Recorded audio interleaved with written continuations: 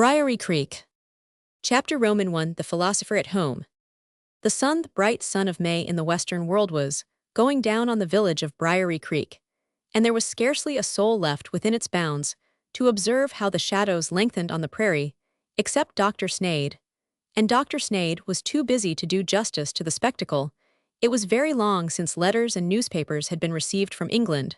The rains had interfered with the post, and nothing had been heard at the settlement for a month of what the minister was planning in London, and what the populace was doing in Paris. Dr. Sneyd had learned in this time much that was taking place among the worlds overhead, and he now began to be very impatient for tidings respecting the old world, on which he had been compelled to turn his back at the moment when its political circumstances began to be the most interesting to him. There had been glimpses of starlight in the intervals of the shifting spring storms, and he had betaken himself not in vain to his observatory, but no messenger with precious leathern bag had appeared on the partial cessation of the two rains to open beyond the clouds of the political hemisphere views of the silent rise, or sure progress of bright moral truths behind the veil of prejudice and passion which was for a season obscuring their luster day after day. Had anxious eyes been fixed on the ford of the creek night after night, had the doctor risen and looked abroad in starlight and in gloom when the dogs were restless in the court, or a fancied horse tread was heard in the grassy road before the house. This evening Dr. Sneyd was taking resolution to file the last newspapers he had received, and to endorse and put away the letters which, having been read, till not an atom more of meaning could be extracted from them, might now be kept in some place where they would be safer from friction than in a philosopher's pocket. The filing the newspapers was done with his usual method and alacrity, but his hand shook while endorsing the last of his letters, and he slowly opened the sheet to look once more at the signature, not from sentiment, and because it was the signature for Dr. Sneyd was not a man of sentiment, but in order to observe once again whether there had been any such tremulousness in the hand that wrote it as might affect the chance of the two old friends meeting again in this world, the chance which he was unwilling to believe so slight, as it appeared to Mrs. Sneyd and his son Arthur, and everybody else. Nothing more was discoverable from the writing, and the key was resolutely turned upon the letter. The next glance fell upon the materials of a valuable telescope, which lay along one side of the room useless, till some glasses should arrive to replace those which had been broken during the rough journey to this remote settlement. Piece by piece was handled, fitted, and laid down again. Then a smile passed over the philosopher's countenance as his eye settled on the filmy orb of the moon, already showing itself. Though the sun had not yet touched the western verge of the prairie, it was something to have the same moon to look at through the same telescopes as when he was not alone in science in the depths of a strange continent. The face of the land had changed, he had become but too well acquainted with the sea. A part of the heavens themselves had passed away, and new worlds of light come before him in their stead. But the same sun shone in at the south window of his study, the same moon waxed and waned above his observatory, and he was eager to be once more recognizing her volcanoes and plains through the instrument which he had succeeded in perfecting for use. This reminded him to note down in their proper places the results of his last observations, and in a single minute no symptom remained of Dr. Sneyd having old friends whom he longed to see on the other side of the world, or of his having suffered from the deferred hope of tidings, or of his feeling impatient about his large telescope, or of anything but his being engrossed in his occupation. Yet he heard the first gentle tap at the south window, and looking over his spectacles at the little boy, who stood outside, found time to bid for him come in and wait for liberty to talk. The doctor went on writing, the smile still on his face, and Temi, in other words, temple, air of temple. Lodge crept in at the window, and stole quietly about the room to amuse himself, till his grandfather should be at liberty to attend to him. While the pen scratched the paper and ceased and scratched again, Temi walked along the bookshelves and peeped into the cylinder of the great telescope, and cast a frightened look behind him on having the misfortune to jingle some glasses, and then slid into the low armchair to study for the 100th time the prints that hung opposite the venerable portraits of his grandfathers, two most intimate friends. Temi had learned to look on these wise men of another hemisphere with much of the same respect as on the philosophers of a former age. His grandfather appeared to him incalculably old and unfathomably wise, and it was his grandfather's own assurance that these two philosophers were older and wiser still.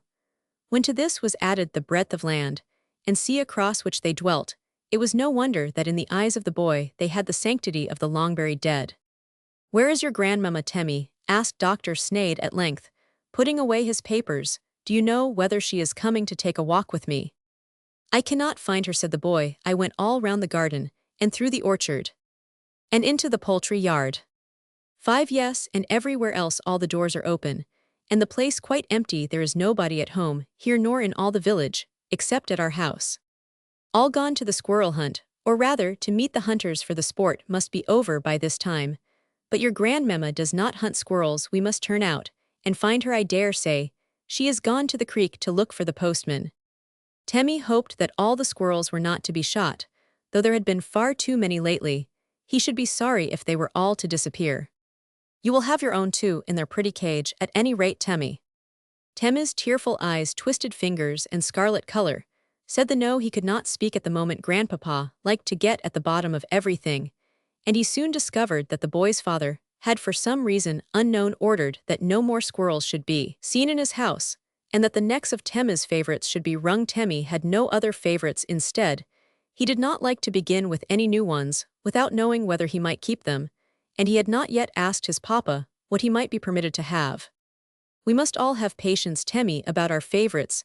I have had a great disappointment about one of mine."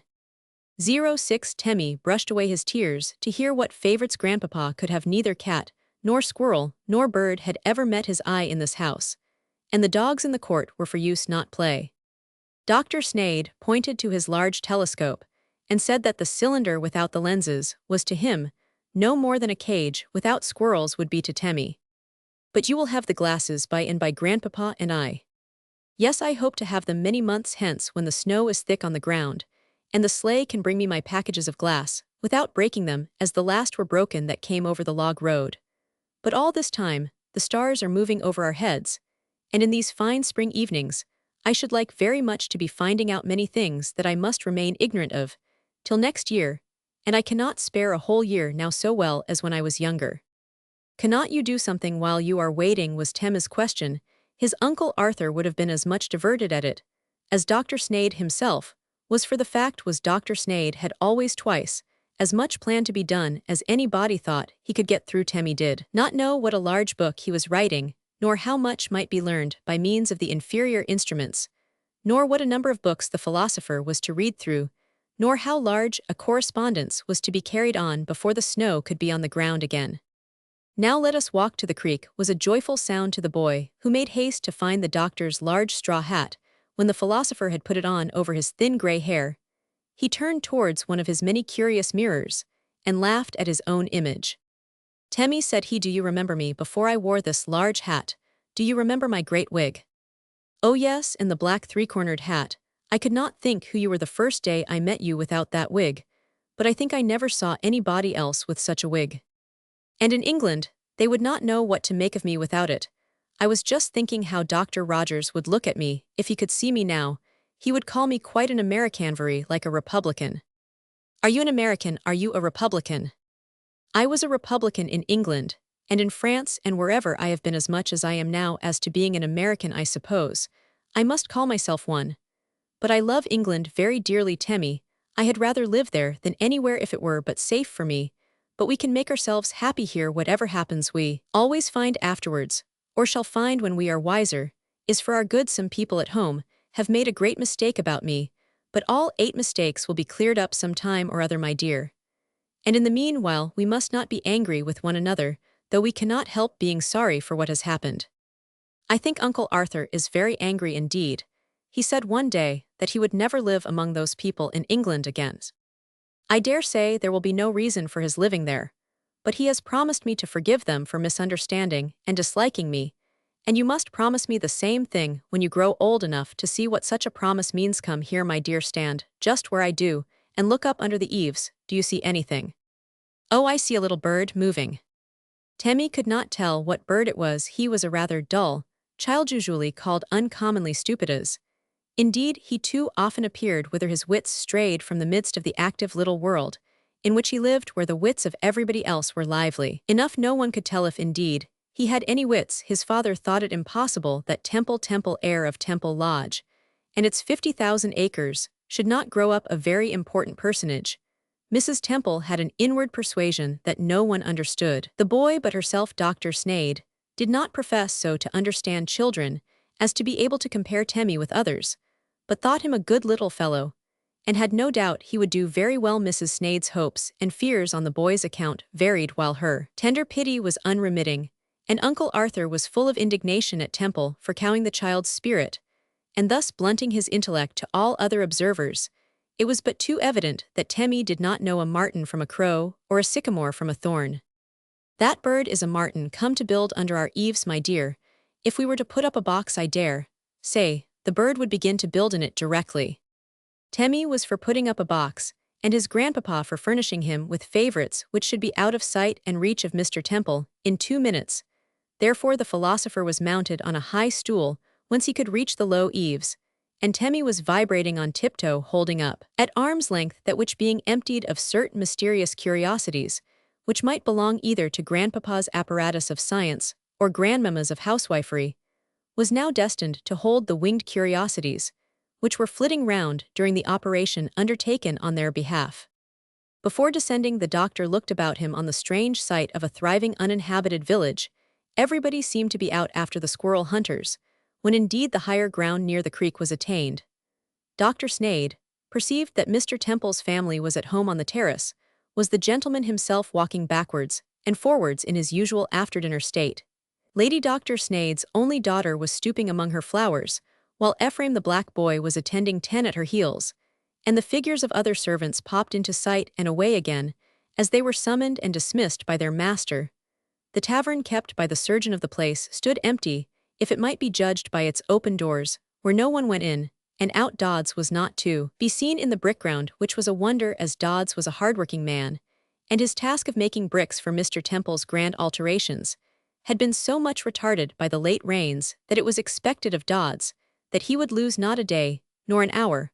While the weather continued fair, Mrs. Dodds was not at work under her porch as usual at this hour, nor was the young lawyer Mr. Johnson flitting from fence to fence of the cottages on the prairie to gather up and convey the news of what had befallen since morning about the rude dwelling within the verge of the forest. There was the usual fluttering of fowls and yelping of dogs, but neither was the half-savage woodsman only known by the name of Brawn to be seen loitering about with his axe, nor were his equally uncivilized daughters, the Brownies, at their sugar troughs under the long row of maples. The Indian corn seemed to have chosen its own place for springing, and to be growing untended. So rude were the fences which surrounded it, and so rank was the prairie grass which struggled with it for possession of the furrows. The expanse of the prairie was undiversified with single living thing. A solitary tree or a cluster of bushes here and there was all that broke the uniformity 11 of the grassy surface as far as the horizon, where the black forest rose in an even line, and seemed to seclude the region within its embrace. There was not such an absence of sound as of motion. The waters of the creek, to which Dr. Sneyd and Temmie were proceeding, dashed along, swollen by the late rains, and the flutter and splash of wild fowl were heard from their place of assembligeth riffle of the creek, or the shallows formed by the unevenness of its rocky bottom. There were few bird notes heard in the forest, but the horses of the settlement were wandering there with bells about their necks. The breezes could find no entrance into the deep recesses of the woods, but they whispered in their play among the wild vines that hung from a height of 50 feet. There was a stir also among the rhododendrons, thickets of which were left to flourish on the borders of the wood, and with their rustle in the evening wind were mingled the chirping, humming, and buzzing of an indistinguishable variety of insects on the wing and among the grass. "I see Grandmamma coming out of Dod's porch," cried Temmie. "What has she been there for all alone?" "I believe she has been the round of the cottages feeding the pigs and fowls, because the neighbors are away. This is like your grandmamma, and it explains her being absent so long. You see what haste she is making towards us. Now tell me whether you hear anything on the other side of the creek." 12 Temmie heard something, but he could not say what, whether winds or waters or horses or insects, or all these. Dr. Sneyd thought he heard cartwheels approaching along the smooth natural road, which led out of the forest upon the prairie. The light firm soil of this kind of road was so favorable for carriages that they did not give the rumbling and creaking notice of their approach, which is common on the log road, which intersects a marsh. The post messenger was the uppermost person in Dr. Sneyd's thoughts just now. Whether wagon wheels or horse tread greeted his ear, he was partly right and partly wrong in his present conjectures. a wagon appeared from among the trees, but it contained nobody whom he could expect to be the bearer of letters nobody, but Arthur's assistant Isaac, accompanied by Mr. Temple's black man Julian, bringing home a stock of groceries and other comforts from a distant store, to which they had been sent to make purchases. The vehicle came to a halt on the opposite ridge, and no wonder, for it was not easy to see how it was to make further progress. The creek was very fine to look at in its present state, but it was anything but tempting to travelers. The water, which usually ran clear and shallow, when there was more than enough to fill the deep holes in its bed, now brought mud from its source and bore on its troubled surface large branches, and even trunks of trees. It was so much swollen from the late rains that its depth was not easily ascertainable, but many a briar which had lately overhung its course from the bank was now swaying in its current and looking lost in a new element. Isaac and Julian by turns descended the bank to the edge of the water, but could not learn thereby whether or not it was fordable. Their next proceeding was to empty the cart and drive into the flood by way of experiment. The water only half filled the vehicle, and the horse kept his footing admirably, so that it was only to drive back again, and to bring the goods some on the dry seat of the wagon, and some on the backs of Isaac and Julian, as the one drove, and the other took care of the packages. Within 2 trips, it was thought would suffice to bring over the whole high and dry. "What are you all about here?" asked Mrs. Sneyd, who had come up unobserved, while her husband and grandchild were absorbed in watching the passage of the creek. "The goods arriving, bless me, I hope they will get over safely. It would be too provoking if poor Arthur should lose his first batch of luxuries. He has lived so long on Indian corn bread and hominy, and wild turkeys, and milk, that it is time he should be enjoying his meal of wheaten bread and tea. And the cloth for his new coat, is there, grandmamma?" "Yes, and plenty of spice, and other good things for your papa. I do not know what he will say if they are washed away. But I care much more for your coffee, my dear," continued 14. She, turning to the doctor, "I am afraid your observations and authorship will suffer for want of your coffee. Do try and make Isaac hear that he is to take particular care of the coffee." "Not I, my dear," replied Dr. Sneyd, laughing. "I would advocate Arthur's affairs, if any, but the men seem to be taking all possible care. I should advise their leaving the goods and cart together on the other side. But that I rather think there will be more rain before morning, so as to make matters worse tomorrow, besides the risk of a soaking during the night. Here they come now for it, how they dash down the bank. There, they will upset the cart, if they do not take care. That great floating tree will upset them. What a pity they did not see it in time. There, I thought so. The mischief was done." The trunk, with a new rush of water, was too much for the light wagon. It turned over on its side, precipitating driver Julian and all the packages into the muddy stream. The horse scrambled and struggled till Isaac could regain his footing and set the animal free, while Julian was dashing the water from his face and snatching at one package after another as they eddied round him preparatory to being carried down the creek. Dr. Sneyd caught the frightened horse as he scampered up the briery bank. Mrs. Sneyd shouted a variety of directions, which would have been excellent if they could have been heard, while Temmie stood looking stupid. 15 "Call help, my dear boy," said Dr. Sneyd. "Where I do not know where to go. Do you hear the popping of guns in the wood? Some of the hunters are coming back. Go and call them." "Where I do not know which way." "In the direction of the guns, my dear, in that quarter near the large hickory. I think you will find them there." Temmie did not know a hickory by sight, but he could see which way Dr. Sneyd's finger pointed, and he soon succeeded in finding the party and bringing them to the spot. "Arthur, I am very sorry," said the doctor, on seeing his son come running to view the disaster. "Mortal accidents, my dear son. We must make up our minds to them." "Yes, father, when they are purely accidents. But this is carelessness, most provoking carelessness." "Indeed, the men did make trial of what they were about," said the doctor. "The great tree came down so very fast," added Temmie. "Yes, yes, I am not blaming Isaac. It was my carelessness in not throwing a bridge over the creek long ago. Never mind that, now let us save what we can." It was a sorry rescue. The cart was broken, but it could be easily mended. The much-longed-for wheaten flour appeared in the shape of a sack of soiled pulp, which no one would think of swallowing. The coffee might be dried. The tea, 16, was not altogether past hope. Sugar, salt, and starch were melted into one mass. Mr. Temple's spices were supposed to be by this time perfuming the stream 2 miles below. His wax candles were battered, so that they could at best be used only as short ends, and the oil for his hall lamps was diffusing a calm over the surface of the stream. Mrs. Sneyd asked her husband whether some analogous appliance could not be found for the proprietor's ruffled temper when he should hear of the disaster. The news could not be long in reaching him, for the other party of squirrel hunters, bringing with them all the remaining women and children of the village, appeared from the forest, and the tidings spread from mouth to mouth. As soon as Temmie saw that Uncle Arthur was standing still and looking round him for a moment, he put one of his mistimed questions at the end of divers remarks. "How many squirrels have you killed, uncle? I do not think you can have killed any at all. We saw so many as we came up here. Some were running along your snake fence, uncle, and grandpapa says they were not of the same kind as those that run up the trees. But we saw a great many run up the trees too. I dare say half a dozen, or a dozen. How many have you killed, uncle?" 41. The children there will tell you all about it. 41. And how many did David kill, and your whole party, uncle? 17. Arthur gave the boy a gentle push towards the sacks of dead squirrels, and Temmie, having no notion why or how he had been troublesome, amused himself with pitying the slaughtered animals, and stroking his cheeks with the brushes of more than 100 of them. He might have gone on to the whole number baguette to 100, and 93 if his attention had not been called off by the sudden silence, which preceded a speech from Uncle Arthur. "Neighbors," said Arthur, "I take the blame of this mischance upon myself.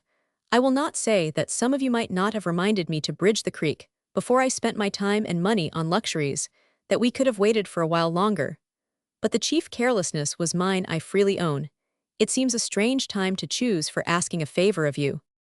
He was interrupted by many a protestation that his neighbors were ready to help to bridge the creek, that it was the interest of all that the work should be done, and not a favor to himself alone. He went on. "I was going to say that, when it happens to you as now to me, that you wish to exchange the corn that you grow for something that our prairies do not produce, you will feel the want of such a bridge as much as I do now, though I hope through a less disagreeable experience in self-defense. I must tell you, however, how little able I have been, till lately, to provide any but the barest necessaries for myself and my men. This will show you that I cannot now pay you for the work you propose to do." 18. He was interrupted by assurances that nobody wanted to be paid, that they would have a bridging frolic, as they had before had a raising frolic to build the surgeon's tavern, and a rolling frolic to clear bronze patch of ground. And as they meant to have a reaping frolic when the corn should be ripe, it should be a picnic. Nobody supposed that Arthur had yet meat, bread, and whiskey to spare. "I own that I have not," said he. "You know that, when I began to till my ground, I had no more capital than was barely sufficient to fence and break up my fields, and feed me and my 2 laborers, while my first crop was growing just before it ripened. I had nothing left, but what I had spent was well spent. It proved a productive consumption indeed, for my harvest brought back all I had spent with increase. This increase was not idly consumed by me. I began to pay attention to my cattle, improved my farm buildings, set up a kiln, and employed a laborer in making bricks. The fruits of my harvest were thus all consumed, but they were again restored with increase. Then I thought I might begin to indulge myself with the enjoyment for which I had toiled so long and so hard. I did not labor merely to have so much corn in my barns, but to enjoy the corn, and whatever else it would bring me's, we all do producing, distributing, and exchanging, that we may afterwards enjoy." "Not quite all, Mr. Arthur," said Johnson, the lawyer. "There is your brother-in-law, Mr. Temple, who seems disposed to enjoy everything without so much as soiling his fingers with gathering 19A peach.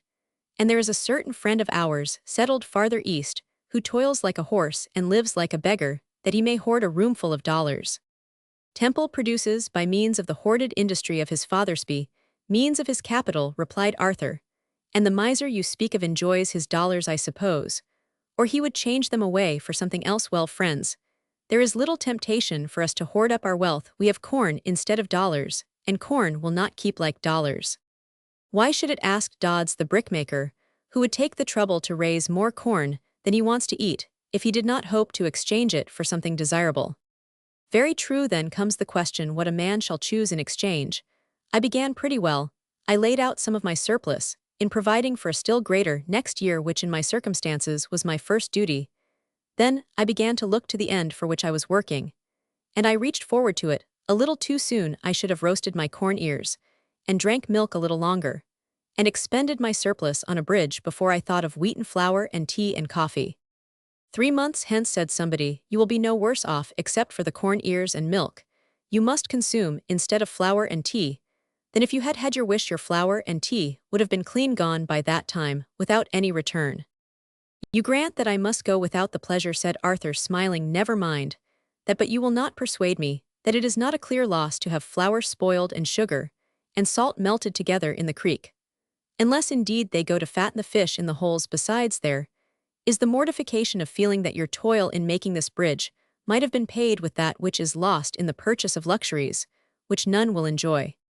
Being vehemently exhorted to let this consideration give him no concern, he concluded, I will take your advice, thank you. I will not trouble myself or you more about this loss, and I enlarge upon it, now only because it may be useful to us, as a lesson how to use the fruits of our labor. I have been one of the foremost to laugh at our neighbors in the next settlement, for having not their useful frolics like ours of tomorrow, but their shooting matches and games in the wood, when the water was so bad that it was a grievance to have to drink it. I was as ready as anyone to see that the labor spent on these pastimes could not be properly afforded if there were really no hands to spare to dig wells. And now, instead of asking them, when they mean to have their welling frolic, our wisest way will be to get our bridge up before there is time for our neighbors to make a laughingstock of us. When that is done, I shall be far from satisfied. I shall still feel that it is owing to me that my father goes without his coffee, while he is watching through the night when we common men are asleep. That is as much Temple's concern as the 21 young man's, observed the neighbors one to another freely, as he flings his money about. One would think Temple might see that the doctor was at least as well supplied with luxuries as himself. Why the young man should be left to toil and make capital so painfully and slowly when Temple squanders so much is a mystery to everybody. A quarter of what Temple has spent in making and unmaking his garden would have enabled Arthur Sneyd's new field to produce double or have improved his team, and Temple himself would have been all the better for the interest it would have yielded, instead of his money bringing no return. But Temple is not the man to lend a helping hand to a young farmer, he his brother-in-law or a mere stranger. Such were the remarks which Arthur was not supposed to hear, and to which he did not therefore consider himself called upon to reply. Seeing his father and mother in eager consultation with the still dripping Isaac, he speedily completed the arrangements for the next day's meeting, toils and pleasures, and joined the group. Isaac had but just recollected that in pocket he brought a packet of letters and several newspapers, which had found their way in some circuitous manner to the store where he had been trafficking. The whole were deplorably soaked with mud. It seemed doubtful whether a line of the writing could ever be made out, but Mrs. Sneyd's cleverness had been proved equal to emergencies nearly as great as this. She had 22 once got rid of the stains of a stand full of ink, which had been overset on a parchment, which bore a Tanguania stamp. She had recovered the whole to perfect smoothness and fitness to be written upon many a time, had she contrived to restore the writing, which had been discharged from her father's manuscript chemical lectures, when spillings from his experiments had occurred scarcely half an hour before the lecture room began to fill. No wonder her husband was now willing to confide in her skill. No wonder he was anxious to see Temmie home as speedily as possible, that he might watch the processes of dipping and drying and unfolding on which depended almost the dearest of his enjoyments, intercourse with faithful friends far away. Chapter II. The Gentleman at Home. Master Temple was up early and watching the weather the next morning with far more eagerness than his father would have approved, unless some of his own gentlemanlike pleasures had been in question. If Mr. Temple had known that his son and heir cared for the convenience of his industrious uncle Arthur, and of a parcel of laborers, the boy would hardly have escaped a long lecture on the depravity of his tastes and the vulgarity of his sympathies. But Mr. Temple knew nothing that passed prior 23 to his own majestic descent to the breakfast room, where the silver coffee pot was steaming fragrantly, and the windows were carefully opened or scrupulously shut so as to temper the visitations of the outward air, while his lady sat awaiting his mood and trembling, lest he should find nothing that he could eat among the variety of forms of diet into which the few elements at the command of her cook had been combined. Mrs. Temple had never been very happy while within reach of markets and shops, but she was now often tempted to believe that almost all her troubles would be at an end if she had but the means of indulging her husband's fastidious appetite. It was a real misery to be forever inventing, and forever in vain, new cookeries of Indian corned beef, lean pork, geese and turkeys, honey and milk. Beyond these materials, she had nothing to depend upon but chance arrivals of flour, pickles and groceries, and awfully past that. When there was any disappointment at breakfast, She would willingly have surrendered her conservatory, her splendid ornaments, the pictures plate, and even the library of her house, and the many thousand acres belonging to it, to give to her husband such an unscrupulous appetite as Arthur's, or such a cheerful temper as Dr. Snade's. It was hard that her husband's ill humor about his privations should fall upon her, for she was not the one who did the deed, whatever it might be which drove the gentleman from English society. The sacrifice was quite as great to her as it could possibly be to him, and there was 24 inexpressible meanness in Temple's aggravating by complaints of his own share the suffering which he had himself brought upon her. Temple seemed always to think himself a great man, however, and always greatest, when causing the utmost sensation in those about him. This morning he stalked into the breakfast room in remarkable state. He looked almost as tall as his wife when about to speak to her, and was as valiant in his threats against the people who disturbed him by passing before his window as his son, in planning his next encounter with Braun's great turkey. Come away from the window, this moment, Temple. I desire you will never stand there, when the people are flocking past in this manner. Nothing gratifies them more. They blow those infernal horns for no other purpose than to draw our attention. Ring the bell, Temple. When Marius appeared in answer to the bell, he was ordered to pull down that blind, and if the people did not go away directly, to bid them begone and blow their horns somewhere out of his hearing. They will be gone soon enough, sir. It is a busy day with them. They are making a frolic to bridge the creek, because of what happened. A terrified glance of Mrs. Temple's stopped the man in his reference to what had taken place the evening before. It was hoped that the stock of coffee might be husbanded, till more could arrive, that the idea of chocolate might be insinuated into the gentleman's mind, and that the 25 shortness of the wax candles, and the deficiency of light in the hall at night, might possibly escape observation. The bridge over the creek being much wanted by every body, sir, continued Marius, every body is joining the frolic to work at it, that is if. Not I nor any of my people. Let me hear no more about it. If you please, I have given no orders to have a bridge built.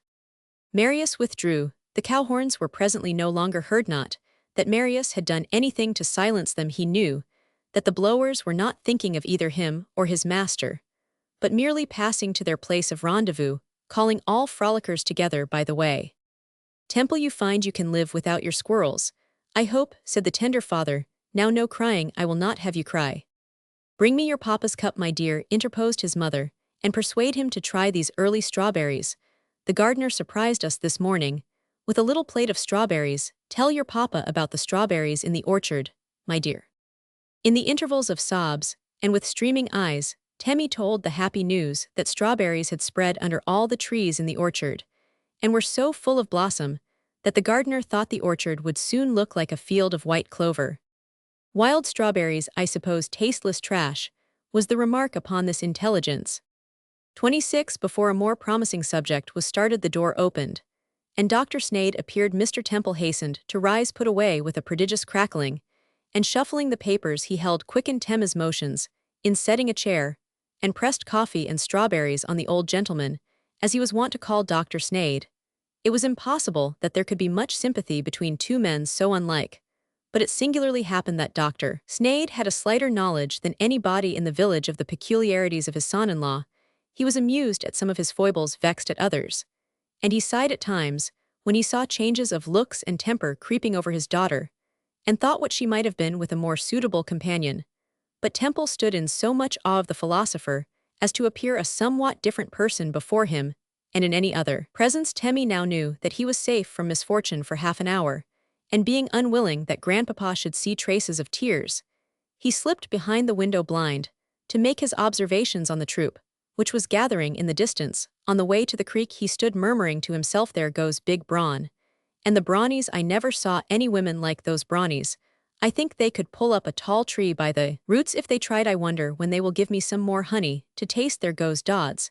He must be tired before the frolic begins, for he has been making bricks ever since it was light, I suppose. 27. He is afraid Papa will be angry if he does not make bricks as fast as he can. Papa was so angry with the rain for spoiling his bricks. Before there goes David. And so on through the entire population, out of the bounds of Temple Lodge. I came to ask, said the doctor, how many of your men you can spare to this frolic today. Arthur will be glad of all the assistance that can be had, that the work may be done completely at once. The reply was that Arthur seemed an enterprising young man. He is just made for his lot. But I ought not to call this Arthur's enterprise altogether. The creek is no more his than it is yours or mine. The erection is for the common good, as the disaster last night. A glance from Mrs. Temple to her husband's face, and a peep from Temmie from behind the blind was, in fact, a common misfortune. Mr. Temple took snuff, and asked no questions at present. I have been telling my wife, observed the doctor, that I am prodigiously tempted to try the strength of my arm myself today. I hope not, my dear sir. Your years the advancement of science. You know, just imagine it's being told in Paris, among your friends of the Institute, that you had been helping to build a bridge. Temple ring the bell. Marius was desired to send Ephraim to receive 28, his master's commands in a few minutes. The door slowly opened, a strange, metallic sound was heard, and a little Negro boy, stunted in form and mean in countenance, stood bowing in the presence. Ephraim, go into the park field, and tell Martin to send as many laborers as he can spare to help to bridge the creek, and as you come back. During this time, Dr. Sneyd had turned on his chair to observe the boy. He now rose rapidly, and went to convince himself that his eyes did not deceive him. It was really true that the right ankle and left wrist of the little lad were connected by a light fetter. Who has the key of this chain? Asked Dr. Sneyd of his daughter, who, blushing scarlet, looked towards her husband. Give it me, said the doctor, holding out his hand. Excuse me, my dear sir, you do not know the boy. Very true, but that does not alter the case. The key, if you please. After a moment's hesitation, it was produced from the waistcoat pocket. Dr. Sneyd set the boy free, bade him make haste to do his master's bidding, and quietly doubling the chain, laid it down on a distant table. He never made haste in his life, sir, protested Mr. Temple. You do not know the lad, sir, believe me. I do not, and I am sorry to hear such an 29 account of him. This is a place where no one can be allowed to loiter and be idle. Ephraim showed that he could make haste, for he lost no time in getting out of the room when he had received his final orders at the moment. And for a few moments more Dr. Sneyd was relating to his daughter the contents of the letters received from England the night before. Mr. Temple meanwhile was stirring the fire, flourishing his handkerchief and summoning courage to be angry with Dr. Sneyd. Do you know, sir, said he at length, that boy is my servant. Let me tell you that, for one gentleman to interfere with another gentleman's servants, is. Dr. Sneyd was listening so calmly, with his hands resting on the head of his cane, that Temple's words somehow or other failed him.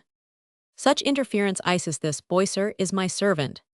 Your servant, but not your slave. Do you know, Temple, it is I who might call you to account, rather than you me, as one of the same race with this boy. I have a right to call you to account for making property of that which is no property. There is no occasion, I trust, for you and me to refer this matter to a magistrate. But till compelled to do so, I have a full right to strike off chains wherever I meet with them. You may meet with them in the woods, or as far over the prairie as you are likely to walk, my dear sir, for this lad is a notorious runaway. He has escaped 3 times, nothing short of such 30. An offense could have made me do anything which might appear harsh. If he runs away again, I assure you, I shall be compelled to employ the restraint in question. I give you warning that I must so if you should meet him thus restrained, you know. Oh yes, I shall know what to do. I shall take off the chain that he may hide the faster. I see your conservatory is in great beauty. I imagine you must have adopted Arthur's notion about warming it. Not Mr. Sneyd's. Oh no, it was Mrs. Temple's idea. Not originally, it was Arthur who advised me, declared Mrs. Temple. I hope you will soon have some of the benefit of his devices about the kitchen garden, father. The gardener has orders to send you some of the first vegetables and fruit that are ready for gathering, and I am going to carry my mother some flowers today. I was about to ask when you will dine with us, said Dr. Sneyd. I think it had better be when some of the good things you speak of are ready, for we have few luxuries to offer you. But when will you come? Mr. Temple was sorry that his time was now so occupied with business affairs at the land office, in addition to all his own concerns, that he could form no engagements. Mrs. Temple would answer for herself and her son. Dr. Sneyd was not aware of this new occupation of Mr. Temple's.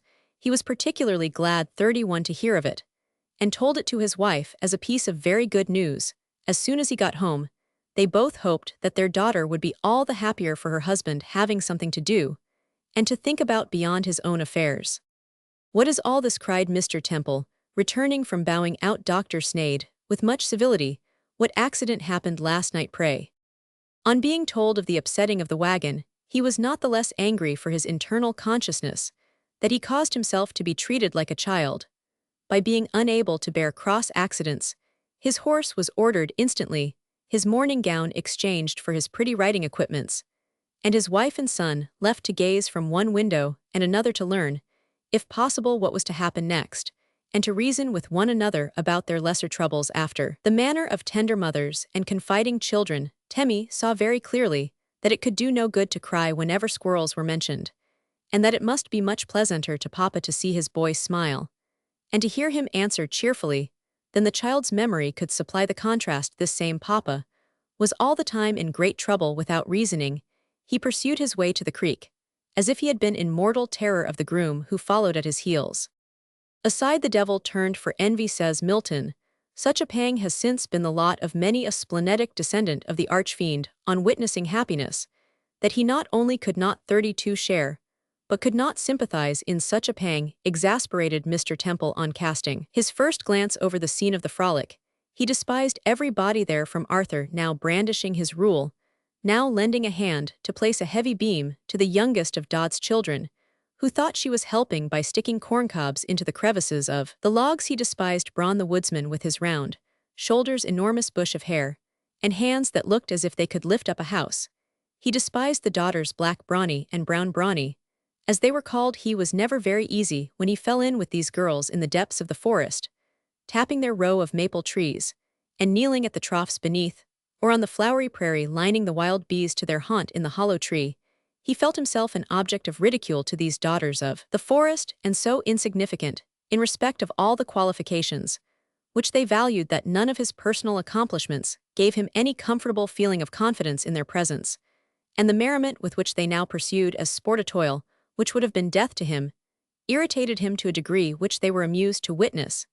He despised the whole apparatus of festivity, the pig roasting in the shade, and the bustle of the women preparing the various messes of corn, and exhibiting their stores of salt beef. He pronounced the whole vulgarse excessively vulgar, that he could not endure that a son of Dr. Snades should be assisting in the fete 33. The axe and mattock sounded in a very annoying way. The buzz of voices and of laughter were highly discreditable to the order of the place, and the work was so rough that in all probability he should be obliged to witness some wounds or bruises if he did not get away. So he hastened to conceal his envy from himself, and to express his contempt as plainly as possible.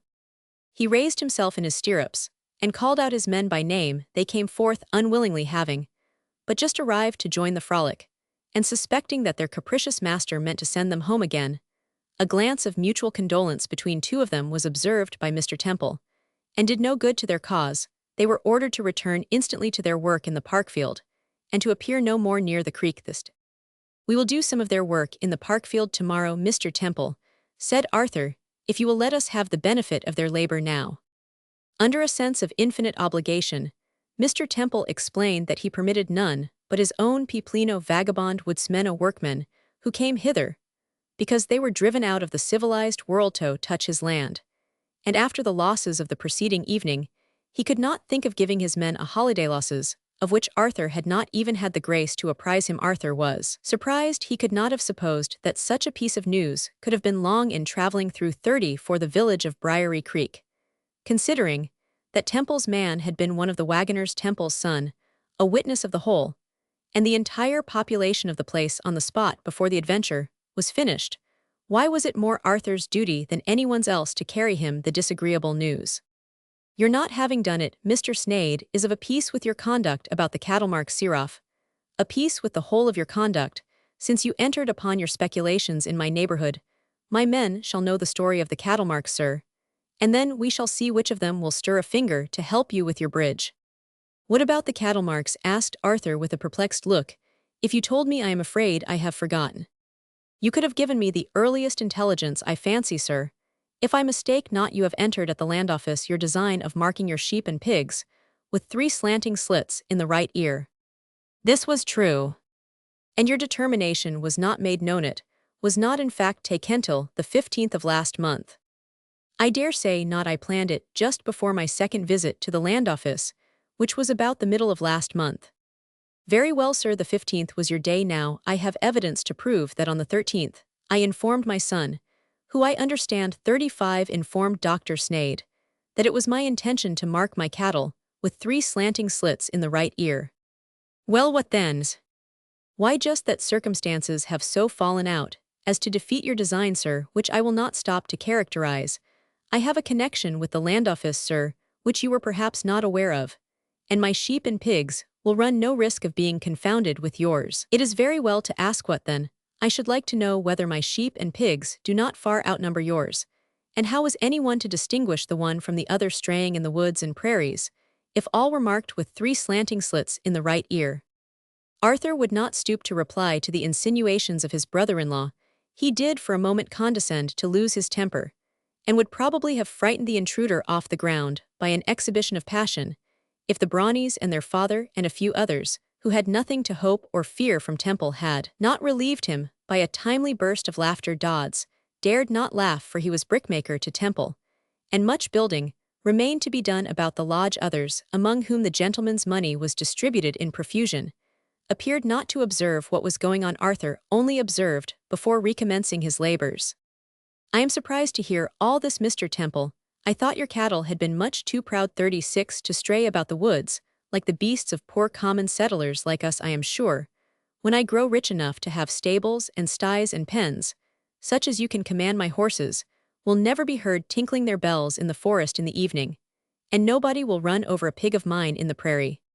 And yet you can spare time to build bridges, Mr. Snade, and you can contribute materials for a market house and a cheese dairy. It is not to everybody that you complain of poverty. To no one do I complain of poverty. I am not poor. Nobody present is poor. There was but one short period when any of us could be justly called so, and that was when each of us had barely enough to supply his own actual wants. That did not last long, said Dodds. In a young settlement like ours 2 years ago, every act of labor tells. Ah, there goes my gentleman. I thought so. He never stays to be reminded what a barbarous place he has got into. Whatever brought him here, observed Braun, is more than any of us can tell. I have seen new settlers enough in my day. My life, having lain among new clearings, many a rough farmer, many a pale mechanic, have I seen the one looking gloomily into the waste before him, and the other sinking under the toil that was too new to him. And many a trader has passed through with his stores, and many a speculator come to gamble in land and go away again. But a beau like this, with a power of money to spend without caring to earn any, is a thing I 37 have heard tell of far to the east, but never thought to see. It makes one waken one's ears to hear what travelers tell of the reason. Arthur could have told the reason as his neighbors knew, and it was probably the hope that he might forget his discretion that made the gossips of Briery Creek betake themselves to conjectures in his hearing. As often as he was believed to have received provocation from Temple, he was never known, however, to deny or confirm anything that was said. It was pretty well understood that Temple had come here because he had made his former place of residence too hot to hold him, but whether he had libeled or slain anybody, made himself odious as an informer, enriched himself by unfair means, or been unfortunate in a duel, it still remained for some accidental revelation to make known. How is it, Dodds, that you think every act of labor tells in a young settlement? Asked Arthur on resuming work, after a large destruction of roast pig. I have always understood that labor is worth more the more it is divided, and nowhere is there less division of labor than in a young settlement. Very true. I hold that we are both right, because we are speaking of different states of affairs, before people have enough of anything to change away. And while each man works for himself, each touch of his finger, if one may say, so supplies some want of his own. No need in such days to trouble your head about whether your work will sell. You want a thing, you make it 38, and use it, and thereby feel how much your work is worth. But the case is different. When you have more of a thing than you want, and would fain change it away, you cannot change it away, unless others have also something more than they want to use themselves. Then they begin to club their labor together, and divide the work among them, and try, by what means they can get the most done. By such division of labor, they do get the most done. But it does not follow that the workmen flourish accordingly, as they do when each works for himself. Because it becomes more difficult to calculate how much of each sort of production will be wanted, the matter becomes perplexed by the wishes of so many being concerned. If we could understand those wishes, the more we can get produced, the better it would be for everybody. I have tried both. The periods we speak of, said Dodds. Brickmaking was a fine business indeed in the part of England where I lived when trade was brisk and manufacturers building country houses and speculators running up rows of cottages for weavers. But a sudden change knocked me up when I least expected it. I went on one summer making bricks. As before, for what should I know of the changes that were taking place on the other side of the world? And that spread through our manufacturers and weavers and builders till they reached me. The first I knew of it was my not selling a brick for the whole season, and seeing house after house deserted, till it was plain that my unbaked bricks must melt in the winter rains. And those in 39, the kilns crumble in the storms before my labor would be wanted again in that line. As for my little capital, it melted and crumbled away with the bricks. It was locked up in here. Mine was for a long while the only brick house. I made not a brick too much, so that there was no waste. And the same may be said of the work you do for Mr. Temple. There may be an exact calculation, how many bricks are wanted, so that you can proportion your supply exactly to the demand. And use the advantage of division of labor too, sir. No fear of a glut coming unawares. When I have the whole of our little range under my own, one of my boys may dig the clay and another bear the bricks to the kiln, and the eldest tend the fires while I am molding, and no fear of our all being thrown out at once by an unexpected glut, and the more disastrously perhaps for our having turned our mutual help to the best account. I rather think your labor is stimulated, rather than relaxed by the high wages you get here, Mr. Dodds. Why, yes, that seems the natural effect of high wages, whatever people may say of the desperate hard work of such poor creatures as the Glasgow weavers, or the Manchester spinners. I say look to the Irish, who have very poor wages. Do they work hard? I say look to the laborers in India, they have miserable wages. Do they work hard? The difference between 40 these and the Lancashire spinners seems to me to be that in India and Ireland, some sort of subsistence is, and potatoes poor enough is to be had for little labor, and little more can be gained by greater labor, while the Lancashire poor can only get a bare subsistence by excessive labor, and therefore they labor excessively. Put a poor diet of rice within reach of the Lancashire spinner, with the knowledge that he can get nothing better, and he will do as little work as will procure him a bare subsistence of rice. But try all three with high wages, in circumstances where they may add one comfort after another to their store, and you will see whether they will relax in their toils, till they have got all that labor can obtain. I say look to the reason of the case, and it will tell the same story as the facts. If a man is lazy, and loves idleness more than the good things which industry will bring, there is an end of the matter as far as he is concerned. He is an exception to common rules. But as long as there is no end to the comforts and luxuries, which most men prefer to idleness, there will be no end of exertion to obtain them. I believe you and your sons work harder than you did 2 years ago, though you have 10 times as many comforts about you. And my wife too, I assure you. At first we used to sit down tired before the end of the day, and if we had bread enough for supper and blankets to spread on the floor of our log house, we're apt to think we could do no more that day. 41. But when we had work to get salt beef, we thought we could work a little harder for something pleasanter to drink with it than the brackish water, which was used by us all at first for want of a sweeter draught. In like manner, when we once had a brick cottage, there was no end of our toil to get things to put into it, first bedsteads and seats and a table, and then crockery and hardware, and matting for the floors. And now my wife has set her mind upon carpets, and a looking-glass for her customers to fancy her handiwork by. She says ladies always admire her gowns and bonnets most when they see them on themselves. It was but this morning that my wife vowed that a handsome looking-glass was a necessary of life to her. We should all have laughed enough at the idea of such a speech 2 years ago. And with the wish your wife brings the power to obtain these comforts. The wish would be worth little without the power, which makes it a merciful arrangement that the wish only grows with the power. If my wife had longed for a looking-glass before she was able to set about earning one with her mantuamaking and milliner's work, she would have been suffering under a useless trouble. No, it is a good thing that while people are solitary producing only for themselves, there is no demand for other people's goods. I should say desire. There is no demand till the power and the will are joined. If your wife had pined for a mirror 2 years ago, there 42 would have been no demand for it on her part tomorrow. If she offers a traveling trader a smart assortment of caps, or what is the same thing if she sells her caps to the women of Briery Creek, and gives the trader the money for his mirrors, makes a real and effective demand. It seems to me a blessed arrangement too, that there is always somewhat wherewith to supply this demand, and exactly enough to supply it.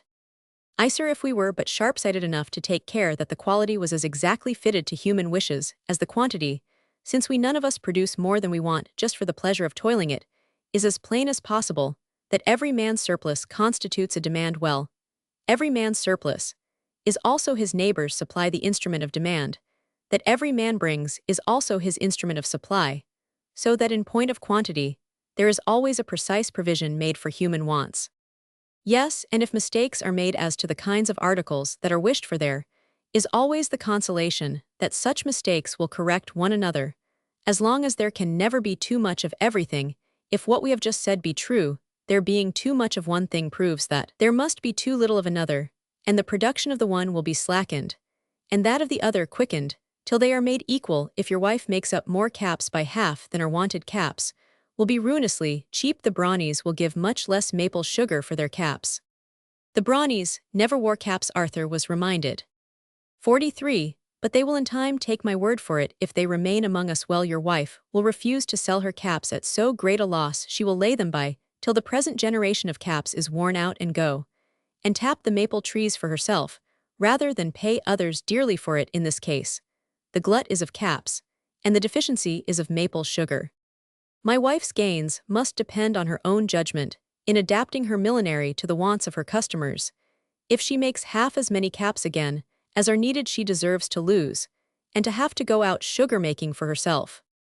Yes, calculation may avail in a small society like this. In a larger and more complicated society, the most that prudence can do is to watch the changes of wants and wishes, as shown by variations of price. This would avail for all practical purposes.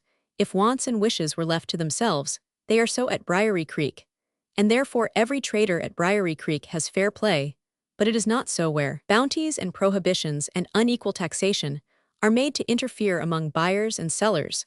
Where such disturbing influences exist, the trader has not fair play, and it would be a miracle indeed if he could adapt his supply to the demand, or, in other words, be satisfied in his own demand. What is moving in the wood there, Dodds? What takes all our people away from their work, when it is so nearly finished? It must be some rare sight, observed Dodds. Every one look, ye man, woman, and child 44 skipping over the new bridge, while half of it is prettily gravelled, and the other half still bare and slippery. See how they scramble over the heap of gravel left in the middle. I suppose I must follow where they lead and bring you the news, sir.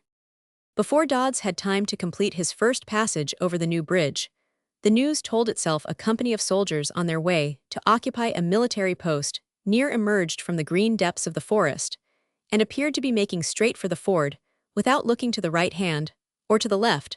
Their pleasure was instantly visible when, their attention being attracted by a shout from the throng of settlers, they perceived a substantial bridge, finished, except the graveling overhanging the stream, through which they had expected to be compelled to wade. They received with hearty goodwill their commander's directions to pay toll of their labor for their passage. Never was a public work finished in a more joyous style. The heap of gravel was leveled in a trice, and by particular desire, a substantial handrail was fixed for the benefit of careless children, or of any whose nerves might be affected by the sight of the restless waters. Below, Temple was riding along a ridge, whence he could look down, and hope to observe how much the work was retarded by his labors being withdrawn. When he saw that no help of his was wanted, that the erection was now complete, the refuse logs being piled up out of the way, the boughs carried off for fuel, the tools collected, and preparations made for the crowning repast, put 45 spurs to his horse, and cast hard words at his groom for allowing him to forget that he was likely to be late home to dinner. Arthur meantime was engaged with the commander, who explained that his men and he would be glad of the advantage of attending divine service on the Sunday, if there was any place within reach of their post where they might do so. The only place of worship at present in Briary Creek was Dr. Snade's house, where he had conducted service since his arrival for the benefit of all who wished to attend. The commander was very anxious to be permitted with his company to join the assemblage. Arthur had no doubt of his father's willingness. The question was where they should assemble. Dr. Snade's house, not being large enough for so many, one proposed the verge of the forest, but Dr. Snade was not at his age made to abide changes of weather like the hardy settlers about him. Arthur's barn was too far off for the convenience of all parties. Nobody was disposed to ask from Mr. Temple any favor which being graciously granted for one Sunday might be withdrawn. Before the next could the market house be made fit for the purpose, it was a rude building without seats, and occupied with traffic till the Saturday evening, but the neighbors promised to vacate it in time to have it cleared prepared with log seats, and some sort of pulpitand, made a temple meet for the worship of the heart. Dr. Snade's afternoon walk brought him to the 46th spot, in time to promise to do his part. His blessing was ready for the work newly completed, and for the parting cup with which the men of peace dismissed the men of war in a spirit of mutual goodwill. Chapter Roman 3, Saturday morning. The settlers at Briary Creek followed the old custom of the mother country of holding their market on a Saturday. Was an anxious day to some, a joyous day to others, and a busy day to all. Many a mother bent her steps to the market house, doubting whether she should be able to meet with the delicate food she desired for her baby just weaned, or for her invalid husband getting up from the fever, and following her cookery with eager eyes. Many a child held its mother's apron, and watched her bargaining in the hope that some new and tempting article of food would be carried home after a long sameness, or that the unexpected cheapness of her purchases would enable her to present him with the long-promised straw hat, or at least a pocketful of candy from the Brownie's sugar pans. The whole village was early astir, and Dr. Snade, when he preferred a stroll along the bank of the creek to a turn in the market house with his lady, could distinguish from a distance, 47, the solitariness of the farmyards and dwellings, and the convergence of driver, drover, rider, and walking trader towards the point of attraction. Arthur was the center of all observation. He offered more for sale than anybody else. He bought more, and he had the largest division of the market house, excepting always the corner reserved for the passing trader, who could spread out riches far transcending what even Arthur could boast. To such the young farmer left it to exhibit bear and beaver skins, leather and store of salted venison if he came from the north or west, and hardware, cotton cloth and silk goods, books, and stationery if he was on his way from the east. Any of these, or all in their turn, Arthur bought. But his sales, various as they were considered, were confined to a few articles of food. He traded not for wealth of money, but of comfort. His purchases were of two kinds, neither of which were destined for sale, as were those of the trader to whom he yielded precedence in the market house. He bought implements to replace those which were worn out, and this kind of purchase was a similar sort of expenditure to that of the seed corn which was put into the ground, and the repairs bestowed upon his fences and barnet was an expenditure of capital consumed for purposes of reproduction, with increase with the surplus left after thus replacing his former capital, and perpetually adding to it. Arthur purchased articles of unproductive consumption, some for his house, which was becoming so 48 much prettier than a bachelor could want that the gossips of Briary Creek began to speculate on whom he had chosen to share the occupancy, some for his table as the sugar of the Brownies, some for his person as the stout leggings, which Dodds occupied himself in making in rainy weather, and some for his friends, as when he could lay hold of a political journal for his father, or of a fur tippet for his mother, or of a set of pencils for Temmie to sketch with when he came to the farm. Arthur seldom went to Mr. Temple's, but he found time to give Temmie many a drawing lesson at the farm now that Arthur had not only a growing capital, but a surplus after replacing Eda revenue which furnished him with more comforts perpetually. He was unwilling that his sister should feel so hurt as he knew she did at her husband not having assisted him with capital from the time that he took his farm in the shape of a patch of prairie in the early days of his enterprise. He would have been truly thankful for such an addition to his small stock of dollars as would have enabled him to cultivate a larger extent of ground and live less hardly while his little property was growing faster. But now that he had surmounted his first difficulties and was actually justified in enlarging his unproductive expenditure, he wished Mrs. Temple to forget that her husband had declined assisting her brother and be satisfied that the rich man had not been able to hinder the prosperity he would not promote. The prosperity of the whole village would have 49 increased more rapidly than it did if all the inhabitants had been as careful in their consumption as Arthur. Not only did Temple expend lavishly in caprices as well as luxuries, and the surgeon tavern keeper tempt many a laborer and small proprietor to spend that in whiskey, which ought to have been laid out if not productively in enjoyments that were innocent, but there was a prevalence of wasteful habits against which Arthur and his establishment might have served as a sufficient example. The merit of the order which was observable on his farm was partly due to himself, partly to Mrs. Snade, who kept a maternal eye on all his interests, and partly to Isaac's wife, who superintended his dairy and dwelling house. On this market morning after, a day of extraordinary fatigueth slayed of the place at 6 o'clock, might have shamed many a farmhouse in a region where there is a superabundance. Instead of a dearth of female service, Isaac's wife had no maid to help her, but her own little maidens of 4 and 3 years old. Yet by 6 o'clock, when her employer was driving his market cart to the place of traffic, the milk was duly set by in the pans, the poultry were fed, the tallow with which she was about to make candles was preparing, while she made the beds, and the little girls were washing up the breakfast things in the kitchen, the elder tenderly wiping the cups and basins, which the younger had washed in the wooden bowl which her mother had placed and filled for her in the middle of the floor, as the 50 place, whence it was most certain that it could fall no lower. The pigs were in their proper place, within a fence which had a roof in one corner for their shelter, in bad weather. The horses and cattle were all properly marked, and duly made musical with bells, when turned out into the woods. There was a well of pure water so guarded that the children and other young animals could not run into it unawares.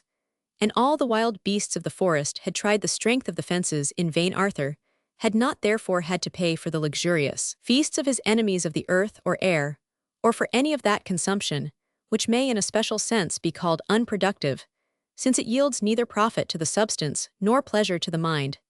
If a similar economy had pervaded the settlement, its gross annual produce would have more rapidly increased, and a larger revenue would have been set at liberty to promote the civilization of the society in improving the comfort of individuals.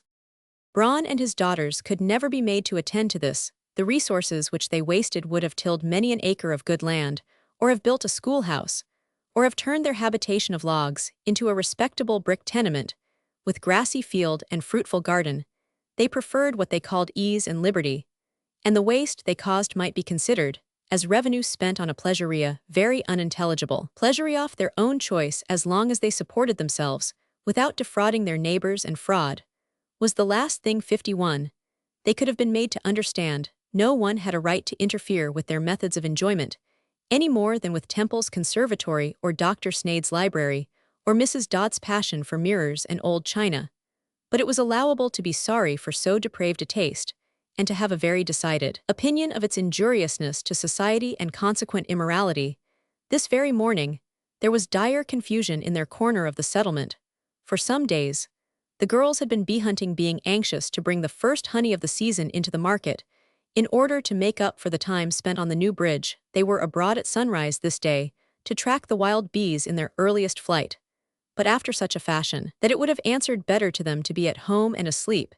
Yet they succeeded in their object. The morning was just such as to tempt all things that fly from the hollow tree, from which the mists had drawn off, leaving a diamond token on every leaf. The sun began to shine warm through the summer haze, and the wild flowers of the prairie to look up and bright at his presence, as the brown sisters threaded the narrow ways of the woods, bursting through the wild vines, and bringing a shower of dew on their heads from sycamore and beech. Many a winged creature hummed or buzzed or flitted by with languid drone, or the fierce hornet, or white butterflies in pairs chasing one another into the loftiest and greenest recess of the leafy canopy. Presently came the honeybee winging its way to the sunny 52 spaceth natural herb garden, to which the girls were hastening, and when there what a hovering and buzzing and sipping and flitting was going on, the beewomen laughed in anticipation of their sport, as they drew on their leathern mittens, and applied themselves to catch a loaded bee in each hand. They agreed on their respective stations of experiment, and separating, let fly their prisoners one by one, tracking the homeward course of each, with a practiced eye through a maze of boughs, and flickering lights and shadows and clustered stems, which would have perplexed the vision of a novice, the 4 bees being let fly from different stations. The point at which their lines of flight must intersect each other was that at which the honeycomb might be surely found, and a rich store it was, liquid, clear, and fragrant, such as would assuredly make the mouth water of every little person in the village who had advanced beyond a milk diet. Another and another hollow tree was found thus to give forth sweetness from its decay, till the beewomen shook back the lank hair from before their eyes, gathered up such tatters of their woolen garments as they had not left on the bushes by the way, and addressed themselves to return on their walk. It was that they discovered that they had lost more this morning than many such a ramble as theirs could repay. A vast cluttering and screaming of fowls was the first thing that drew off their attention from their fragrant, load some of the poor poultry that their father had been plucking alive, as he 53 was wont to do 6 times a year, had evidently made their escape from his hands half-plucked, and were now making short flights higher and farther from home, so that it was more probable that they would join their wild acquaintance the turkeys, or the prairie fowl, than return to roost among the logs next to Peridno entangling its hind legs among the vines, now poking its snout into a ground squirrel's nest, and now scuttling away from pursuit of fine young porker, which had been shut up from its rambles for some time. Past the sisters gave chase to their own property, but all in vain. Their pursuit only drove the animal farther into the wood, and they hastened home to give notice of the disaster. They could see nothing of Braun about the house, but could not look farther for him, till they had discovered the meaning of the light smoke, which issued from the door and the crevices of the log wall. Black Brawny's best gown was burning before the fire, the splendid cotton gown, with a scarlet ground, and a pattern of golden flowers, which to the astonishment of everybody she had taken a fancy to buy of a passing trader, and which she had washed and hung up to dry in preparation for the market. It was smoldering away, leaving only a fragment to tell the tale. Next came a moan from an enclosure behind the cottage, and there lay a favorite young colt, with 2 legs so broken that it was plain the poor animal would never more stand. How it happened could not be learned from the dumb beast, nor from the 2 or 3 other beasts that were huddled 54 together in this place, where they had no business to be. It seemed as if in some grand panic the animals had tumbled over one another, leaving the colt to be the chief sufferer. But where was Braun himself? He was moaning too in a hollow place in the wood, where he had made a false leap, and fallen so as to sprain his ankle, while in pursuit of the runaway porker. "What brought ye here?" asked the brown damsel, as she raised her father with one application of strength. "What carried the porker into the forest?" he asked in reply. "Ask him. We did not give him room," said one. "No need," retorted the other, who left the gate open. "That did we both this morning, for the cause that there is no fastening." "No latch, but a fastening there is. I knotted the rope last night, and so might you this morning. The loss of the porker comes of losing the lamb." "My lamb," was repeated with every variety of lamentation by both the damsels. It was too true for want of a latch. The gate of the enclosure was tied with a rope. The damsels found the tying too troublesome, and merely pulled it after them little by little. It had swung open. A sharp-set wild cat had stolen in to make choice of a meal, and run out again with the pet lamb. The master had followed the lamb, and the porker made the best of his opportunity, and followed 55. The master then ensued the hue and cry which drove the beasts over the poor colt, and meantime the scarlet gown, one sleeve of which had been puffed into the fire by Braun's hasty exit, was accelerating the smoking of the dried beef, which hung from the rafters, a vast, unproductive consumption for one morning. The damsels made nothing of carrying their father home, and after bathing his ankle, laying him down on his back to study the rafters till they should return from the market. It was a much harder task to go to market, the one without her scarlet and yellow gown, and the other with grief for her lamb lying heavy at her heart. They found their pigs very trying to their tempers this morning. Instead of killing them and carrying them to market in that quiet state, as usual, the damsels had resolved to make the attempt to drive them, as from the abundance of pork, in all its forms, in the market. Just now, a sale was very uncertain. To drive pigs along a high road is not a very easy task. What then must it be in a wild country, where it is difficult even to follow their vagaries, and nearly impossible to reclaim them? The Brownies agreed that to prevent such vagaries offered the only hope of getting to market in time, and one therefore belled the old hog, which was to be her special charge, while the other was to promote to the utmost the effect of the bell music on the younger members of the drove. The task was not made easier by the poor beasts having been very ill-fed.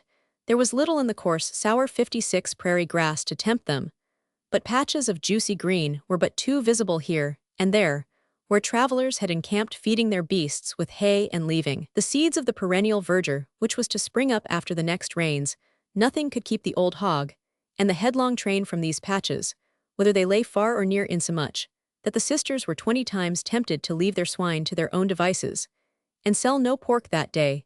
But the not selling involved the not buying, and this thought generated new efforts of patience and of skill when they arrived at the scene of exchange and cast a glance on Mrs. Dodd's display of cotton garments set off with here and there a muslin cap and paraphernalia of pink and green, or on a pile of butter which they were not neat-handed enough to rival, or into wicker baskets of crockery, or upon the trader's ample store of blankets, knives, horned spoons and plumes of red and blue feathers. They felt that it would indeed have been cruel to be compelled to quit the market, without any of the articles that were offered to their choice. Nobody, however, inquired for their pigs. One neighbor was even saucy enough to laugh at their appearance. "You had better buy a load of my pumpkins," said Kendall, the surgeon and tavern keeper. "Your swine will be more fit for market next week, if you feed them on my fine pumpkins in the meanwhile." "When we want pumpkins," said one of them, "we will go to those that have ground to grow 57 them, on you have not bought a field and grown pumpkins, since yesterday, I suppose." "By no means. I have a slip of a garden, let me tell you, and though it is but a slip, it is of rare mellow mold, where the vines strike at every joint, as they run. My wife has kept enough for pies for all the travelers that may pass before next spring. One load is bespoken at $4, and you will take the other if you are wise. There are a few gourds with them too." "Gourds? Who cares for gourds? Who can do without gourds? Say I am sure we at the tavern could not, so dear as crockery is at this place. Cut off the top, and you have a bottle cut off top and tail, and you have a funnel cut it in two, and you have cups slice off one side, and you have a ladle. Take my gourds, I advise you, and set yonder crockeryman at defiance with his monstrous prices and brittle ware. We have no drunken guests to break our cups and bottles, and as for prices, how do you know that they are a matter of concern to us? If we take your load, it shall be the pumpkins without the gourds." "You will take the pumpkins then? If you take the sum out in pork or honey, we want our dollars for the crockeryman." "Pork? No, I think we shall all grunt soon. We are pretty sure to have no Jews come our way. We all have bacon for the morning meal, and a pig for dinner, and salt pork for supper. 58. When one whistles to the birds, there comes a squeal instead of a chirp. And as sure as one walks in the dark, one stumbles over a pig. Our children learn to grunt before they set about speaking. No pork for me, we have a glut of pigs." "Honey, then, your wife wants honey for her pumpkin peas, and I have heard that you set out mead sometimes at your tavern. Until you cheapen your sugar, we want honey to sweeten our travelers' coffee, and treat the children with how much honey will you give me for my load?" The damsel was checked in her answer by her sister, who perceived that many eyes were turned towards their fragrant store, and that no other bee hunters seemed to be in the market. $1 a gallon was the price announced by the sisters. After a consultation, Mr. Kendall shook his head and stood aside for a while. The truth was, he was full as much in want of honey for his purposes as an apothecary as his wife for her coffee and pies. He was resolved to get some at whatever price, and waited to put in his word at the first favorable opportunity. Arthur was no less determined upon a purchase of sweets. His mother began to be in distress about her preserves. Her fruit was all ripe and craving to be preserved, but the destined sugar had gone to sweeten the waters in the creek. She entreated her son to bring her some honey. None could be found in the woods near the farm. Everybody was haymaking, or 59 about to make hay, and could not go out bee hunting. The brownies were the only resource. "I want some of your honey," said he, catching the eye of the damsel of the burned gown over the group which intervened. "You shall have it, and no one else," was her reply. She was again checked by her sister, who knew her disposition to serve Arthur at the expense of her own interests, and those of everybody else. "What will you give?" asked the more prudent one. "Pigs, we can agree on the price." The one sister shook her head. The other suddenly discovered that it would be a good plan to improve and enlarge their wealth of swine while swine were cheap. She offered her 5 gallons of honey for one fat pig, which offer caused her sister much consternation, and made Kendall hope that the honey would be his after all. "No, no," said Arthur, "your terms are not fair." "Then I will get another gallon or 2 before the sun goes down to make up." "I mean altogether the other way," replied Arthur. "I do not want to force my pigs upon you, but if you take them, you shall have them cheap. Since there is but a poor demand for them today, you shall have 2 of those pigs for your 5 gallons. And if your sister thinks that not enough, the difference shall be made up in fresh butter." 60. While the bargain was being discussed, one sister, controlling the generosity of the other, and her admiration of Arthur's generosity, while Arthur was thinking of nothing but fair play, Kendall wandered away discontented, seeing that his chance was over. "You do not happen to have any honey to sell, Mrs. Dodds?" said he, as he passed the stall of cottons and muslins. "Oh dear no, Mr. Kendall, it is what I want above everything, really. It is impossible to persuade an eye to look at my caps today, though the pattern has never been introduced here before. There is no use in my attempting to deal with ladies who dress in such a strange style as bronze daughters. Nothing would look becoming on them, Or, I am sure I would make a sacrifice even on this tasty new thing to get something to sweeten my husband's toddy with. Indeed, I expect to be obliged to make a sacrifice at all events today, as I beg you will tell Mrs. Kendall, there being such a profusion of pigs, and so little honey today, seems to have put us all out as to our prices. How happens it, Mrs. Dodds? In the first place, they say there was never such a season known for young pigs. The price has fallen so that the plenty does more harm than good to the owners, as is the complaint of farmers, when the crops are better than ordinary, and they cannot enlarge their market at will. Then again there seems to have been miscalculation. One appears to have 61 been aware that everybody would bring pigs and nobody any honey, except those slovenly young women. Ah, both causes of glut in full operation, exclaimed Kendall, the caprice of seasons, and the miscalculation of man. And of woman too, Mr. Kendall. If you will believe me, I have been at work early and late after my fashions this week. I declined going to see the bridge finished, and put off our wedding day treat for the sake of getting my stock into pretty order by today. And I have scarcely had a bid, yet, or even a word from a neighbor. Till you came I did not calculate on the demand for honey, and the neglect of everything else. Everybody is complaining of the same thing. It seems strange, Mrs. Dodds, that while we all want to sell, and all to buy, we cannot make our wants agree. I bring my demand to Mr. Arthur me load of pumpkins, and request of honey or sugar. He wants no pumpkins, and has no honey. I bring the same to you. You want no pumpkins, and offer me caps. Now I might perhaps get dollars for my pumpkins, but I want only one cap. You do want one? Then here is a pretty thing that would just suit your wife. Let me go on. I bring my demand to those dark girls, and the best of it is they do want pumpkins, and could let me have honey, but the young farmer comes between with his superfluity 62 of pigs to offer a better bargain, so that I suffer equally from the glut of pork and the dearth of honey. We are all suffering so that any stranger would say that there is a glut of everything, but honey. Neither millinery, nor blankets, nor knives, nor flower seeds are selling yet. But I believe there is no glut of anything but pigs. If we could put them out of the market, and put honey out of people's heads, I have little doubt we should exchange to our mutual satisfaction as many articles as would set against each other, till few would be left. I hope to see this happen before night, and then I may be rid of my pumpkins, and carry home a cap at a price we should neither of us grumble at, and keep the rest of my dollars for honey hereafter. Next week, no doubt, there will be a fine supply of it next week. Perhaps a glut for a glut often follows close upon a scarcity, which should make us careful to husband our stocks, till we are sure we can renew them like the wise Joseph in Egypt. That puts a thing into my head. I have a good mind to take the girl's offer of pigs for my pumpkins. Who knows? But there may be a scarcity of pork. After all, this plenty which is apt to make people wasteful. If they will, they shall have half a load for 2 of their lean animals, and I will keep the other half load to feed them upon. Ah, that is always the way people's wishes grow with opportunity. This morning you thought of no such thing as keeping pigs, and now before night you will have 2. To be sure, Mrs. Dodds, very natural. The demand always grows as wealth grows. When the farmer makes his land yield double by good tillage, he demands double the commodities he demanded before. And if nature gives us a multitude of pigs, a new demand will open in the same way. And there is a double supply at the same time of corn by the farmer and of pigs by the porkseller. Well, in either case, there is a better chance open for my caps. The more wealth, there is the better hope of a sale of millinery. You must not forget that, Mr. Kendall. You promised to take one of my caps. Why, so I did, but how to pay for it, I am sure I don't know. I am not going to sell my load for money, you see. Well, I will tell you how. Get 3 lean pigs, and part with a few more pumpkins. I will take a pig for this pretty cap. I am somewhat of your opinion that pigs will soon be worth more than they are now. And so you help to quicken the demand.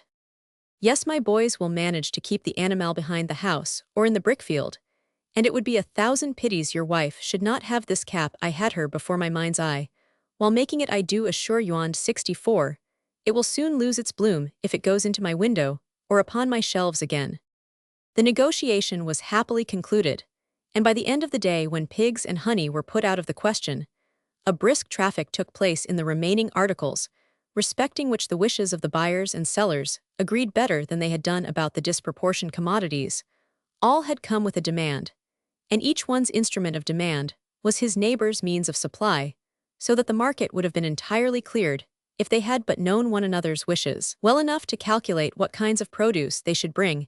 If this had been done, there would have been more honey, and if, from a caprice of nature, there had been still more pigs than usual, the only consequence would have been that the demander of pork would have received more of it to his bargain, or that the supplier of pigs would have kept back some of his pork, to be an additional future instrument of demand. In this case, no one would have lost, and someone would have gained. As it was, Arthur was a loser. He paid much more for honey than would probably be necessary the next week.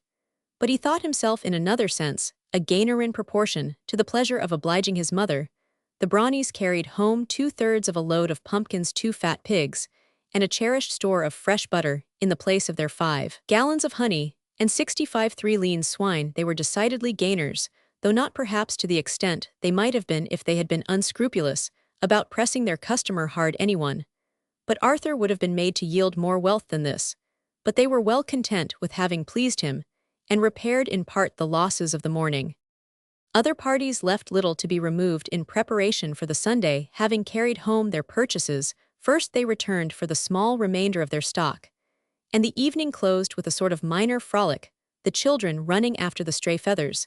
Their mothers were sweeping away, and the men ranging logs for seats, and providing a platform and desk for the use of Dr. Sneyd. 1 or 2 serious people were alarmed at the act of thus turning a house of merchandise into a temple of worship, but the greater number thought that the main consideration was to gather together as many worshippers as could be collected in the heart of their wilderness.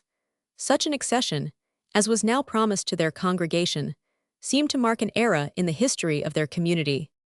Chapter Roman 4 Sunday evening.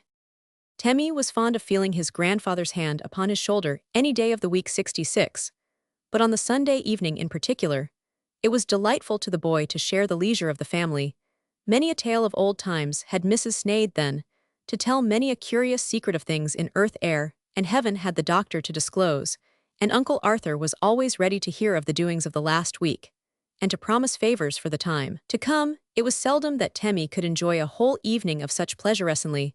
When Mr. Temple chose to make an excursion and carry his lady with him, or to go to bed at 8 o'clock, because his ennui had by that time become intolerable, usually Temmie could be spared only for an hour or two, and was sure to be fetched away in the midst of the most interesting of all his grandmamma's stories, or the most anxious of the doctor's experiments. This evening, the evening of the day of opening the market house for worship, the poor boy had given up all hope of getting beyond the boundaries of the lodge. Mr. Temple was, as he said, very ill, as everybody else would have said, in a very intolerable humor. He could not bear sunshine or sound. His wife must sit behind closed shutters, and was grievously punished for her inability to keep the birds from singing. Temmie must not move from the foot of the sofa, except to ring the bell every 2 minutes, and carry scolding messages every quarter of an hour in return for which he was reproved, till he cried for moving about, and opening and shutting the door at length to 67. The great joy of everybody, the gentleman went to bed having drunk as much wine as his head would bear, and finding no relief to his many ailments from that sort of medicine. This final measure was accomplished just in time for the drawing-room windows to be thrown open to the level rays of the sun, and the last breath of the closing flowers. The wine was carried away, and Ephraim called for to attend his young master to Dr. Sneyd's. Temmie was to explain why Mrs. Temple could not leave home this evening, and he might stay till Dr. Sneyd himself should think it time for him to return without the usual formalities of pony groom and what not. Temmie was soon on the way, and in another half-hour had nearly forgotten Papa's terrible headache under the blessed influence of Grandpapa's ease of heart. Uncle Arthur was sitting astride on the low windowsill of the study, with Temmie hanging on his shoulder, when a golden planet showed itself above the black line of the forest. The moon had not risen so that there was no rival in the heaven, and when the evening had darkened a little more, Temmie fancied that this bright orb cast a faint light upon his grandfather's silver hairs, and over Uncle Arthur's handsome weather-browned face. Temmie had often heard that his father had much beauty, and certainly his picture seemed to have been taken a great many times, yet the boy always forgot to look for this beauty, except when some of these pictures were brought out, while he admired Uncle Arthur's dark eyes, 68, and beautiful smile, and high forehead more and more every time he saw him. It was very lucky that Uncle Arthur looked so well without combing his eyebrows and oiling his hair, and using 3 sorts of soap for his hands, and 3 different steel instruments of mysterious construction for his nails, for the young farmer had no time for such amusements. It was also well that he was not troubled with fears for his complexion from the summer's sun, or from the evening air, in the keenest night of winter. This was lucky even as far as his good looks were concerned, for, if he looked well by candlelight, he looked better in the joyous, busy noon, and more dignified still, when taking his rest in the moonlight. And as Temmie now thought noblest of all while under the stars, if Papa could see him now perhaps, he would not laugh so very much as usual about Uncle Arthur's being tanned, and letting his hair go as it would. "Shall we mount to the telescopes, father?" asked Arthur. "The boy will have time to enjoy them tonight. I will take care of him home, if Ephraim dares not stay." Dr. Sneyd rose briskly, observing that it would indeed be a pity to lose such an evening. Temmie grasped his grandmamma's hand, hoping that she was going too, he scarcely knew why.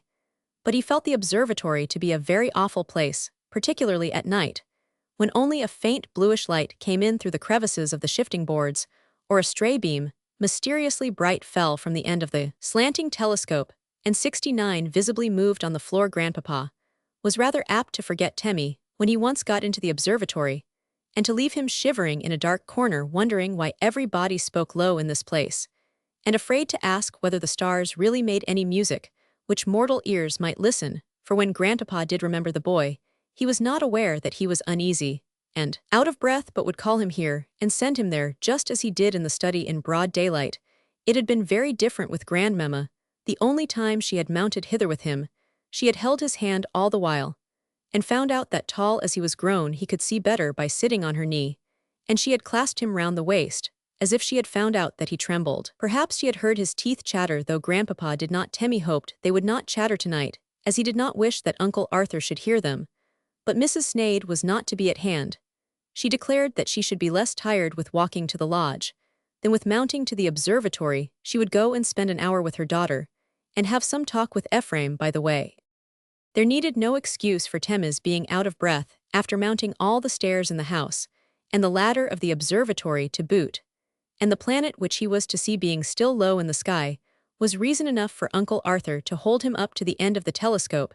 He did not recover his breath, however, as the 70 moments passed on this was a larger instrument than he had ever looked through before, and his present impressions were quite different from any former experience. The palpable roundness of the orb, the unfathomable black depth in which it moved solitary, the silencial, were as if new to him. "You see it?" asked Arthur. "Oh yes." Another long silence, during which the boy breathed yet more heavily. "You see it still?" "No, Uncle Arthur's." "My dear boy, why did you not tell me? We must overtake it there. It is once more, you must not let it travel out of sight again."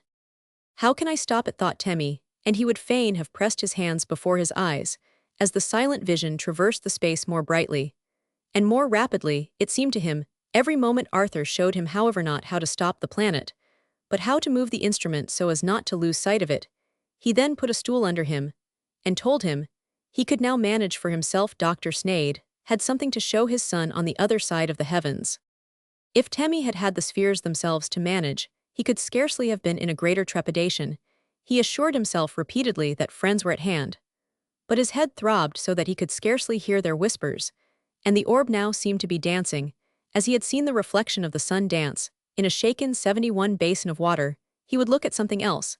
He jerked the telescope, and flash went one light after another before his eyes, as if the stars themselves were going out with a blaze. This would never do. He must look at something earthly. After another jerk to each side, which did not serve his purpose, he pushed it up, and saw something which might belong to any of the worlds in being, for Temmie knew no more about it than that it was most horrible. An enormous black object swept across the area of vision again, and again, as quick as lightning.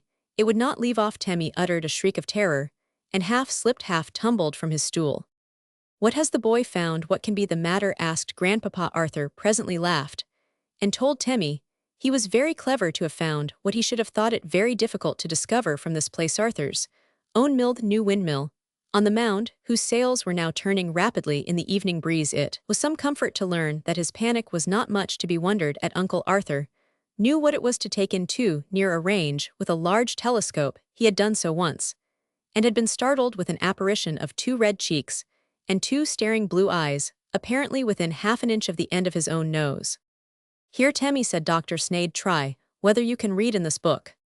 Shall I go and get a candle, Grandpapa? 72. No, no. I want to see whether a little star yonder will be our candle. Lay the book in this gleam of light, and try whether you can read. Many strange things were still whisking before Temmie's eyes, but he could make out the small print of the book. He was then shown the star that gave the light of the smallest in a bright constellation.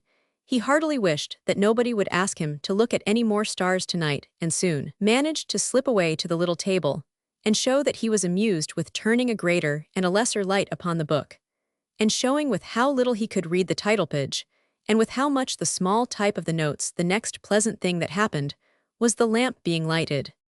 Father, said Arthur, you seldom have me for an assistant now. I am neither tired nor busy tonight, and the sky is clear. Suppose we make a long watch.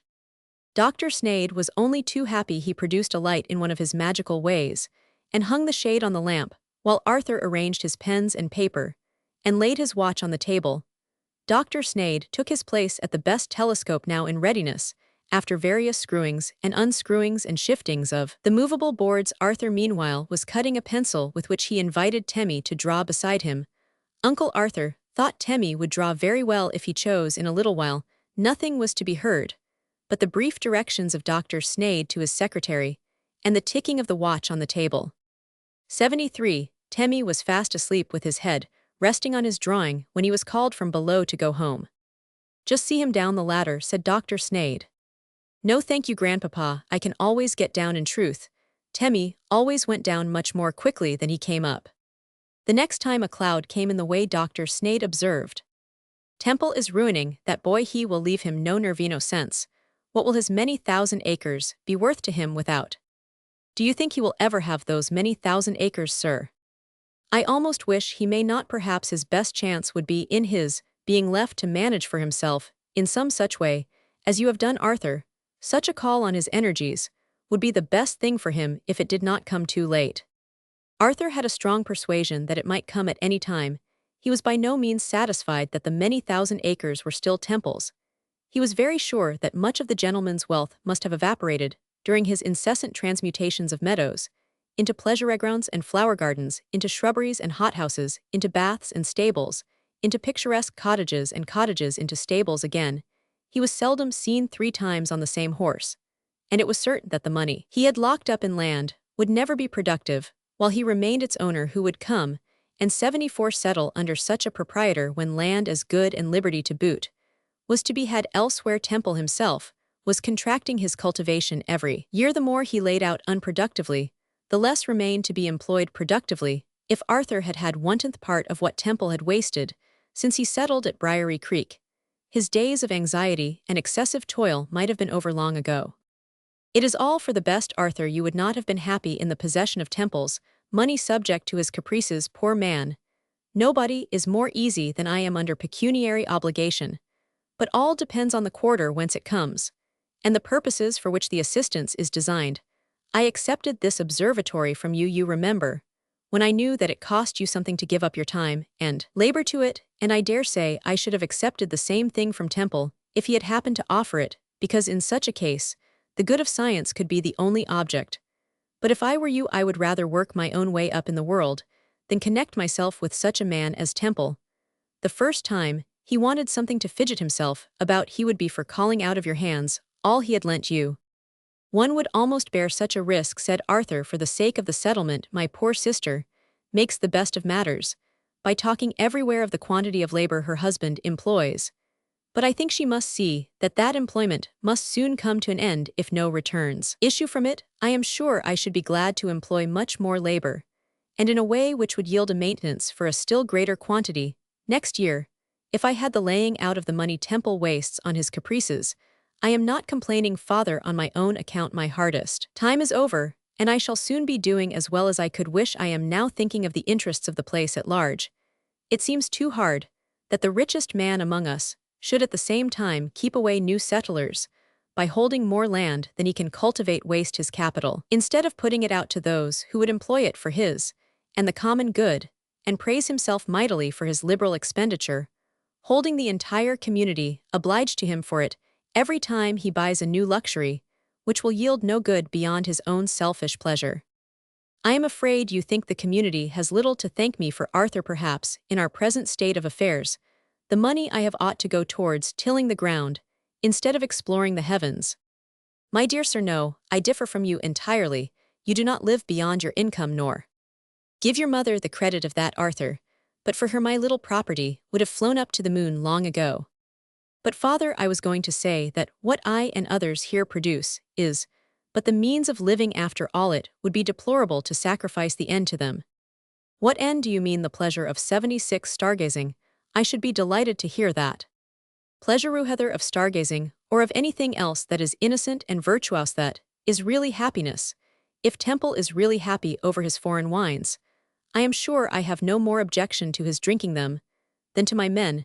Enjoying their cider, let it be his end, if he is capable of no higher. As long as his pleasures do not consume more than his income, much more may I be willing that you should enjoy your stargazing, when out of the gratification to yourself arises the knowledge which ennobles human life, and the truth for which if we do not live now, we shall assuredly live hereafter. I have always trusted, Arthur, that the means which have been bestowed upon me would not prove to be lost, otherwise I would have taken my axe on my shoulder and marched off to the forest with you. Father, it is for such as you that forests and prairies should be made to yield double, if the skill of man could ensure such fruitfulness. It is for such as you that the husbandman should lead forth his sons before the dawn, and instruct them to be happy in toiling for him, whose light in yon high place is yet twinkling, who has been working out God's truth for men's use, while they slept. Our husbandmen are not of the kind you speak of, Arthur. I see them look up as they pass, as if they thought this high chamber a folly of the same sort as Temple's Chinese alcove. 77. I think you mistake them, sir. I can answer for those with whom I have to do. They see all the difference between Temple's restless discontent and your cheerfulness. They see that he has no thought beyond himself, while you have objects of high and serious interest ever before your mind's eye, objects which not comprehending they can respect, because the issue is a manifestation of wisdom and benignity. Enough, enough, cried the doctor. I have no complaint to make of my neighbors. I am sure I should be a very ungrateful man if I fancied I am fully aware of the general disposition of men to venerate science, and to afford large aid to those who pursue it on a principle of faith in its results. My belief in this is not at all shaken by what befell me in England, but as I have appeared here accidentally a philosopher, suddenly lighting in an infant community, instead of having grown up out of it, it was fair to doubt the light in which I am regarded. If the people hated me as a magician, or despised me as an idle man, I think it would be no wonder. I am glad you hold your faith, Father, in the natural veneration of society for the great ends of human life. I believe it must be a strong influence indeed, which can poison men's minds against their legislators and philosophers, and otherwise men who neither dig nor manufacture. I believe it must be such a silver tongue as never yet spoke, that could persuade any nation that its philosophers are not its best benefactors. 78. True, it was not the English nation that drove me hither, and those who did it never complained of my pursuits, only of what they supposed my principles. I wish I could bear all the sorrow of the mistake. Be satisfied to let them bear some of it, Father. It will help to guard them against a repetition of it. I am sure your own share is enough. In one sense it is, Arthur. Do you know, I find myself somewhat changed. I perceive it when I settle myself down to my pursuits, and to a greater extent than I anticipated. It may be owing in part to the want of the facilities I had enjoyed for so many years, and never thought to part with more. I sometimes wonder whether I should be the same man again at home among. But let all that pass. What I was thinking of, and what your mother and I oftenest think of, is the hardship of your having to bear a part, so large a part, in our misfortune. I should wonder to see you toiling, as you do from month to month, for I know that wealth is no great object with you. If I did not suspect, but I beg your pardon, I have no right to force your confidence. Go on, fathers. Well, to say the truth, I suspect that you left something more behind you than you gave us reason to suppose, if you had not come of your own free choice. This idea would have made both your mother and me very unhappy. I have hopes that she will come, Father. I 79 have been waiting to tell you only for a prospect of the time when I might go for her. Nothing is settled, or I would have told you long ago, but I have hopes. Dr. Snade was so long silent, thinking how easily the use of some of Temple's wasted money would have completed Arthur's happiness ere this benefiting Temple, and the whole community at the same time that his son feared. He was disappointed. He had no apprehension of his being displeased at any part of his conduct. "I hope the prospect would have given you pleasure, father," he said, in a tone of deep mortification. "My dear son, so it does, greatest satisfaction. I assure you, though indeed I do not know how you were to become aware of it without my telling you. I know my wife's opinion of her to be the same as my own. I only hope she will be to you all that may repay you for what you have been to us. Indeed, I have no doubt of it." Arthur was perfectly happy enough to observe that the clouds were parting, and thought as science had been so lately pronounced the great end, for which his father was living, it was a pity his observations should not be renewed. "If science be the great object we think it," observed the doctor, the next time he was obliged to suspend his labors, "it seems strange that it should be pursued by so few at present. For one who devotes himself to the end, thousands, 80 look not beyond the mere means of living. I am not afraid to call it the end to you, though I would not have done so in my pulpit this morning. Without explanation, we understand one another perfectly that since the full recognition of truth is virtue, science is the true end. I believe I discern the method by which more and more labor will be withdrawn from the means to be transferred to the end. For a long time past, ever since I have been in the habit of comparing you and your pursuits with the people about you and their pursuits, ever since I came here, I have been arriving at my present conviction that every circumstance of our social condition, most trifling worldly interest of the meanest of us, bears its relation to this great issue, and aids the force of tendency towards it. You have come hither for something worth gaining, then it is worth while to cross land and sea for such a conviction. Can I aid you with confirmation from the stars? No doubt, for all knowledge, come whence it may, from incalculable heights or unfathomable depths, all new knowledge of the forces of nature affords the means of setting free a quantity of human labor to be turned to new purposes. In the infancy of the race, the mind had no instruments, but the unassisted hands, by degrees the aid of other natural forces, was called in. By degrees, those forces have been overruled to more and more extended purposes, and further 81 powers brought into subjection, setting free at every new stage of acquisition an immense proportion of human labor, and affording a glimpse almost too bright to be met by our yet feeble vision of times when material production, means of living, shall be turned over to the machinery of nature, only superintended by man, whose life may then be devoted to science worthy of the name, which may in its turn have then become the means to some yet higher end than is at present within our ken.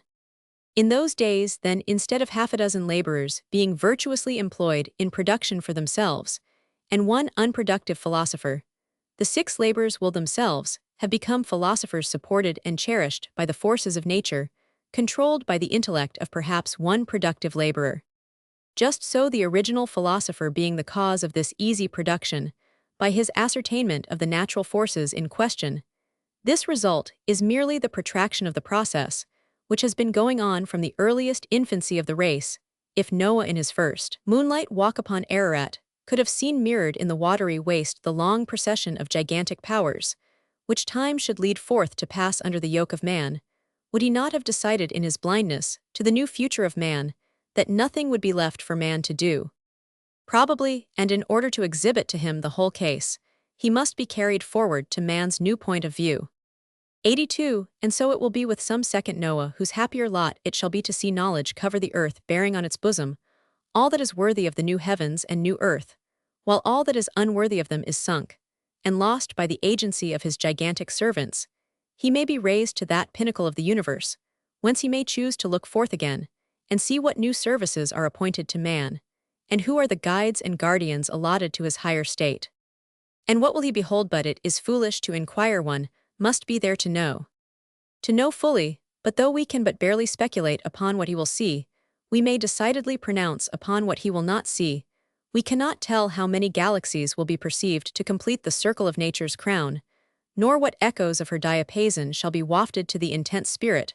We cannot tell how near he may be permitted to approach to behold the evolution of a truth from apparent nothingness, as we are apt to fancy a seraph watches the creation of one of yonder worlds, first distinguishing the dim apparition of an orb emerging from the vacuum, then seeing it molded into order and animated with warmth, and invested with light, till myriads of adorers are attracted to behold it sent forth by the hand of silence on its everlasting way, We cannot tell to what depth man may, then safely plunge to repose in the sea caves, and listen to the new tale that its thunders interpret and collect around him the tributaries of knowledge that come thronging down the green vistas of ocean light.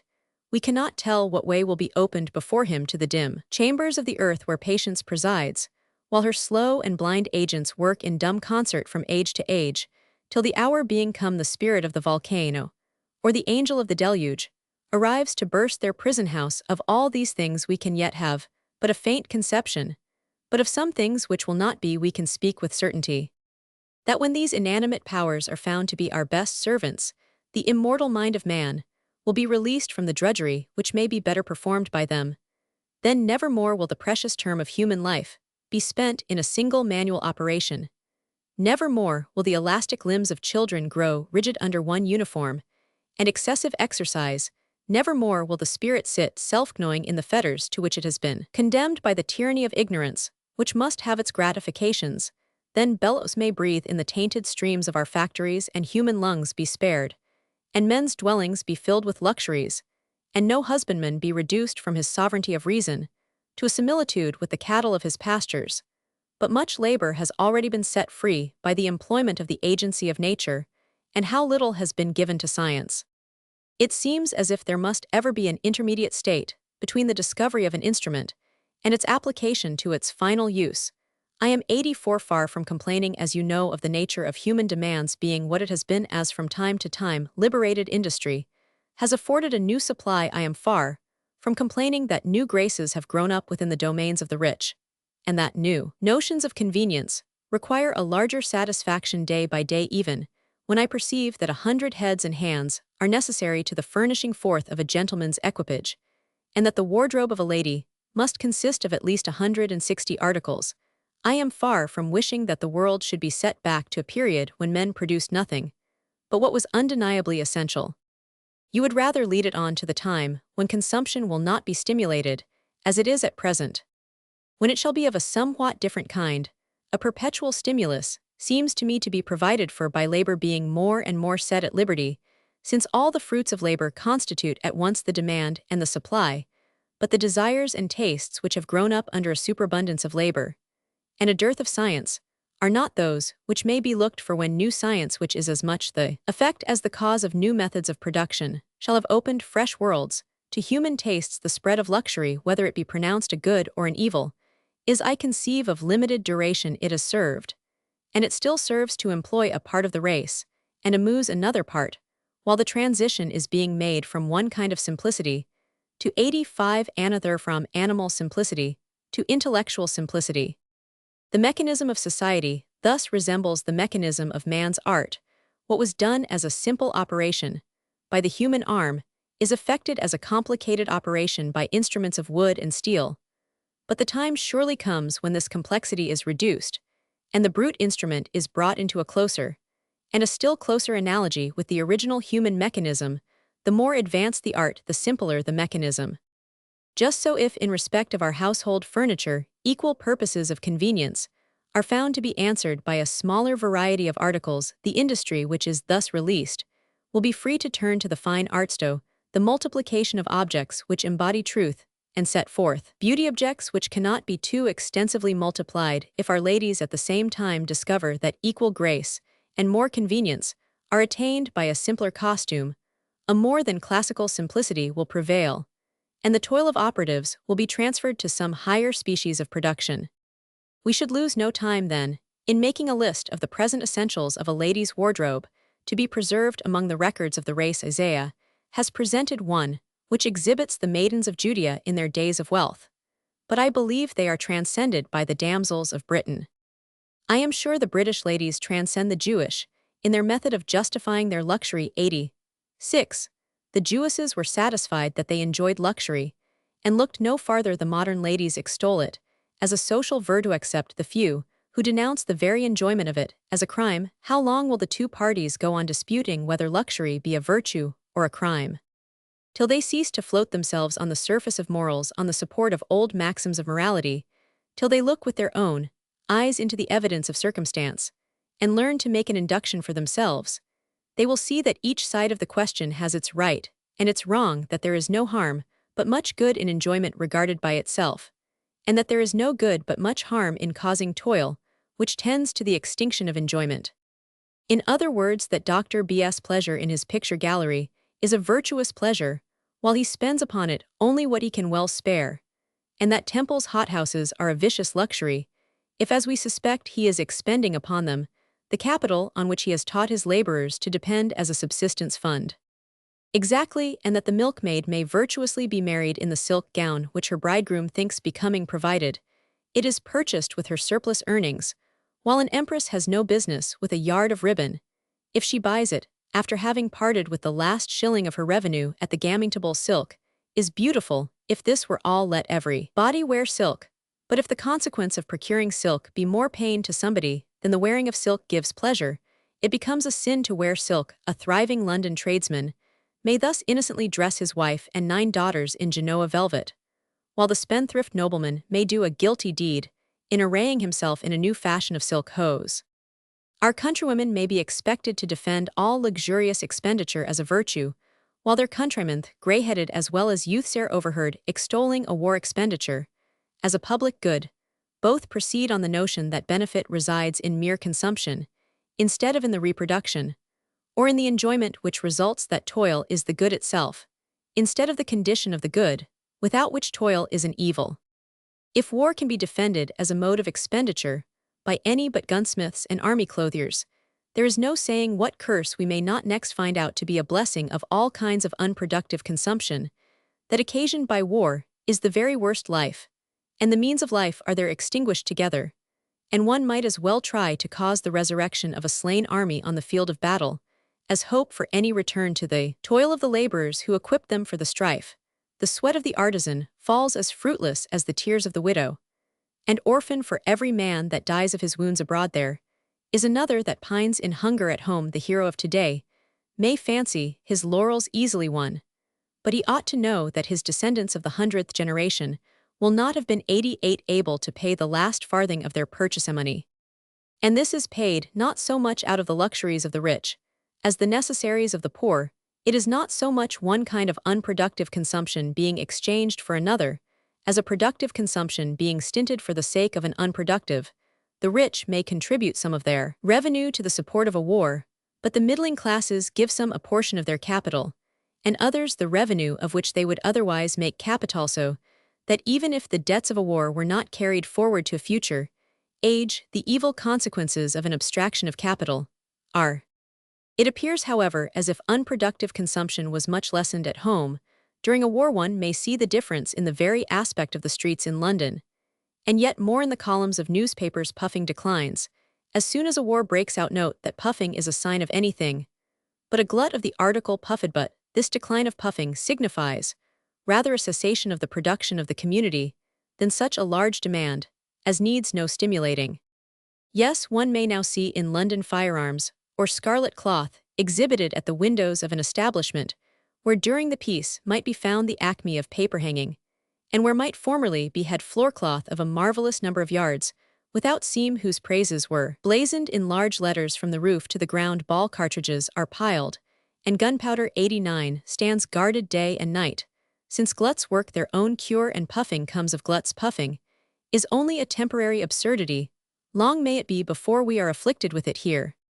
Afflicted, well looked at by itself, perhaps, it is an affliction, as all violations of truth, all exhibitions of folly, are, but one may draw pleasure too from everything which is a sign of the times. Oh yes, there is not only the strong present pleasure of philosophizing on states of society, but every indication of what it serves to the thinker at the same time, as a prophecy of better things that shall be. But do you not find it pleasanter to go to worship, as we went this morning through green pastures, and by still waters where human industry made its appeals to us in eloquent silence, and men's dwellings bore entire the aspect of Sabbath repose, than to pass through paved streets with a horizon of brick walls and tokens on every side not only of weekday labor, but of struggle for subsistence and subservience for bread? The London shopkeepers do not remove their signs on a Sunday. If one catches a glimpse here and there of a spectacled old gentleman reading his Bible in the first-floor parlor, or meets a train of spruce children issuing from their father's door at the sound of the church bell, one sees at the same time that their business is to push the sale of floorcloth without seam, and to boast of the acme of paper hanging. 90. There may be more immediate pleasure in the one Sabbath walk than in the other, Arthur, but they yield perhaps equally the aliment of piety. Whatever indicates the condition of man points out not only the species of duty owing to man, but the species of homage, due to God. The character of the petitions appropriate to the season, all the methods of going to worship, may serve the purpose of preparation for the sanctuary. The nobleman may lean back in his carriage to meditate, the priest may stalk along in reverie unconscious of all around him. The citizen father may look with pride on the train of little ones, with whom he may spend the leisure of this day, and the observing philanthropist may go forth early and see 1,000 incidents by the way, and all may alike enter the church door with raised and softened hearts. And all listen with equal faith to the promise of peace on earth and goodwill to men. Yes, and the observer, not the least if he observe for holy purposes. O Father, think of the gin shop, and the newsifists that he must pass by the way. They are infinitely worse than the visible puffery.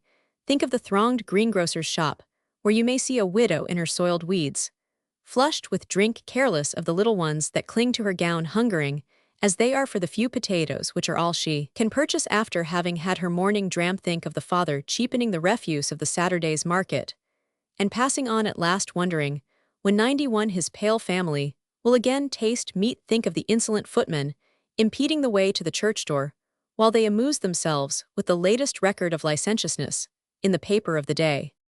I have often seen all this, Arthur, and have found in it nothing that necessarily hardens the heart. I know, on the contrary, the compassion excited is so painful that devotion is at times the only refuge. But as for the congeniality, what is the value of faith if it cannot assimilate all things to itself? And as for Christian faith, where and amidst what circumstances did it arise? Was it necessary in going up to the temple to overlook the blind beside the way, and to stop the ears when the contention of brethren was heard, and to avoid the proud Pharisee and the degraded publican? Was the repose of the spirit broken when an adulteress entered the sacred precincts? Were the avenues to the temple blocked up that the holy might worship in peace? And when they issued forth, were they sent home to their closets, forbidden to look to the right hand or to the left for fear of defilement? If so, it was by order of the Pharisees. You are right, Father. The holiest did not even find it necessary to resort to mountain solitudes, or to the abodes of those who were pure as themselves, for the support of their faith, or the repose of their devotion aliment. For piety was found at the table of the publican, and among the sufferers beside Bethesda. To the pure every emotion 92 became a refining process, and whatever was not found congenial was made, so it may certainly be the same with the wise and the benignant of every age. It is indeed a halting faith, which dreads as common that which God has cleansed and sanctified, and where is God's own mark to be recognized? But in the presence of joy and sorrow, of which he is the sole originator and distributor, whatever bears a relation to joy and sorrow is a call to devotion, and no path to the sanctuary is more sacred than another, while there are traces of human beings by the way. You prefer, then, the pastures which tell of our prosperity to the wilds of the prairie, and I observed that you dwelt upon the portraits of familiar faces before you left your study this morning.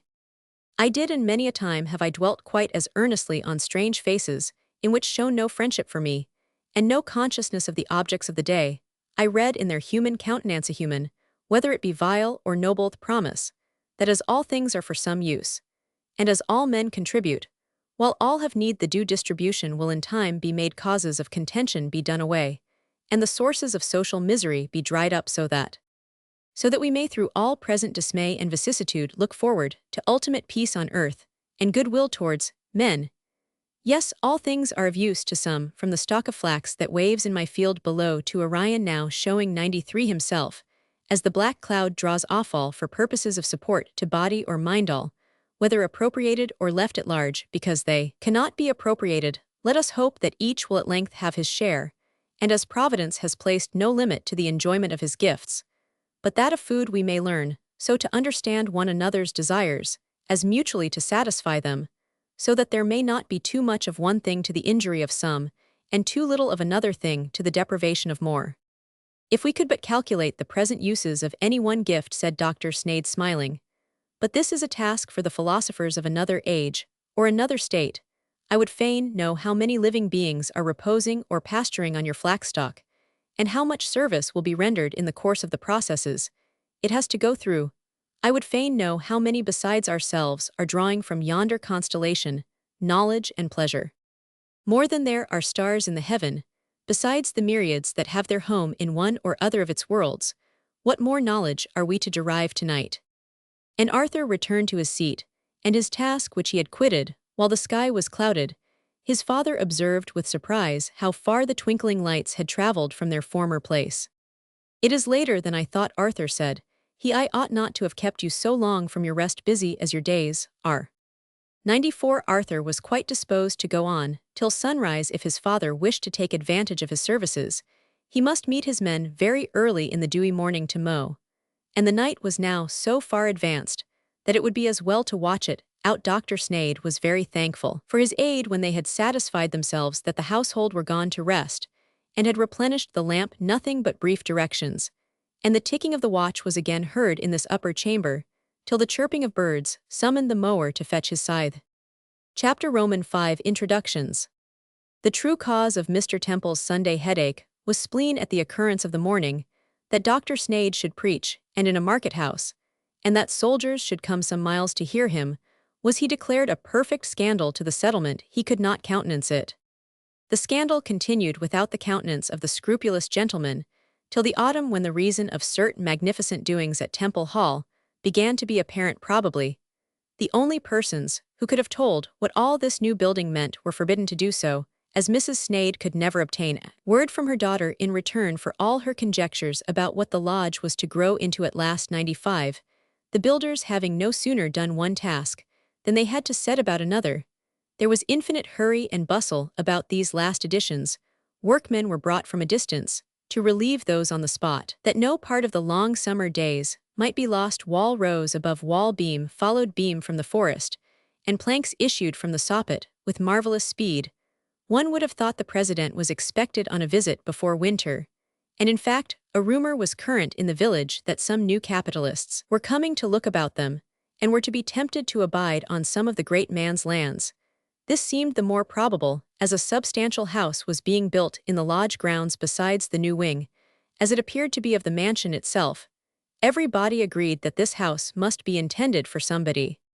The truth burst forth one day late in the autumn that seats instead of partitions were being put up in the new building, and that the windows were to be unlike those of the rest of the house. In short, that it was to be a chapel. The servants spread abroad the fact that company was expected, in a few days, to stay, they believed, all the winter, till the new house should be ready. Everybody supposed meantime Mrs. Temple said nothing more to her family than that friends of Mr. Temple's were shortly coming to stay at the lodge. She had never seen them, and knew but little about them. Hoped they might prove an acquisition. 96 To her father depended upon Arthur's civilities, if he should have it in his power, and so forth. It was seldom that Mr. Temple called on his father-in-law, especially in the middle of the day when less irksome things could be found to do. But one bright noon, he was perceived approaching the house driving the barouche, in which were seated 2 ladies and a gentleman. Besides the heir of Temple Lodge, Dr. Sneyd stepped out of his low window into the garden, and met them near the gate, where he was introduced to the Rev. Ralph Hesselden, pastor of Briary Creek, and Mrs. Hesselden. The picturesque clergyman and his showy lady testified all outward respect to the venerable old man before them. They forgot for a moment what they had been told of his politics being sad, very sad, quite deplorable, and remembered only that he was the father of their hostess. It was not till a full half-hour after that they became duly shocked at a man of his powers having been given over to the delusions of human reason, and at his profaneness in having dared to set up for a guide to others, while he was himself blinded in the darkness of error. There was so little that told of delusion in the calm simplicity of the doctor's countenance, and something so unlike profaneness and presumption in his mild and serious manners, that it was not surprising that his guests were so long in discovering the evil that was in him. Mrs. Sneyd was busy about a task into which she put no small share of her energies.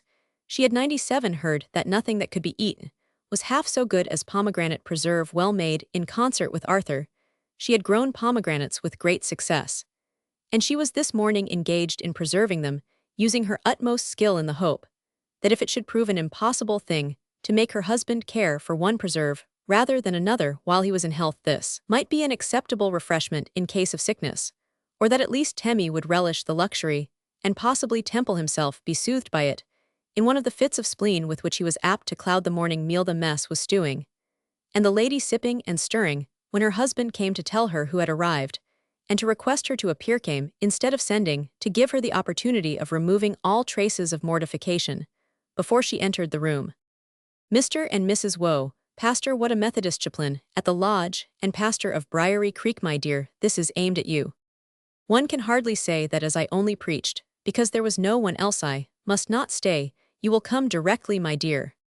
I do not see how I can, my dear. Glancing from her husband to her stupid, under a sense of outraged affection, with respect to both of them, to take one so by surprise, I am sure it was done on purpose. Then let us carry it off with as little consternation as we can. Peggy will take your place.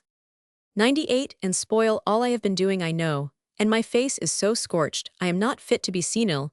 Tell you what, my dear, she went on, surrendering her long spoon to Peggy and whisking off her apron, if I appear now, I will not go and hear this man preach. I cannot be expected to do that.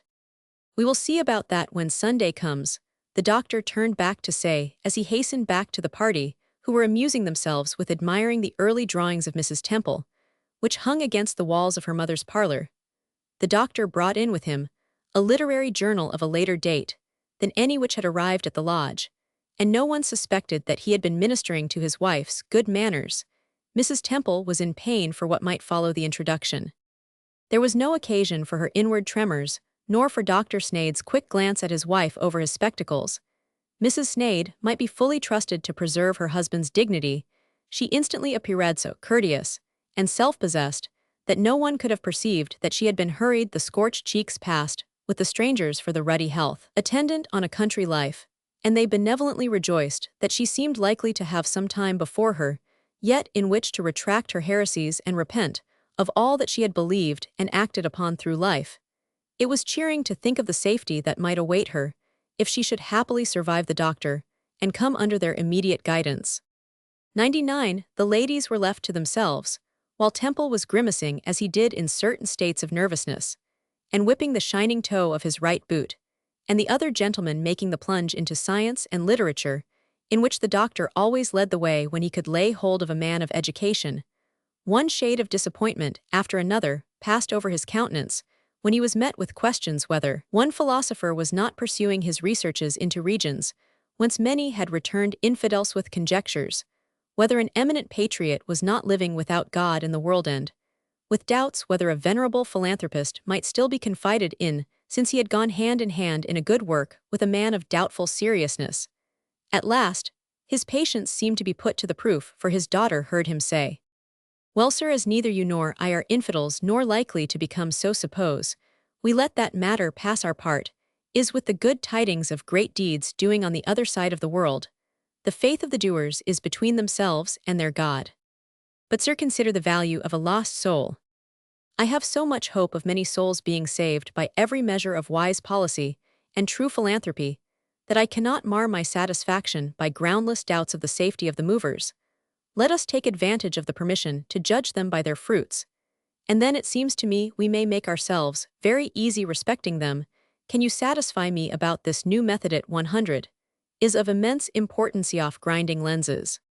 Mr. Heselden could scarcely listen further, so shocked was he with the doctor's levity and laxity in being eager about bringing new worlds within human ken, while there seemed to the pious a doubt whether the agents of divine wisdom and benignity would be cared for by him who sent them. Mr. Heselden solemnly elevated his eyebrows as he looked towards his wife, and the glance took effect. The lady began inquiring of Mrs. Snade respecting the spiritual affairs of the settlement.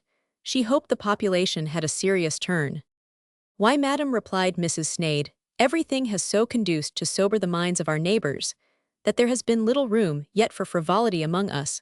The circumstances of hardship of one kind or another that led us all from our old homes were very serious, and it is a serious matter to quit country and family and friends, and the first casting about for subsistence in a new land is enough to bring thought into the wildest brain. And now, when we have gathered many comforts about us, and can thank Providence with full hearts, we are not at liberty for idleness and levity. I assure you that Dr. Sneyd has had to enlarge more against anxiety for the morrow than against carelessness or vainglory. I rejoice to hear it. This is good as far as it goes, but I was inquiring about more important affairs. In more important matters still, I hope you 101 will find much that is encouraging. We are naturally free from the vices of extreme wealth or poverty among the few, whose labors have proved fruitful. There is a sobriety of manners, which I think will please you, and none are so poor as to be tempted to dishonesty or driven into recklessness. The cry of "Stop thief" has never been heard in Briary Creek, and you will neither meet a drunken man, nor a damsel dressed in tawdry finery. By the way, Louisa, she continued, addressing her daughter, I am sorry there is any difficulty about Rundell's getting more land and Chapman's setting up a general store.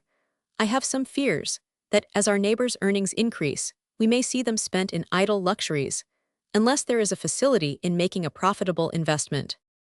Where is the difficulty, Mom? Asked Mrs. Temple. If Rundell wants land, I rather think Mr. Temple has plenty for him. I understand not. Mrs. Temple was about to argue the matter on the ground of her husband's thousands of uncultivated acres, but recollecting that there might be more in the matter than was apparent to her, she stopped short, and there was a pause. At length, Mrs. Heselden, turning the fullest aspect of her enormous white chip bonnet on Mrs. Sneyd, supposed that as the neighborhood was so very moral, there were no public amusements in Briary Creek. I am sorry to say there are none at present, Dr. Sneyd, and my son begin next week a humble 102 attempt at a place of evening resort, and now that Mr. Heselden will be here to assist them, I hope our people will soon be provided with a sufficiency of harmless amusement. You begin next week, a prayer meeting? Asked the lady, turning to Mrs. Temple. Mrs. Temple believed not. We have our meetings for intercourse on the subjects you refer to, replied Mrs. Sneyd. But I understood you to be inquiring about places of amusement. My son presented the settlement with a cricket ground lately. A cricket ground, was it? Said Mrs. Temple. I thought it had been a bleaching ground. I understood it was the ladies of the place who were to be the better for his bounty. That is true also. The same ground serves the washers on the Monday morning, and the cricketers on the Saturday afternoon.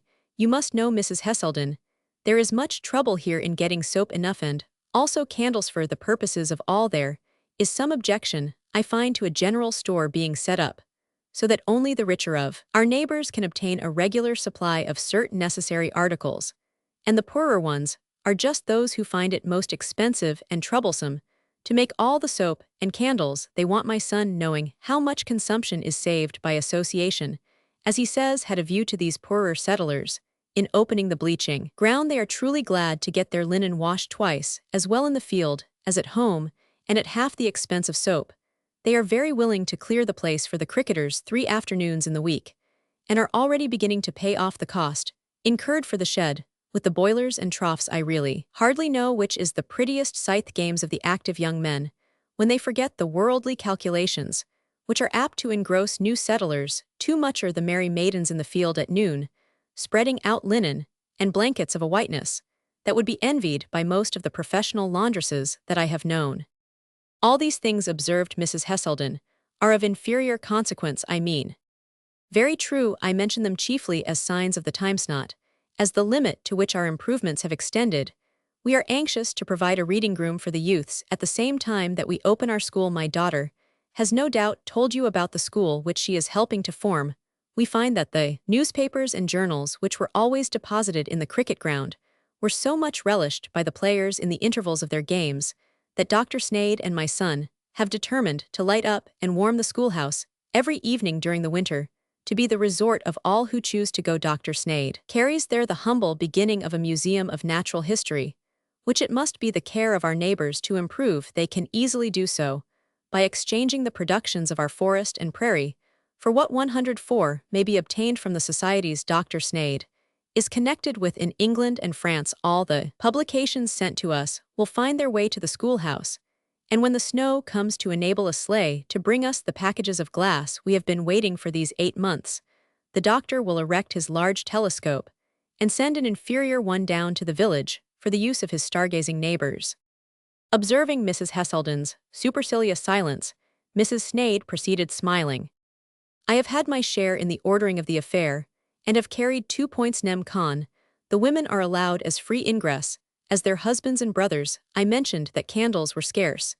And you do not need to be told that much sewing must be done in our households. By bringing their work to the schoolhouse, which is within a stone's throw of most of the doors, many of our hardworking mothers and daughters will be spared the trouble and expense of making above half as many candles, as if each must have one burning during the whole of the long evenings of winter. What is more importantly, will share the benefit of the reading and other amusements that may be going on. My other point is the dancing. I told Dr. Snade that if he carried a telescope and made them chill themselves with stargazing, I must beg leave to carry a fiddle for them to warm their feet by. When they had done, 2 fiddlers have turned up already, and there are rumors of a flute player, and I have half promised my grandchild to lead off the first dance if he will persuade my son to take me for a partner. Mrs. Heselden hoped that others would also be allowed to carry their points, and then there would be prayer on meeting and parting in the schoolhouse, if it should be found that such an exercise was incompatible with the dancing part of the scheme. She trusted Mrs. Snade saw which must give way. Mrs. Snade would advocate no practice which was incompatible with religious duty in the present case. She thought that the only concession required was that each exercise should have its proper season. None of the usual objections to dancing would hold good here. She continued, no shivering wretches stood without while the rich were making merry. There was no inducement to extravagance, and no room for imprudence, and no encouragement to idleness. There was no scope for these vices among the working class of Briery Creek, and dancing was to them what it would be in many another place, if permitted, an innocent enjoyment, a preventive of much solitary self-indulgence, and a sweetener of many tempers, in a society whose great danger was the growth of a binding spirit of worldliness. Social mirth was an antidote which no moralist would condemn, and which he would not dare to despise.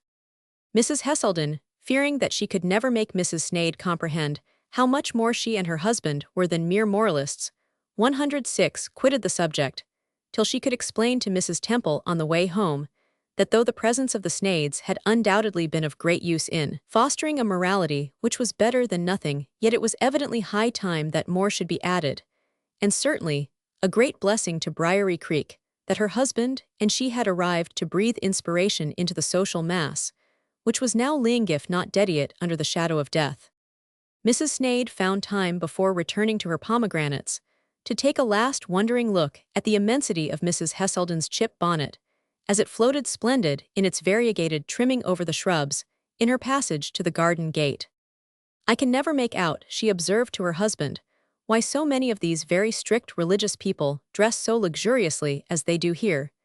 Is this lady infinitely scandalized, I perceive, at our having introduced dancing dressed, after such a fashion, as our maidens never saw before, if they begin to bedizen themselves with the money which might be spent profitably in increasing the means of subsistence, or innocently, in procuring substantial comforts, which are now difficult to be had. I shall lay the blame on Mrs. Heselden's bonnet. I remember observing that I never saw so splendid a showroom for dress as the new church we attended in street the Sunday before we left London. It is very odd. Not more strange, my dear, than that the 107 friends should addict themselves much to the furnishing their houses with expensive furniture, and their tables with more costly and various foods, than other people. Not more strange than that Martin the Methodist should turn strolling player when he gave up his Methodism, or that the Irish betake themselves to rebellion when stopped in their merrymakings, or that the English artisan takes to the gin shop when the fiddle is prohibited. In the public house, not more strange, my dear, than that the steam of your kettle should come out at the lid, if you stop up the spout, or than that. Oh, you put me in mind of my preserves, but how did you think Louisa looked today? Not very well, there was a something I do not know what. Well, I wondered whether you would observe it. May be the contrast of Mrs. Heselden's dress that made me remark the thing so much. It really vexed me to see Louisa so dressed that collar was darned like any stocking heel, and how she got her bonnet ribbons dyed in this place. I cannot think what can be the meaning of her being so shabby. It is so contrary to her taste unless she has taken up a new taste for want of something to do. Dr. Snade shook his head. He knew that Temple left his lady no lack of something to do. Temmie had also dropped a piece of information about wax candles lately, which convinced the doctor that the lady at the hall was now compelled to economize to the last degree in her own 108 expenditure, whatever indulgence might still be afforded to her tyrant's tastes. He looks wretchedly too, observed Mrs. Snade. Not all his spruceness could hide it if he was as spruce as ever, but there is a change in him. Too one might almost call his ensemble slovenly today, though it would be neatness itself in many another man. I believe he half kills himself with snuff he did nothing. But open and shut his box today, so much snuff must be very bad for a nervous man like him. Do you know, my dear, said the doctor, I have been thinking lately whether we are not all rather hard upon that poor man. Yes, yes. I know. I am not going to defend only to excuse him. A little I am as unhappy as you can be about all that Louisa has to go through with him. And about his spoiling that poor boy for life, doing all that can be done to make him a dolt. But I am sure the man suffers dreadfully. Suffers how? Nay, you need but look in his face to see whether he is a happy man or not. But what his ailments are I do not pretend to say. His nerves torture him, I am certain. Mrs. Sneyd insinuated speculations about indulgence in brandy, opium, spices, Roman 100, and about remorse, fear, and the whole demon band of the passions. Dr. Sneyd's conjecture was that Temple's affairs were in an unsatisfactory condition, and that this trouble, acting on the mind of a coward, probably drove him to the use of sufficient stimulus 109 to irritate, instead of relieving him. Great allowance, he insisted, should be made for a man in so pitiable state, even by the parents of his wife.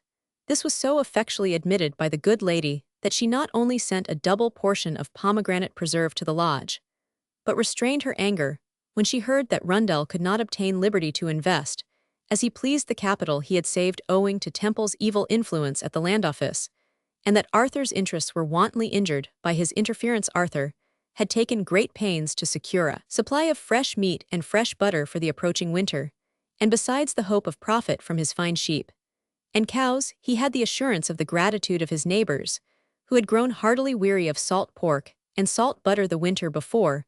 But Mr. Temple now set up a grand salting establishment, and made it generally understood that only those who were prudent enough to furnish themselves with his cheap salt provision, rather than Mr. Sneyd's dear mutton, should have his custom in the market, and his countenance at the land office. Arthur's first slain sheep had to be eaten up by his father's household and his own.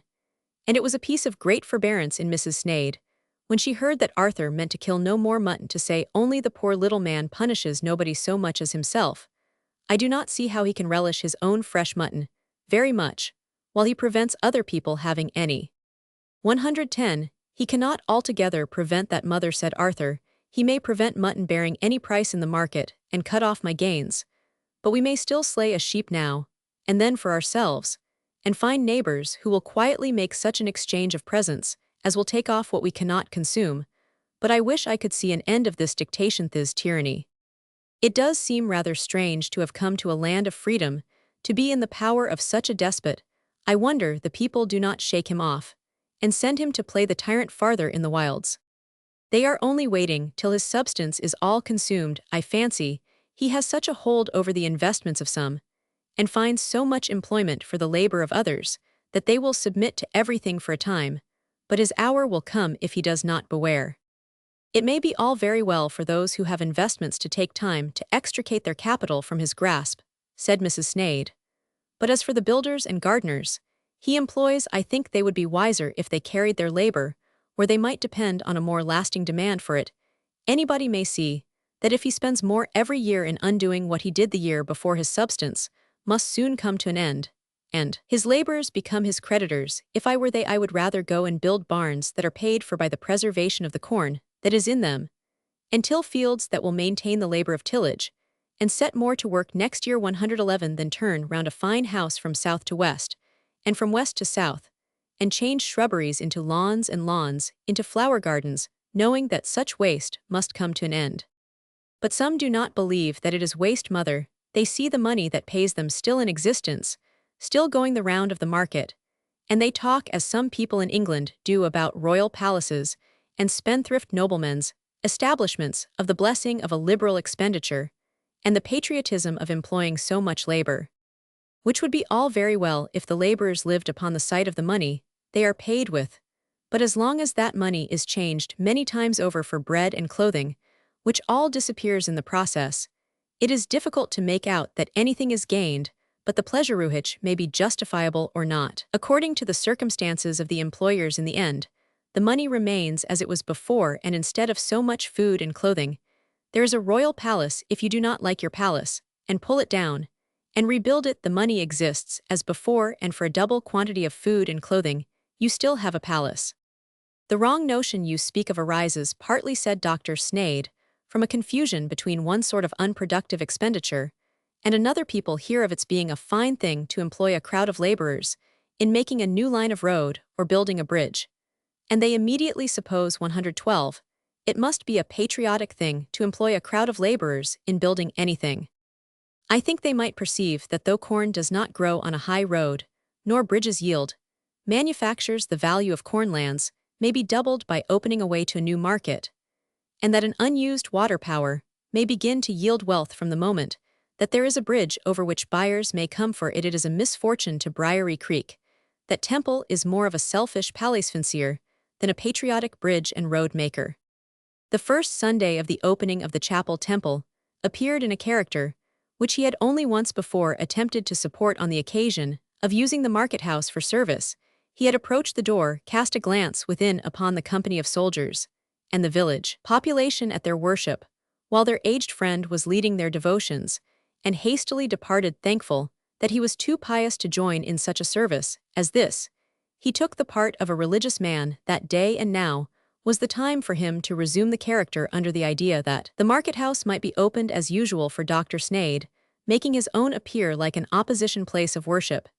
He spared no pains to secure a majority. In point of audience, he had managed to ride past the military post and be gracious with the soldiers. His domestics puffed the chapel and chaplain at market the day before, and the leading villagers received intimations, 113 of good sittings being appropriated to them. These pains might have been spared. All who desired might know that Dr. Sneyd, his wife's son, and servants intended to be present as a matter of course. When they entered, Temple looked nearly as much surprised as if they had at the moment arrived from England. He made a prodigious bustle about having them accommodated in a seat next his own, and condescendingly sent them books, and inquired into the sufficiency of hassocks. During the greater part of the service, he stood up as if he could not listen with sufficient attention, while sitting like other people, yet he cleared his throat if any body moved, and sent his pert glance into every corner to command reverential demeanor, while his chaplain was enforcing, as the prime glory and charm of a place of worship, that there and there alone all are equal, and all are free. Little Ephraim cowered behind the coachman, while the preacher insisted that here the humblest slave might stand erect on the ground of his humanity, and the butler stepped on tiptoe halfway down the aisle to huff Jenkins, the ditcher, for coming so high up, at the very moment that something was quoted about a gold ring and purple raiment in the synagogue. It was true the preacher and his message had not so good a chance of being attended to as they might have on future Sundays. The bustle produced by the anticipation of the occasion did not subside on the arrival of the occasion. The fine 114 large chip bonnets had been procured, and the trimming and sending them home had been achieved by the Saturday night, but it remained to wear them for the first time, not only to support the consciousness of a new piece of finery, but to compare the fine bonnets with the shabby headgear of other people, with each other, and finally with Mrs. Heselden's. Then, while Mrs. Dodds was thus contemplating the effect of her own peculiar species of architecture, her husband could not but look round him and remember that every individual brick of this pile had been fashioned by himself, and his lads, the builders, scanned the measurements of the windows and the ceiling. 2 or 3 boys and girls shuffled their feet on the matting which their mother had woven. A trader from the north gradually made up his mind to approach the ladies after service, for the purpose of recommending fur pouches for the feet during the severe season that was approaching. The Brawneys, unencumbered by anything beyond their working-day apparel, were among the best listeners. Temmie was so alarmed at the prospect of having to give his father for the first time an account of the sermon that he could not have taken in a word of it, even if he had not been miserable at seeing the tears coursing one another down his mother's cheeks during the whole time of the service. Her left hand hung by her side, but he did not dare to touch it. He looked at Mrs. Heselden to try to find out whether she thought his mother was ill, or whether the sermon was affecting, or 115, whether this was the consequence of something that had been said at breakfast against Grandpapa. Grandpapa seemed to be listening very serenely to the sermon, and that was a better comfort than Mrs. Heselden's countenance so grave that Temmie feared to provoke a cross word if he looked at her again. It was not known, till the ladies of the village ranged themselves round the worktable in the schoolhouse, one chilly evening soon afterwards, how great had been the bustle of preparation. before the fine chip bonnets made their appearance in the chapel, all hearts, even those of rival milliners, were laid open. By the sight of the roaring wood fire, the superior candles, the hearty welcome, and the smiling company that awaited them as they dropped in at the place of entertainment, women, with their sewing apparatus, and their husbands and brothers ready for whatever occupation might have been devised for their leisure evening hours, while these latter crowded round the little library, to see of what it consisted. The sewers placed their benches round the deal table, snuffed their candles, and opened their bundles of work. Mrs. Dodds made no mystery of her task. She was cutting up a large chip bonnet to make 2 small hats for her youngest boy and girl, owning that, not having calculated on anyone else attempting to gratify the rage for imitating Mrs. Heselden, she had injured her speculation. By overstocking the market, the lawyer's lady had been reckoned upon as a certain customer, but it turned out, however 116 true, that the lawyer's lady must have a chip bonnet that the builder's wife had just then entered upon a rivalship with the brickmaker's wife, and had stuck up at her window, bonnets a trifle cheaper than those of Mrs. Dodds. It only remained for Mrs. Dodds to show how pretty her little folks looked in hats of the fashionable material, in hopes that the demand might spread to children. If it does, Mrs. Dodds, Martha Jenkins will have the same reason to complain of you that you have to complain of being interfered with. It is unknown the trouble that Jenkins has had following the river till he came to the beavers, and then hunting them and preparing their skins at home, and all that while Martha spared no pains to make beaver hats for all the boys and girls in the place. It will be rather hard if you cut her out. And you can do it only by lowering your price, ruinously observed Mrs. Sneyd. I should think any mother in Briery Creek would rather keep her child's ears from freezing by putting on her a warm beaver than dress her out prettily in a light chip. At this season, nothing but a great difference in price can give yours the preference, I should think, Mrs. Dodds. Then such a difference there must be, Mrs. Dodds replied. I had rather sell my article cheap than not sell it at all another time. I shall take care how I run myself out at elbows in providing for a new fashion among the ladies. Mrs. Sneyd thought that those were engaged 117 in the safest traffic, who dealt in articles in the commonest usuho, looked for custom, chiefly from the lower Roman 1e, the larger classes of the people from their numbers. Those classes are always the greatest consumers, and, from the regularity of their productive industry, they are also the most regular consumers. It seemed probable that the demand for Martha Jenkins beavers would prove superior in the long run to that for Mrs. Dodds' varied supply, though poor Martha might suffer for a while from the glut of chips, which occasioned loss to all sellers of bonnets at present, and gain to all sellers of whatever was given in exchange for bonnets. Fat for candles was scarcely to be had, since Temple had discouraged the sale of fresh meat. Mrs. Dodds was deplorably in want of candles. She made a bargain with a neighbor for some in return for the hat now under her hands. How few she was to receive it vexed her to think, but there was no help for it, till somebody should supply the deficiency of candles, or till new heads should crave covering. It now appeared that the ladies were not the only persons who had brought their work. When it came to be decided who should be the reader, it was unanimously agreed that someone who had no employment for his hands should undertake the office. Dodds had leathern mittens to make for the less hardy of the woodsmen. Others occupied themselves in plaiting straw, making mops, cutting pegs, to be employed in roofing and cobbling shoes. Arthur drew sketches for Temmie to copy. Such was always the pretense for 118 Arthur's drawings, but a neighbor who cast a peep over his shoulder from time to time could not help thinking that the sketch was of the present party, with Dr. Sneyd in the seat of honor by the fireside, Mrs. Sneyd knitting in the shadow that the full benefit of the candles might be yielded to those whose occupation required it. Isaac, who had received the honor of the first appointment, as reader, holding his book rather primly and pitching his voice in a key which seemed to cause a tendency to giggle among some of the least wise of his auditors, and lastly, the employed listeners as they sat in various postures, and in many lights, as the blaze from the logs now flickered low, and now leaped up to lighten all the room. Each of these was suspected to be destined to find a place in Arthur's sketch. It was a pity Temmie was not here to take a drawing lesson.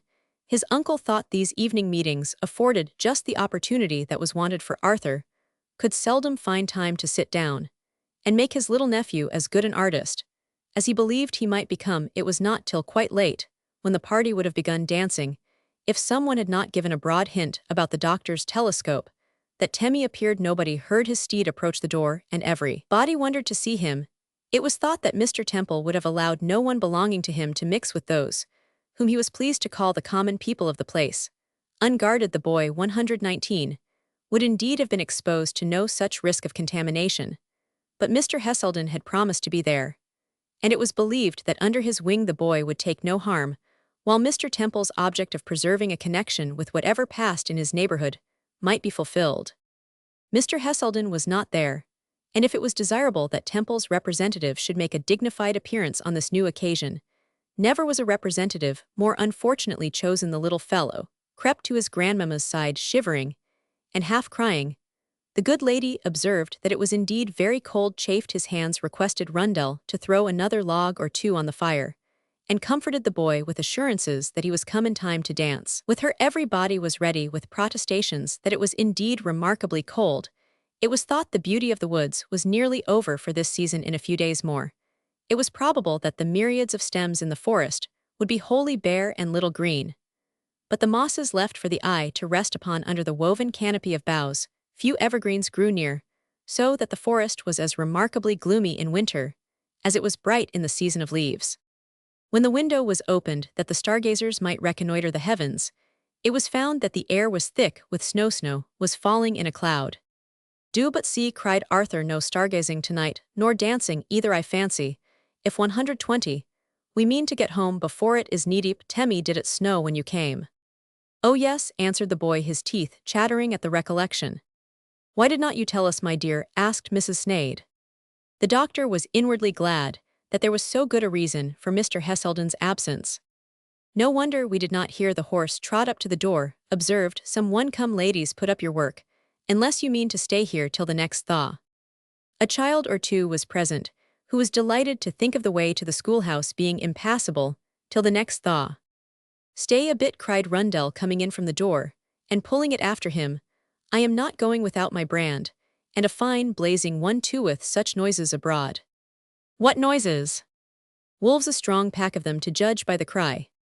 All who possessed sheep were now troubled with dire apprehensions, and their fears were not allayed when Temmie let fall that wolves were howling, as the groom thought on every side during his ride from the lodge. The boy had never been so alarmed in his life, and he laid a firm grasp on Uncle Arthur's coat collar when there was talk of going home again. "You must let me go, Temmie. I must look after my lambs without more loss of time. If you had not been the strangest boy in the world 121, you would have given us notice to do so long ago. I cannot conceive what makes you so silent about little things that happen." Mrs. Sneyd could very well account for that which puzzled Arthur. She understood little minds, and had watched only too anxiously the process by which continual checking had rendered her grandchild afraid to tell that there was snow or that wolves were abroad.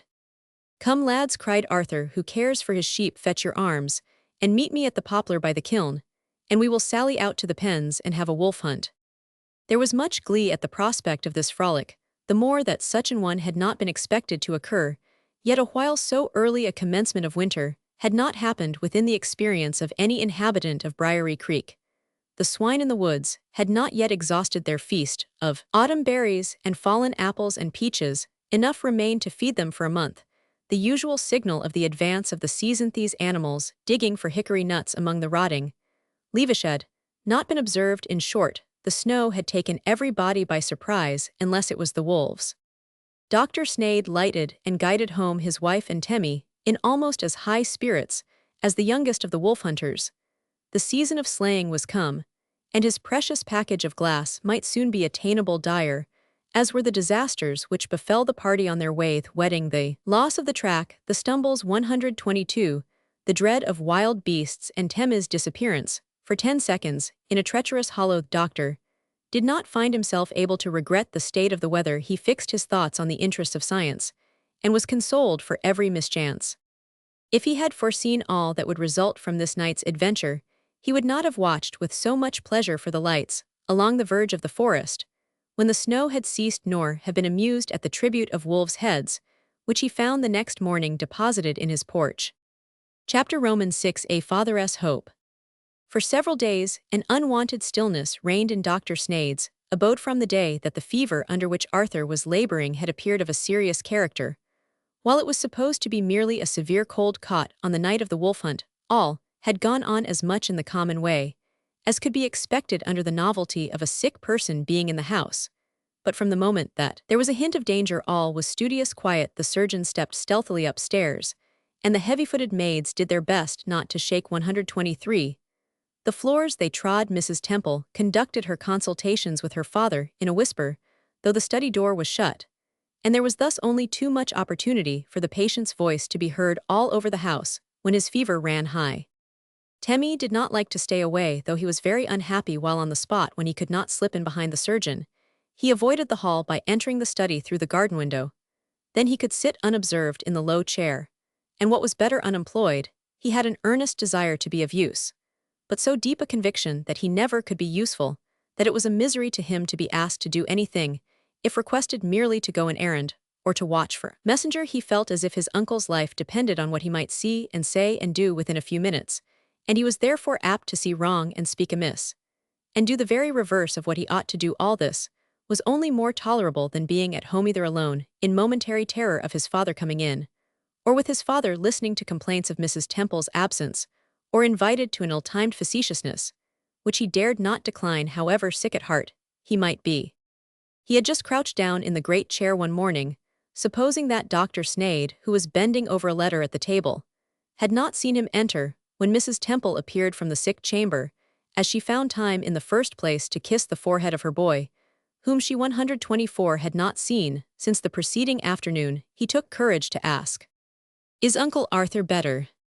Mrs. Temple could not reply otherwise than by a melancholy shake of the head. Dr. Sneyd turned round. "No, my dear," he said, "your uncle is not better, Louisa," he continued, observing his daughter's haggard and agitated countenance.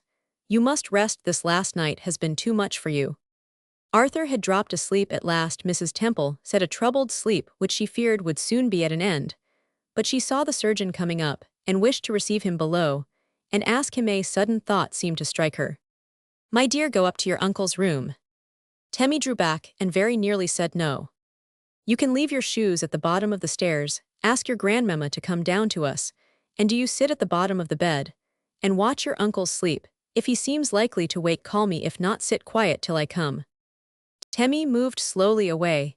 He had not once been in the room since the illness began, and nothing could exceed the awe he felt of what he might behold. He dared not linger, and therefore stole in, and delivered his message in so low a whisper that his grandmamma could not hear it, till she had beckoned him out to the landing. She then went down, making a sign to him to 125, take her place. It was now necessary to look into the bed, and Temmie sat with his eyes fixed, till his head shook involuntarily with his efforts to keep a steady gaze on his uncle's face. That face seemed to change its form, hue, and motion every instant, and sometimes Temmie fancied that the patient was suffocating, and then that he had ceased to breathe according to the state that his own senses were in. Sometimes the relaxed and shrunken hand seemed to make an effort to grasp the bedclothes, and then Temmie's was instantly outstretched with a start to the handbell, with which he was to summon help. How altered was the face before him, so hollow, and wearing such an expression of misery. There was just sufficient likeness to Uncle Arthur to enable Temmie to believe that it was he, and quite enough difference to suggest his being possessed, or in some sort not quite Uncle Arthur. He wished somebody would come. How was he to know how soon he should ring the bell? This was soon decided. Without a moment's warning, Arthur opened his eyes wide, and sat up in the bed, looking at Temmie till the boy nearly screamed, and never thought of ringing the bell. When he saw, however, that Arthur was attempting to get out of bed, he rang hastily, and then ran to him, saying, "Oh, uncle, do lie down again, that I may tell you about the lamb that got so torn. You know, I have a great deal to tell you about that lamb and the old ewe too." And Isaac says, 126, the lamb," feebly said Arthur, sinking back upon his pillow. When Dr. Sneyd presently appeared, he found Arthur listening dully, painfully, with his glazed eyes fixed on the boy, who was telling in a hurried manner of forced cheerfulness a long story about the lamb that was getting well. He broke off when help appeared. "Oh, grandpapa, he woke in such a hurry, he tried to get out of bed." "Grandpapa." "Yes, my dear, I understand you did just the right thing, Temmie, and now you may go down. None of us could have done better, my dear boy." Anyone who had met Temmie crying on the stairs would have rather supposed that he had done just the wrong thing. Yet Temmie was a different boy from that hour. He even thought that he should not much mind being in Uncle Arthur's room again, if anybody should wish to send him there. It was yet some time before the event of this illness was considered as decided. And as the days passed on there became less and less occasion for inquiry in words each morning, whenever Dr. Sneyd's countenance was remarkably placid, and his manner particularly quiet, Temmie knew that his uncle was worse. It was rarely, and during very brief intervals, that he was considered better. Strange things happened now, and then which made the boy question whether the world was just now going on in its usual course. It was not very strange to hear 127 his papa question Mrs. Temple, during the short periods of her being at home about Arthur's will, whether he had won, how it was supposed his property would be left, and whether he was ever sensible enough to make any alterations that might be desirable under the late growth of his little property. It was not strange that Mr. Temple should ask these questions, nor that they should be answered briefly, and with tears, but it was strange that Papa went one day himself into the grapery, and cut with his own hands the very finest grapes for Arthur, and permitted Temmie to carry them, though they filled a rather large basket. It seemed strange that Mr. Kendall, apt as he was when everybody was well to joke in season, and out of season with guests and neighbors, should now be grave from morning till night, and often through the night watching, considering, inventing, assisting, till Mrs. Sneyd said that if Arthur recovered, he would owe his life under God to the care of his medical friend. It was strange to see a physician arrive from a great distance twice in 1 week, and go away again as soon as his horse was refreshed, though nothing could be more natural than the anxiety of the villagers, who stood at their doors, ready to accost the physician as he went away, and to try to learn how much hope he really thought there was of Arthur's recovery. It was very strange to meet Dr. Sneyd one morning, with Arthur's axe on his shoulder, going out to do some work in the woods that Arthur had been talking about 128 all night, and wanted grievously to be doing himself, till Dr. Sneyd had promised that he and nobody else should accomplish it for him. It was strange that Mr. Heselden should choose that time of all others to turn back with Dr. Sneyd, and ask why he had not been sent for to the patient's bedside, urging that it was dreadful to think what might become of him hereafter if it should please God to remove him, in his present feeble condition of mind. Of all strange things, it seemed the strangest that anyone should dare to add to such trouble as the gray-haired father must be suffering, and that Mr. Heselden should fancy himself better qualified than Dr. Sneyd to watch over the religious state of this virtuous son of a pious parent. Even Temmie could understand enough to be disgusted, and to venerate the humble dignity with which Mr. Heselden's officiousness was checked, and the calmness with which it was at once admitted that Arthur's period of probation seemed to be fast drawing to a close. But nothing astonished the boy so much as some circumstances relating to his mother. Temmie never knew before that she was fond of Uncle Arthur, of anyone, unless it was himself, when his papa was not. By her manner was usually high and cold to everybody, and it had become more strikingly so since he had observed her dress to be shabby. He was now awestruck when he saw her sit sobbing behind the curtain with both hands covering her face, but it was much worse to see her one day, after 129, standing for a long while, gazing on the sunken countenance before her, cast herself down by the bedside and cry, "Oh, Arthur, Arthur, you will not look at me." Temmie could not stay to see what happened. He took refuge with his grandpapa, who, on hearing what had overpowered him, led him up again to the chamber, where Louisa was on her knees weeping quietly with her face hid in the bedclothes. She was not now in so much need of comfort. Arthur had turned his eyes upon her, and she thought attempted to speak. She believed she could now watch by him till the last without repining, but it had been dreary, most dreary, to see him wasting without one sign of love or consciousness. What must it be then, my dear daughter, to watch for months and years in vain for such a sign? The doctor held in his hand a letter which Temmie had for some days observed that his grandfather seemed unable to part with. It told that the most beloved of his old friends had had an attack of paralysis. It was little probable that he would write or send message more. That it should happen just at this time, murmured Louisa. I grieve for you, my dear. You have many years before you, and the loss of this brother, but for your mother and me, it is not altogether so trying. We cannot have very long to remain, and the more it pleases God to wean us from this world, the less anxiety there will be in leaving it. 130 If the old friends we loved, and the young we depended on, go first, the next world is made all the brighter, and it is with that world that we have now most to do. But of all losses, that Arthur must be the one. This is the one we could be least prepared for, and from this there is perhaps the strongest recoil, especially when we think of this boiling his hand on Tema's head. But it is enough that it is the fittest for us. If we cannot see this, we cannot but believe it, and let the Lord do what seemeth to him good. But such a son, such a man. Ah, there is precious consolation. No father's, no mother's heart hear me, Arthurand. He laid his hand on that of his son. No parent's heart had ever more perfect repose upon a child than we have had upon you, my dear son. He hears you. If not now, I trust he shall know it hereafter, his mother. And I have never been thankless, I believe, for what God has given us in our children. But now is the time to feel truly what his bounty has been some time.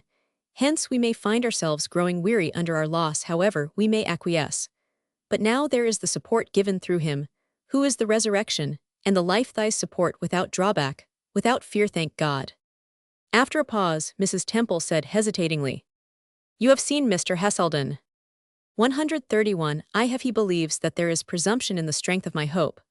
But it seems to me that there would be great presumption in doubt, and dread, if my son were a man of a worldly mind, if his affections were given to wealth and fame, or to lower objects still, it would become us to kneel and cry day and night for more time before he must enter the state, where with such a spirit he must find himself poor and miserable and blind and naked. But his Maker has so guided him that his affections have been fixed on objects, which will not be left behind in this world, or buried away with the body, leaving him desolate. In the presence of his God he loves knowledge. And for long past, he has lived on benevolence, and he will do the same henceforth. And forever, if the gospel in which he has delighted from his youth up say true, far be it from us to doubt his being happy in thus living for the prime ends of his being. Mrs. Temple was still silent. You are thinking of the other side of his character, observed Dr. Sneyd. Of that dark side, which every fallible creature has, here would be my fear if I feared at all. But I do not fear for Arthur that species of suffering which he has ever courted here.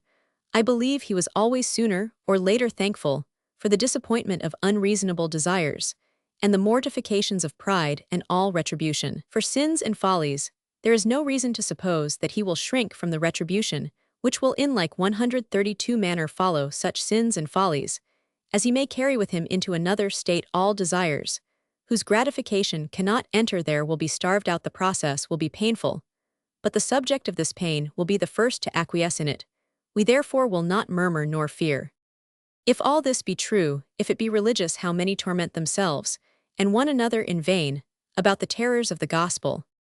Very many for my part, whatever terrors I might feel without the gospel, and I can imagine that they might be many and great. I cannot conceive of any being left, when the gospel is taken home to the understanding, and the heart, it so strips away all the delusions amidst which alone terror can arise, under the recognition of a benignant providence, as to leave a broad, unencumbered basis for faith to rest upon, a faith which must pass from strength to strength, divesting itself of one weakness and pain after another, till the end comes when perfect love casts out fear, a consummation which can never be reached by more than a few, while arbitrary sufferings are connected with the word of God in the unauthorized way, which is too common at present. No, if there be one characteristic of the gospel rather than another, it is its repudiating terrors, and terrors belong only to ignorance, casting a new and searching light on the operations of providence, and showing how happiness is the issue of them all. Surely 133. Daughter,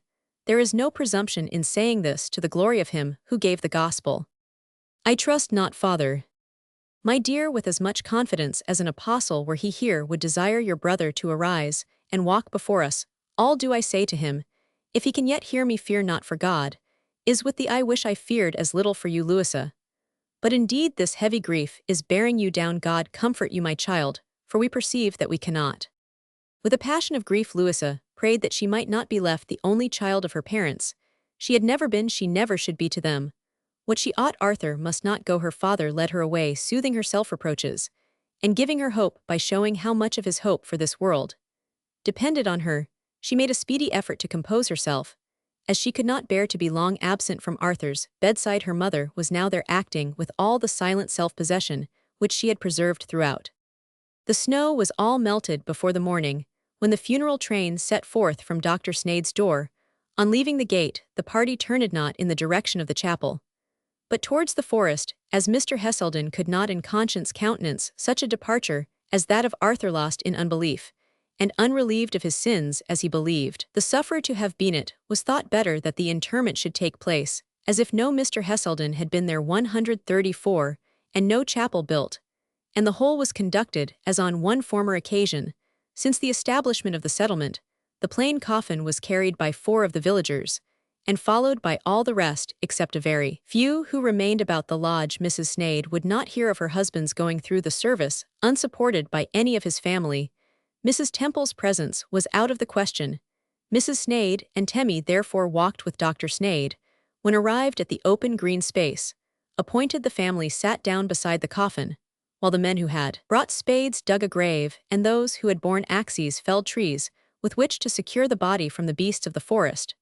There was something soothing rather than the contrary in observing how all went on, as if the spectators had been gazing with their usual ease upon the operations of nature. The squirrels ran among the leaves, which gaudily carpeted the ground in the shade. The cattle browsed carelessly, tinkling their bells among the trees. A lark sprang up from the ground nest, where she was sitting solitary, when the gravediggers stirred the long grass in which she had been hidden, and a deer, which had taken alarm at the shock of the woodsman's axes, made timid survey of the party, and bounded away into the dark parts of the wood. The children, who were brought for the purpose of showing respect to the departed, could scarcely be kept in order by their anxious parents. During the time of preparation, they would pick up glossy brown nuts that lay 135 at their feet, and trudged rustling through all the leaves they could manage to tread upon in hopes of dislodging mice or other small animals, to which they might give chase. One little girl, with all a little girl's love for bright colors, secured a handful of the scarlet leaves of the maple, the deep yellow of the walnut and hickory, and the pink of the wild vine, and using the coffin for a table began laying out her treasure there. In a circle Dr. Sneyd was watching her with a placid smile, when the mother, in an agony of confusion, ran to put a stop to the amusement.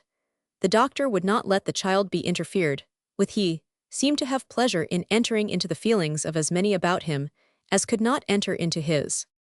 He was quite prepared for his office at the moment, when all was ready for him. None who were present had ever beheld or listened to a funeral service so impressive as this of the gray-headed father over the grave of his son.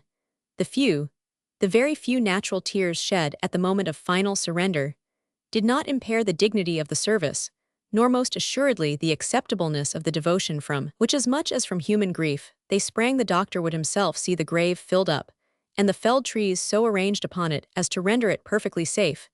Then he was ready to be the support of his wife home, and at his own gate he forgot none who had paid this last mark of respect to his son. He shook hands with them every one, and 136 touched his hat to them when he withdrew within the gate. Mrs. Sneyd wistfully followed him into his study. Instead of going to seek her daughter, was he going to write? Yes, my dear, there is one in England to whom these tidings are first due from ourselves. I shall write but little, for hers will be an affliction with which we must not intermeddle. At least, it is natural for Arthur's father to think so. Will you stay beside me, or are you going to Louisa? I ought to write to Mrs. Rogers, and I think I will do it now beside you, and yet, Louisa, tell me, dear, which I shall do.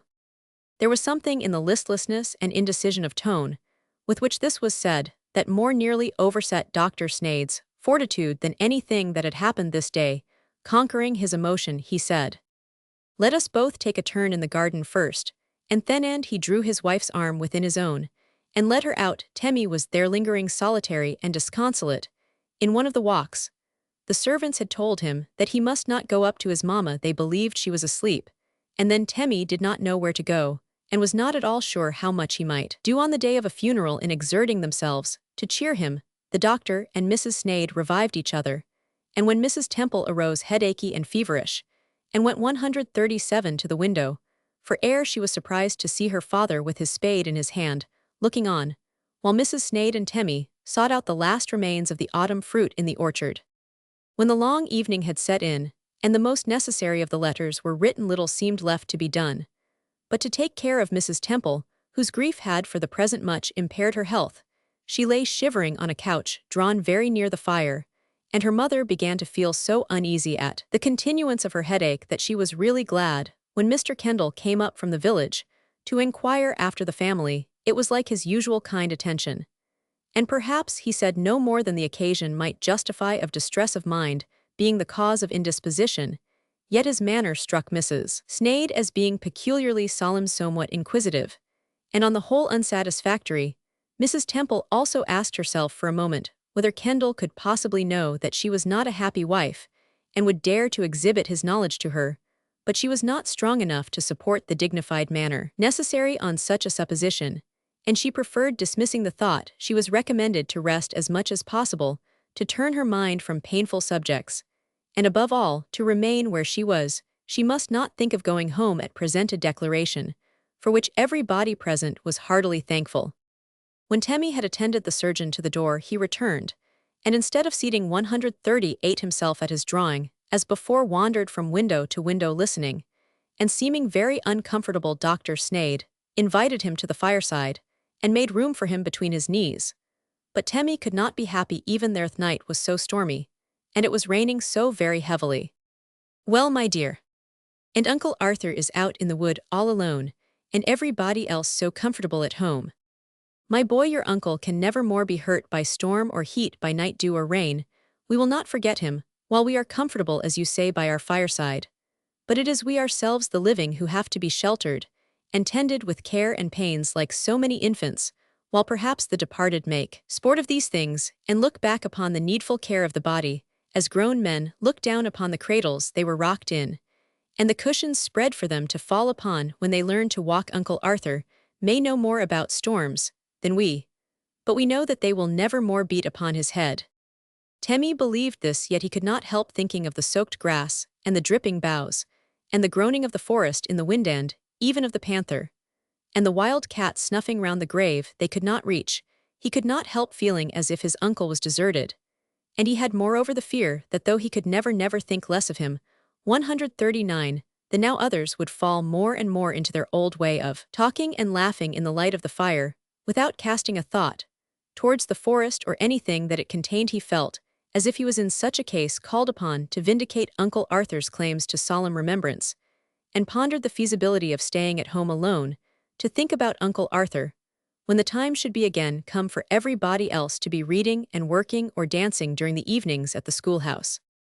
Mrs. Sneyd believed all that her husband had just said to Temmie, and the scripture which he read this evening to his family, about the heavenly transcending the earthly, did not pass idly over her ear, yet she so far felt with Temmie that she looked out forestwards for long before she tried to rest, and with the first grey of the morning was again at the same station. On the first occasion, she was somewhat surprised by two things: that she saw many lights flitting about the village, and on the road to the lodge end, a faint glimmer like the spark of a glowworm in the opposite direction, as if precisely on the solitary spot where Arthur lay. Dr. Sneyd could not distinguish it through the storm, but on being assured that there was certainly some light, supposed that it might be one of the meteoric fires, which were wont to dart out of the damp brakes and run along the close alleys of the forest like swift torchbearers of the night. For the restlessness in the village he could not so easily account, nor did he take much pains to 140 do so, for he was wearied out, and the sleep of the innocent, the repose of the pious awaited him.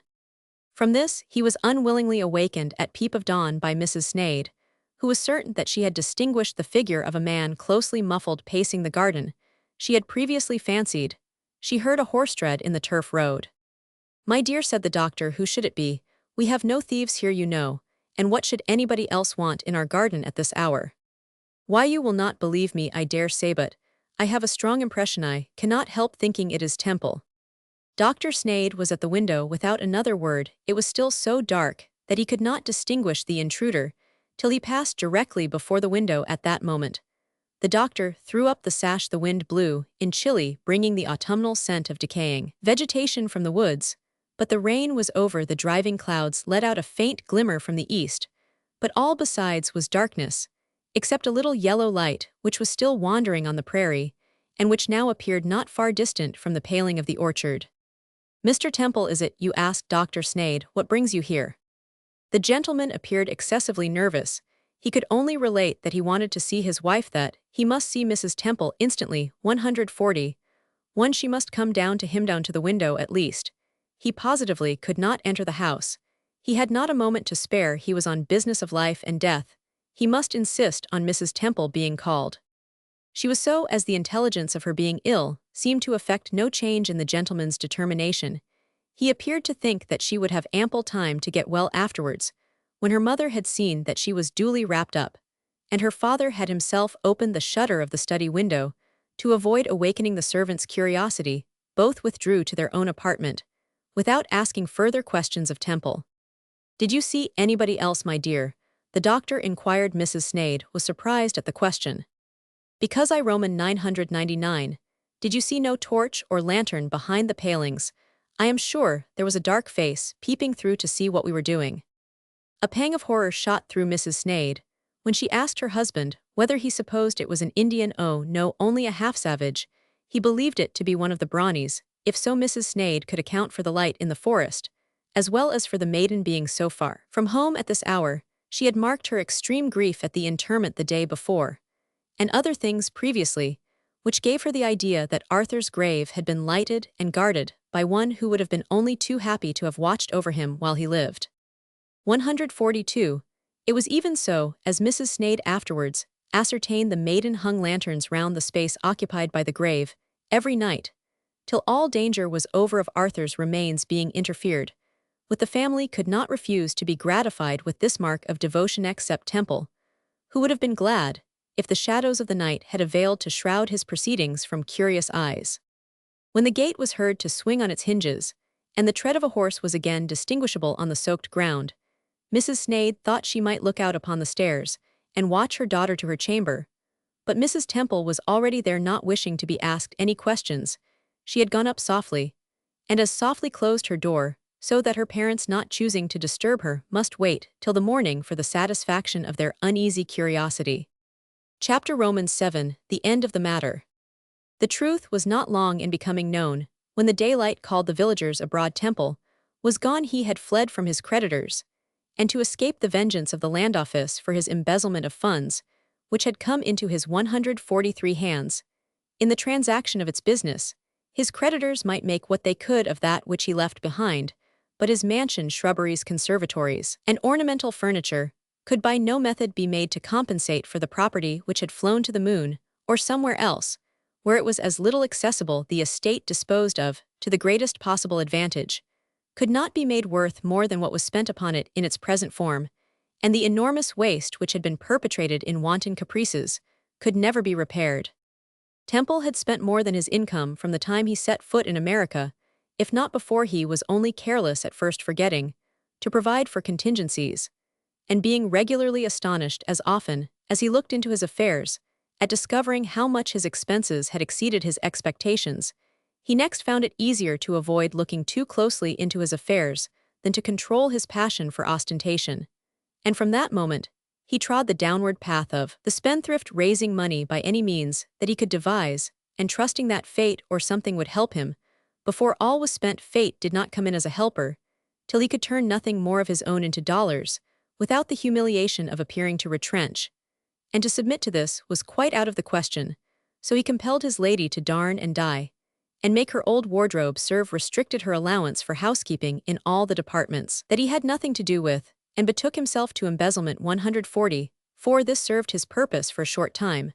But on the day of Arthur's funeral, a stranger was observed to have arrived in the place, without an introduction to Mr. Temple. Temple's unpaid laborers had lately taken the liberty of asking for their money, and actuated by some unknown impulse, had this evening come up with torches through the rain to call the gentleman to account, and show him that they would not be trifled with any longer. It was time to be off, and Temple waited only till the village was quiet before he stole to the stables, saddled his horse with his own hands, just called to tell his wife that he could not at present say whether he should send for her or whether she might never see or hear from him more, and turned his back on Briery Creek, for ever. Whether his wife would choose to go to him was a question which did not seem to occur to his mind. A passing traveler looking down upon Briery Creek from the neighboring ridge might perhaps ask the name of the social benefactor who had ornamented the district with yon splendid mansion, presented the village with a place of worship, and the shell at least of a parsonage, had reclaimed those green lawns from the wild prairie, and cleared the woodland in the rear so as to leave conspicuous in beauty clumps of the noblest forest trees. Such a stranger ought not to use the term benefactor till he knew whence came the means by which all this work was wrought, if from a revenue which could supply 145 these graces, after all needful purposes had been fulfilled well, and good such an expenditure, would then have been truly beneficent. It is a benignant act to embellish God's earth for the use and delight of man, but if there is not revenue enough for such objective, they are attained by the sacrifice of those funds, on whose reproduction society depends for subsistence, the act from being beneficent becomes criminal. The mansion is built out of the maintenance of the laborer, and that which should have been bread to the next generation is turned into barren stone temple. Was a criminal, before he committed fraud he injured society by exhausting its material resources, and leaving no adequate substitute for them, if he had lavished his capital, as Dr. Sneyd laid out his revenue in the pursuit of science. It is very possible that though such an expenditure might require justification in comparison with Dr. Sneyd's, the good he would effect might have so superabounded above the harm, as to have made society his debtors in many a case, where philosophers have expended all their substance in perfecting a discovery or invention, but Temple had done nothing like this. The beauty of his estate, however desirable in itself, was no equivalent for the cost of happiness through which it was produced. He had no claim to a share of the almost unlimited credit allowed by the common consent of society to its highest class of benefactors, the explorers of Providence. Arthur had done little less than Temple in the 146 way of adorning Briery Creek, and how differently his smiling fields, his flocks spreading over the prairie, his own house, and the dwellings of his laborers, increasing in number and improving in comfort, every year were as beautiful in the eye of a right-minded observer as the grander abode of his brother-in-law. There were indications also of new graces which were to arise in their proper time. The clearings were made with a view to the future beauty of the little estate. Creepers were already spreading over the white front of the house, and no little pains had been bestowed upon the garden.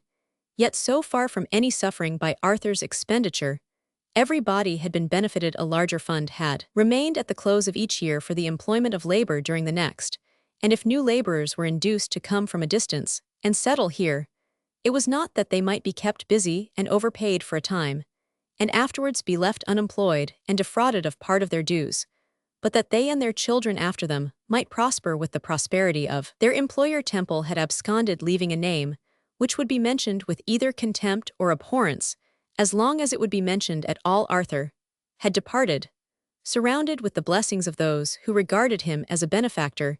He had left a legacy of substantial wealth to the society in which he had lived, and a name which would be perpetuated with honor.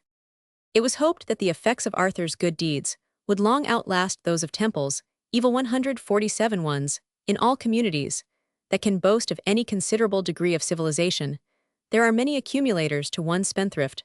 The principle of accumulation is so strong that it has been perpetually found an overmatch for the extravagance of ostentatious governments, and for the wholesale waste of war.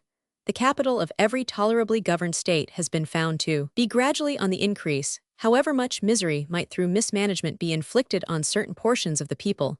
It was to be hoped that such would be the process in Briery Creek, that the little capitals which had been saved by the humbler residents would be more freely employed in putting labor into action than while the great man had been there to buy up all that was to be had. It might be hoped that the losses of the defrauded laborers might thus be in time repaired, and new acquisitions made. Again, there was now no one to interfere with the exchanges in the markets, and thus perplex the calculations of producers, causing deficiencies of some articles and gluts of other same qualities, which no foresight could guard against. Everyone might now have as much fresh meat and as little salt as he chose, and the general taste would regulate the supply in the market to the security of those who sold and the satisfaction of those who bought. It would be well for certain nations if those who attempt interference with commerce on a larger scale could be as easily scared away as Temple. Their dictation, in the form of bounties and prohibitions, expiring, as 148, they withdrew greater in proportion to their greater influence in society,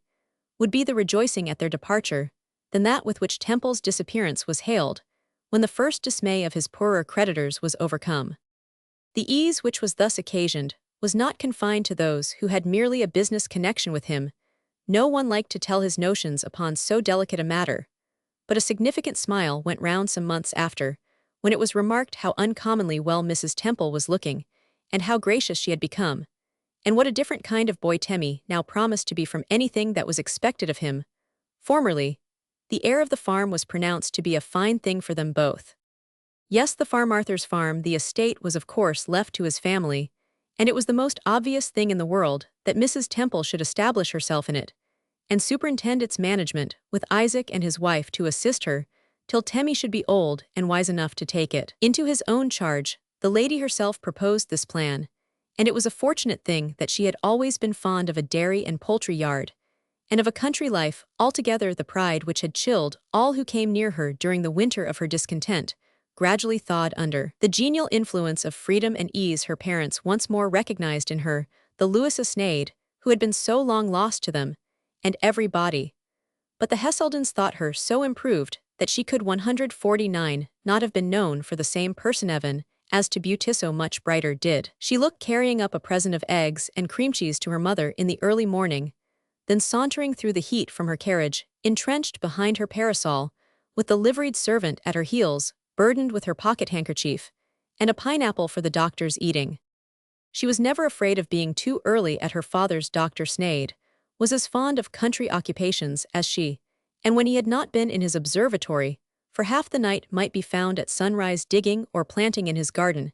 His grievous loss had not destroyed his energies, it had rather stimulated them, by attaching him for the short remainder of his days to the place of his present abode. He had gradually relaxed in his desire to see England again, and had now relinquished the idea entirely, not through indolence or because the circle of his old friends at home was no longer complete, but because free from superstition, as he Washi's son being buried there attached him to the place. Here he and his wife and their daughter and grandchild could speak of Arthur more frequently, more easily, more happily than they could ever learn to do elsewhere. They could carry forward his designs, work in his stead, and feel, act, and talk as if he were still one of them. Not only did they thus happily regard him in the broad sunshine, when amidst the lively hum of voices from the village, they were apt to fancy that they could 150 distinguish his, but in the dead of night, when the doctor was alone in his observatory, or sometimes assisted by Mrs. Sneyd, who had taken pains to qualify herself thus late to aid her husband, bright thoughts of the departed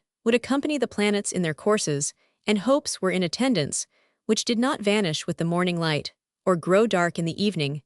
Shade the large telescope was not for some time of the use that was expected, for want of such an assistant as Arthur A. Sigh would occasionally escape from Dr. Sneyd, when he felt how Arthur would have enjoyed a newly made discovery, how he might have suggested the means of removing a difficulty. Then a smile would succeed at the bare imagination of how much greater things might be revealed in Arthur's new sphere of habitation, and at the conviction that the progress of God's truth can never be hurtfully delayed, whether its individual agents are left to work here or removed to a different destination elsewhere. Hopes different in kind, but precious in their way, rested now on Temmie, soon to be called by the less undignified name of Temple. The boy had brightened in intellect and in spirits from the hour that he began to surmount his agitation at the idea of being some day sole master of the farm. There was something tangible in farm learning, which he felt he could master, when there was no one to rebuke and ridicule almost everything he attempted, and in this department, he had a model before him, on which 151 his attention was forever fixed. Uncle Arthur was the plea for every new thing he proposed to attempt, and by dint of incessant recourse to it, he attempted many things, which he would not otherwise have dreamed of. Among other visions for the future, he saw himself holding the pen in the observatory sans pour et sans reproche. He was some time in learning to attend to two things at once, and all his merits and demerits might safely be discussed within a yard of his ear, while he was buried in mathematics or wielding his pencil, which he always contrived to do at odd moments. What is he about now was the question that passed between the trio, who were observing him one evening, when he had been silent some time, and appeared to be lightly sketching on a scrap of paper which lay before him. "Ephraim's cabin, I dare say," observed his mother. "We are to have a frolic in a few days, to raise a cabin for Ephraim, who has worked wonderfully hard in the prospect of having a dwelling of his own. It is Temple's affair altogether, and I know his head has been full of it for days past. He wishes that Ephraim's cabin should be second to none on the estate. Let us see what he will make of it," said the doctor, putting on his spectacles, and stepping softly behind Temple. He looked on over the youth's shoulder for a few minutes with a quiet smile, and then beckoned his wife. This second movement Temple observed. He looked up hastily.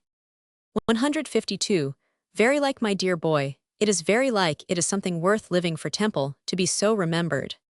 So remembered as this, sir, it is so easy to copy the face, the outward man. It is a great pleasure to us that you find it so, but it gives us infinitely more to see that you can copy after a better manner still.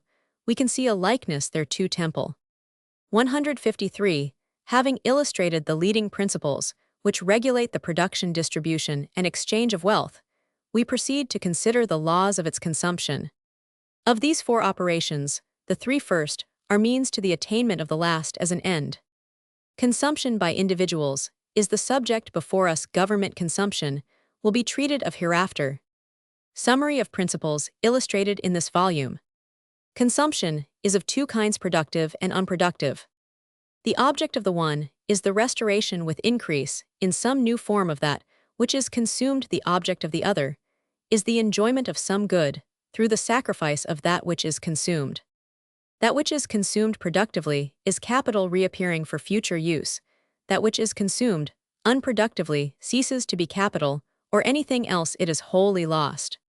Such loss is desirable, or the contrary, in proportion as the happiness resulting from the sacrifice exceeds or falls short of the happiness belonging to the continued possession of the consumable commodity.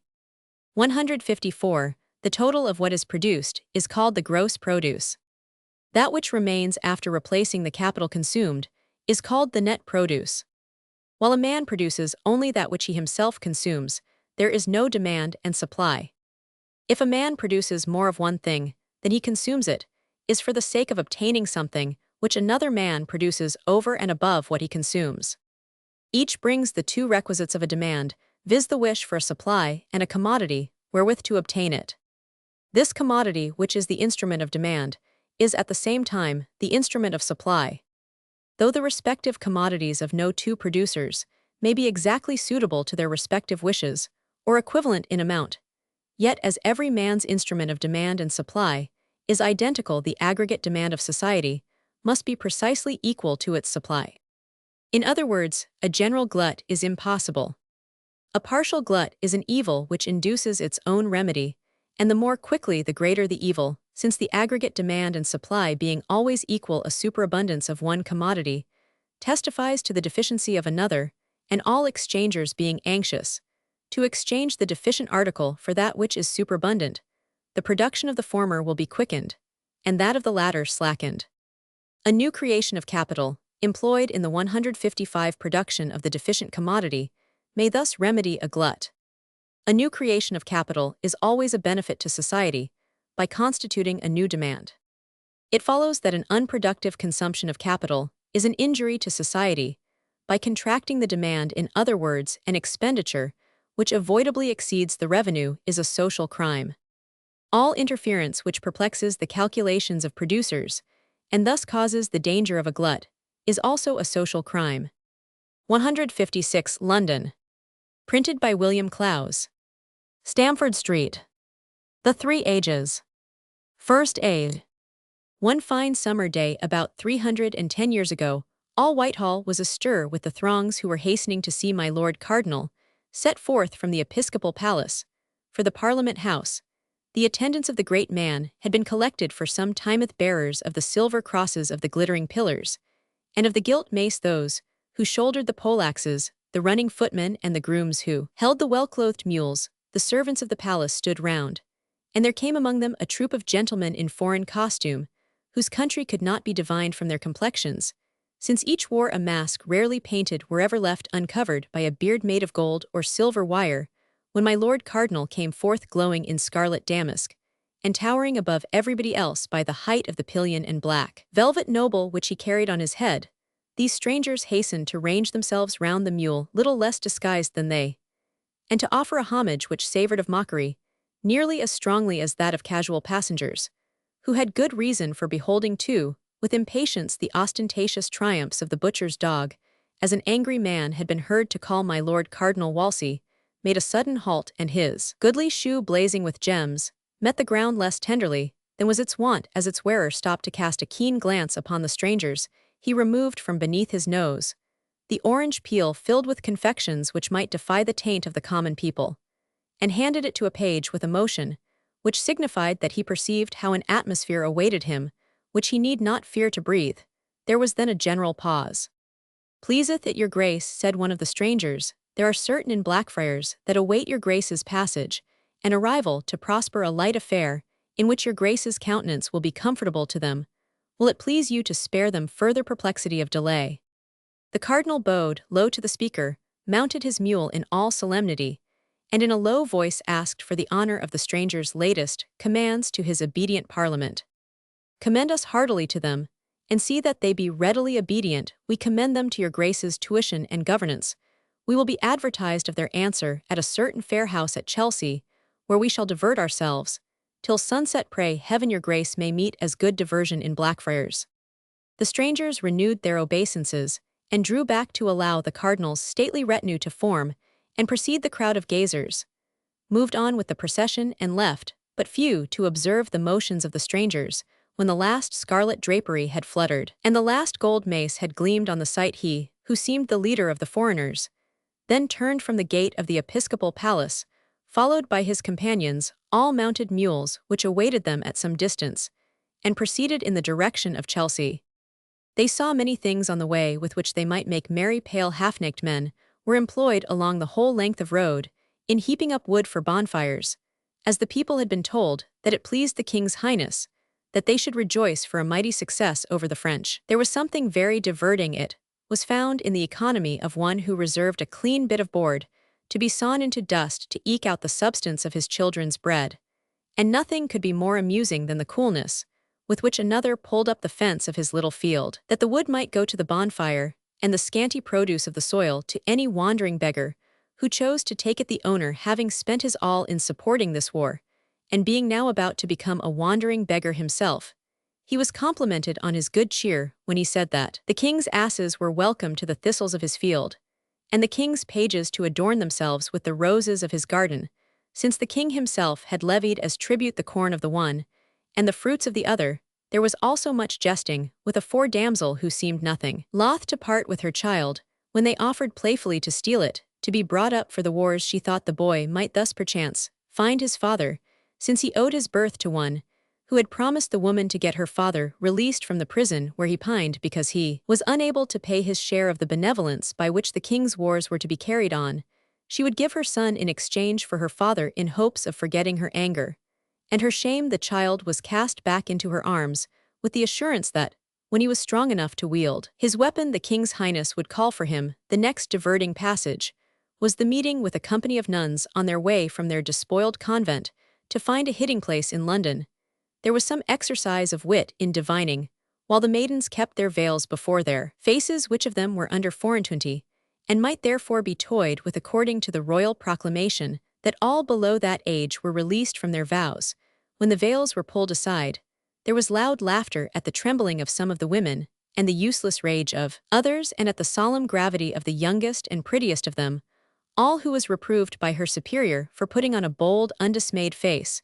When so many older and wiser sisters were brought to their wits' end, nothing could be made of her, and she was therefore the first to be forgotten. When new matter of sport appeared, a friar fatter than he seemed likely to be in future was seen toiling along the road under a loaded basket, which the frolickers were certain must contain something good from its being in the custody of a man of God. They got round him so, enclosing him with their beasts, that he could not escape, and requested to be favored with the sight and scent of the savory matters which his basket doubtless contained, and for which they hungered and thirsted, since they had seen none but meager fare in the houses they had passed. Little better than coarse bread had met their eyes since their own morning meal. The friar was not unwilling to display his treasures, although unsavory, in the hope of a parting gift. So the eyes of the stranger were regaled with the parings of St. Edmund's toast, most fastidious of saints, in respect of his feet, to judge from the quantity of such parings as one and another of the present company had seen, since there had been a stir among the monasteries. There were 2 of the coals, which had roasted St. Lawrence and cool enough to be safely handled, a head of St. Ursula, like a whale, but undoubtedly a head of St. Ursula, because it was a perfect preventive of weeds in corn. The friar was recommended to bestow it upon the poor man who had been seen pulling up the fence of his barren field. But the leader of the party could not spare the friar at present. The holy man did not know his own age for certain. he must all the party would take their oath of it under 420, and his merriment would match admirably with the 6 gravity of the young nun, who had just passed 2 of the revellers, were sent back to catch, and bring her with all speed to Chelsea, where she should be married to the friar before the day was over. The king's highness, being pleased to give her a dower, the friar affected to enjoy this as a jest, and sent a message to the damsel, while inwardly planning how to escape from the party before they should reach Chelsea. His planning was in vain. He was ordered to ride behind one of the revellers, and his precious burden of relics was committed to the charge of another, and some of the mocking eyes of the party were forever fixed on the holy man, insomuch that he did not dare to slip down and attempt to escape, and far too soon for him appeared the low rambling house, its expansive roof alive with pert pigeons, its garden alleys stretching down to the Thames, and its porch and gates guarded with rare grim-looking stuffed quadrupeds placed in attitudispheri, unlike the living animals which might be seen moving at their pleasure in the meadow beyond. On the approach of the party, one female face after another appeared at the porch, vanished and reappeared, till an elderly lady came forth laden with fruit from a close alley, and served as a centre round, which rallied 3 or 4 comely young women, a middle-aged gentleman, who was the husband of one of them, and not a few children. The elder dame smoothed a brow which was evidently too apt to be ruffled, put into her manner such little courtesy as she could attain 7, and having seen that servants enough were in attendance to relieve her guests of their mules, offered the king's majesty the choice of the garden, or the cooler house, while a humble repast was in course of preparation. The attendant gentleman liked the look of the garden, and the thought of straying through its green walks, or sitting by the water's edge in company with the graceful and lively daughters of Sir Thomas More, but Henry chose to rest in the house, and it was necessary for some of his followers to remain beside him, while some therefore made their escape, and amused themselves with finding similitudes for one young lady in the Swan, which floated in a square pond, and in sprinkling another with drops from the fountain, which rained coolness over the circular grassplat. Others were called upon to follow the king from the vestibule, which looked like the antechamber to Noah's Ark, and the gallery, where the promising young artist Holbein had hung 2 or 3 portraits to the studithe, large and airy studestrewed with fresh rushes, and ornamented with books, manuscripts, maps, viols, virginals, and other musical instruments, and sundry specimens of ladies' works. Mary, said the king, looking round him, there are no needs here of the lacquery of my lord cardinal's, and other palaces. These maps and perspectives are as goodly as any cloth of gold at Hampton, or any cloth of bodkin at York House. Right, fair ladies, this holy friar shall 8 discourse to us, if you are so minded of the things here figured forth. The ladies had been accustomed to hear a holy man, though not a friar, discourse of things which were not dreamed of in everyone's philosophy, but they respectfully waited for further light from the friar, who now stepped forward to explain how no map could be made complete because the end of the land, and see where there was a precipice at its edge overhanging hell, was shrouded with a dark mist. He found with astonishing readiness the country of the infidels, and the very place of the sepulchre, and the land where recent travelers had met with the breed of asses derived from the beast which carried Christ into Jerusalem. These were known from the common ass, from having not only Christ's common mark, the cross, but the marks of his stripes, and from the race suffering no one to ride them, but a stray saint, whom they might meet wayfaring. Many more such treasures of natural science did he lay open to his hearers with much fluency as long as uninterrupted. But when the young ladies, as was their wont when discoursing on matters of science with their father or their tutor, made their inquiries in the Latin tongue, the friar lost his eloquence, and speedily substituted topics of theology, the only matter of which he could treat in Latin. This was not much to Henry's taste. He could at any time hear all the theology he chose treated of by the first masters in his kingdom, but it 9 was not every day that graceful young creatures, as witty as they were wise, were at hand to amuse his leisure with true tales, not of men whose heads do grow beneath their shoulders, but of things quite as unknown to his experience, and far more beautiful to his fancy. It was a pity that Mr. Roper, the husband of the eldest of these young ladies, was present, as it prevented the guests putting all the perplexing questions which might otherwise have occurred to them. By the time the house had resounded with music, and the king had found his way up to the roof of the house, where he had more than once amused himself with stargazing in the company of his trusty and well-beloved the honourable speaker, his host dinner was announced. The dame had bustled about to so much purpose that the service of pewter made a grand display. The board was amply spread, And the king's highness was not called upon to content himself with the homely fare of a farmhouse, as he had been assured.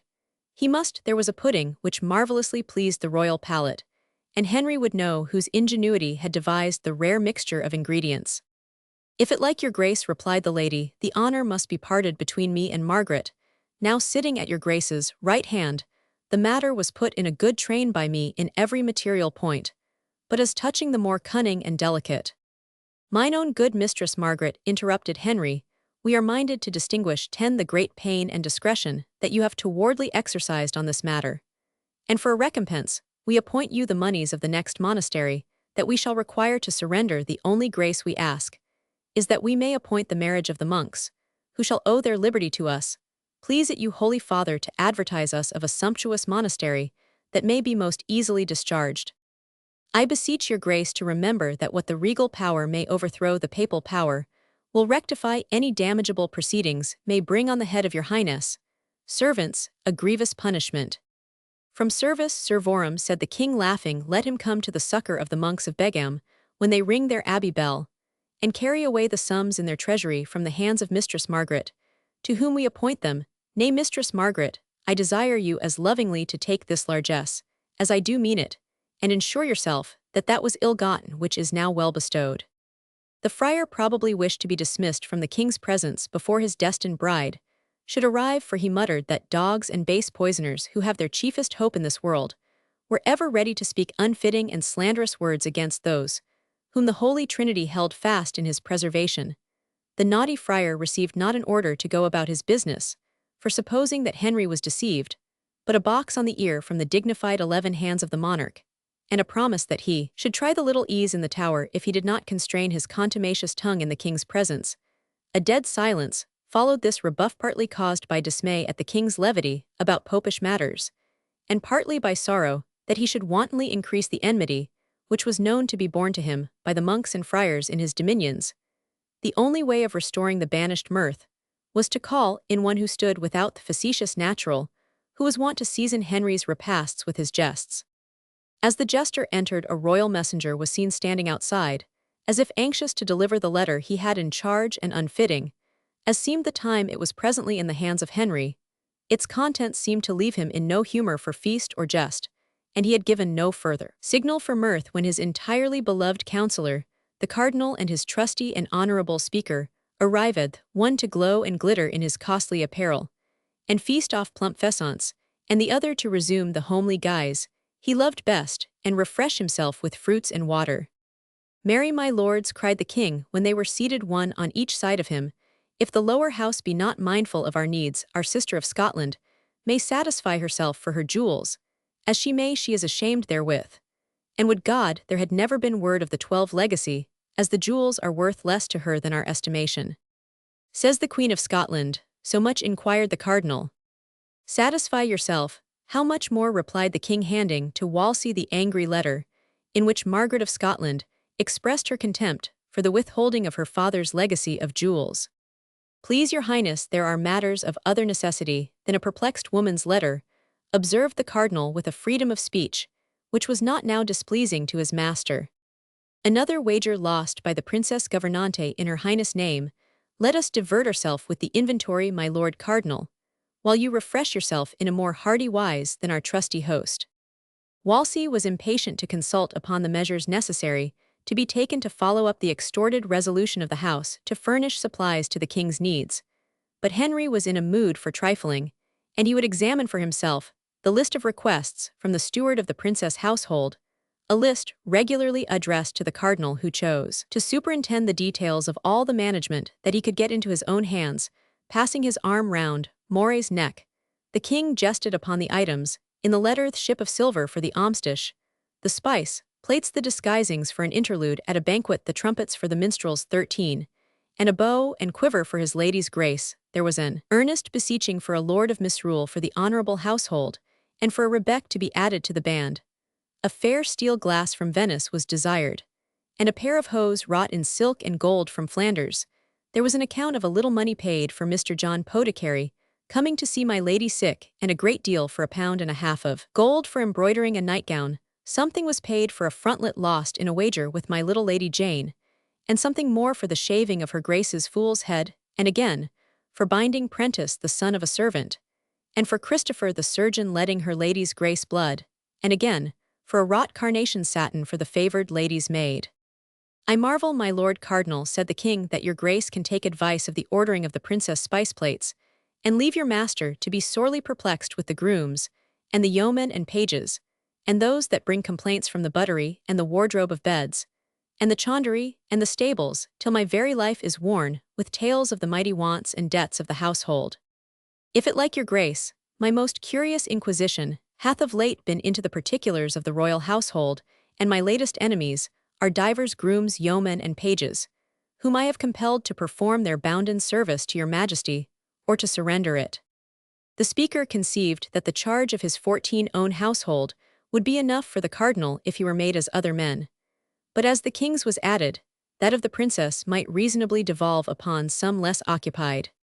Upon yourself, inquired the king Mary, if you were to appoint your spare diet of fruit for the princess Mistress Margaret, should add to it such a pudding as I have today tasted, what say you, Mistress Margaret? He continued, calling back the ladies, who were modestly retiring on finding the conversation turning upon matters of state. My Margaret has no frontlets to lose in betting, observed Sir Thomas More. But your grace knows that there are many who have more leisure for ordering the princess' household than your poor counsellor. There are divers in your good city of London, who can tell whether the silver ship for the almstish will not carry away the alms. And we have passed some by the wayside today, who would see somewhat miraculous in these Venetian mirrors, not knowing their own faces therein. These are not mirrors, whose quality it is to make faces seem long or certes, we ourself would use one, said the king. Long faces might sometimes be seen without glasses, Sir Thomas more quietly replied. As for shaven fools' heads, observed the king, looking at the friar, there is no need to go to the princess' household to divert ourselves with that spectacle. We will beseech our released monks, who must needs lack occupation 15 to watch over their brethren of our household, in this particular. Sir Thomas More requested the friar to pronounce the thanksgiving over the board, as the cardinal had at length finished his meal, and to instruct the women in certain holy matters, while the king's highness should receive account of the passages of the morning. Henry looked from the one to the other to know what had been their success in raising money from his faithful commons. The cardinal opened to him his plans for securing assent to the levy of an enormous benevolence. Wolsey himself had never been more apt, more subtle, more busy than in his devices on this occasion. He had found errands in remote parts for most whose obstinacy was to be feared. He had ordered down to the house all the king's servants who had a vote there, had discharged easily of their sins many who were wavering in the matter of the subsidy, and had made as imposing an appearance as possible on going to Blackfriars to reason with the members who believed that the people could not pay the money. And what was the result? Please it your grace to understand that there hath been the greatest and sorest hold in the house that ever was seen, I think, in any parliament. There was such a hold that the house was like to be dissevered, but that the speaker did mediate graciously between your highness and the greedy Jews that bearded me. Mediate, I trow, and why not command 16 as beseems, the speaker, cried the king, glancing angrily on More. In his bearing the speaker is meek, observed Wolsey with some malice in his tone. His words were dutiful, and the lowness of his obeisance an ensample to the whole parliament. And what were his acts? He informed me that the commons are not wont to be reasoned with by strangers, and that the splendor of my poor countenance must needs bewilder their deliberations. So be it, we have deliberated too long and too deeply for our royal satisfaction on the matter of filling our coffers. We expect our commons to fill them without deliberation. Wherefore this repining and delay? Asked Henry of More. Because your grace's true servants would that this vast sum should be well and peaceably levied without grudge. We trouble not ourself about the grudge, if it be surely paid, interrupted Henry. We would that your grace should not lose the true hearts of your subjects, which we reckon a greater treasure than gold and silver, replied the speaker. And why lose their hearts? Do they think that no man is to fare well and be well clothed, but themselves? That is the question they have this morning asked of the Lord Cardinal, replied More, when my lord discoursed to them of the wealth 17 of the nation, as if it were reason why they should make such a grant, as your majesty's ancestors never heard of one, said that my lord had seen something of the wealth of the nation, in the form of a beautiful welcoming of your majesty. but of the nation's poverty, it is like the Lord Cardinal has seen less than he may see if the benevolence is finally extorted. And who is this one that beards my Lord Cardinal? The one who spoke of the nations, poverty is one who hath but too much cause to do so from what his own eyes have seen within his own household. He is one Richard Reed, an honourable alderman of London, once wealthy, but now, as I said, entitled through his service to your majesty to discourse of poverty. Marry, I would that he would discourse of our poverty as soothly as of his own. Has he been bearded by France? Is he looking for an invasion from Scotland? Has he relations with his holiness and enterprises of war to conduct? Such were the questions of my Lord Cardinal. He seems to be fully possessed of your Grace's mind. And what was the answer? That neither had the late king left to him in legacy nearly £2 millions, neither had he levied a benevolence last year, nor borrowed £20,000 of the City of London. If he had, there might not now perhaps have been occasion for alleging such high necessity on the king's part, nor for such high poverty 18 expressed not only by the commoners, citizens, and burgesses, but by knights, esquires, and gentlemen of every quarter. And the Lord Cardinal did not allow such argument of poverty. How did he rebuke the traitor for his foul sayings? If it like your Grace, this Richard Reed was once this day ordered to be committed to prison, but he is still abroad. He regards himself and his family as despoiled by never having rest from payments, and he cares not greatly what he does. This is also the condition of so many that it would not be safe to offer vengeance till the cuckoo time, and hot weather, at which time mad brains are most wont to be busy, shall be overpast. The king rose in great disturbance, and demanded of Wolsey why he had not sent to a distance all who were likely to dispute the subsidy he desired. Wolsey coolly assured him that this was an easier thing to speak of than to do, as there were but too large a number who desired that no more conquests should be sought in France, urging that the winning thereof would be more chargeful than profitable, and the keeping more chargeful than the winning. Audacious dogs were these, the cardinal declared, but it must be wary whipping till some could be prevented from flying at the throat, while another was under the lash. But the day should come when those who ought to think themselves only too much honored in being allowed to supply the king's needs should leave off impertinently 19, speculating on the infinite sums which they said had been already expended in the invading of France, out of which nothing had prevailed in comparison with the costs. If his majesty would but turn over his vengeance to his poor counsellor, the pernicious knaves should be made to repent of the salt tears they have shed only for doubt how to find money to content the king's highness. Inquired more.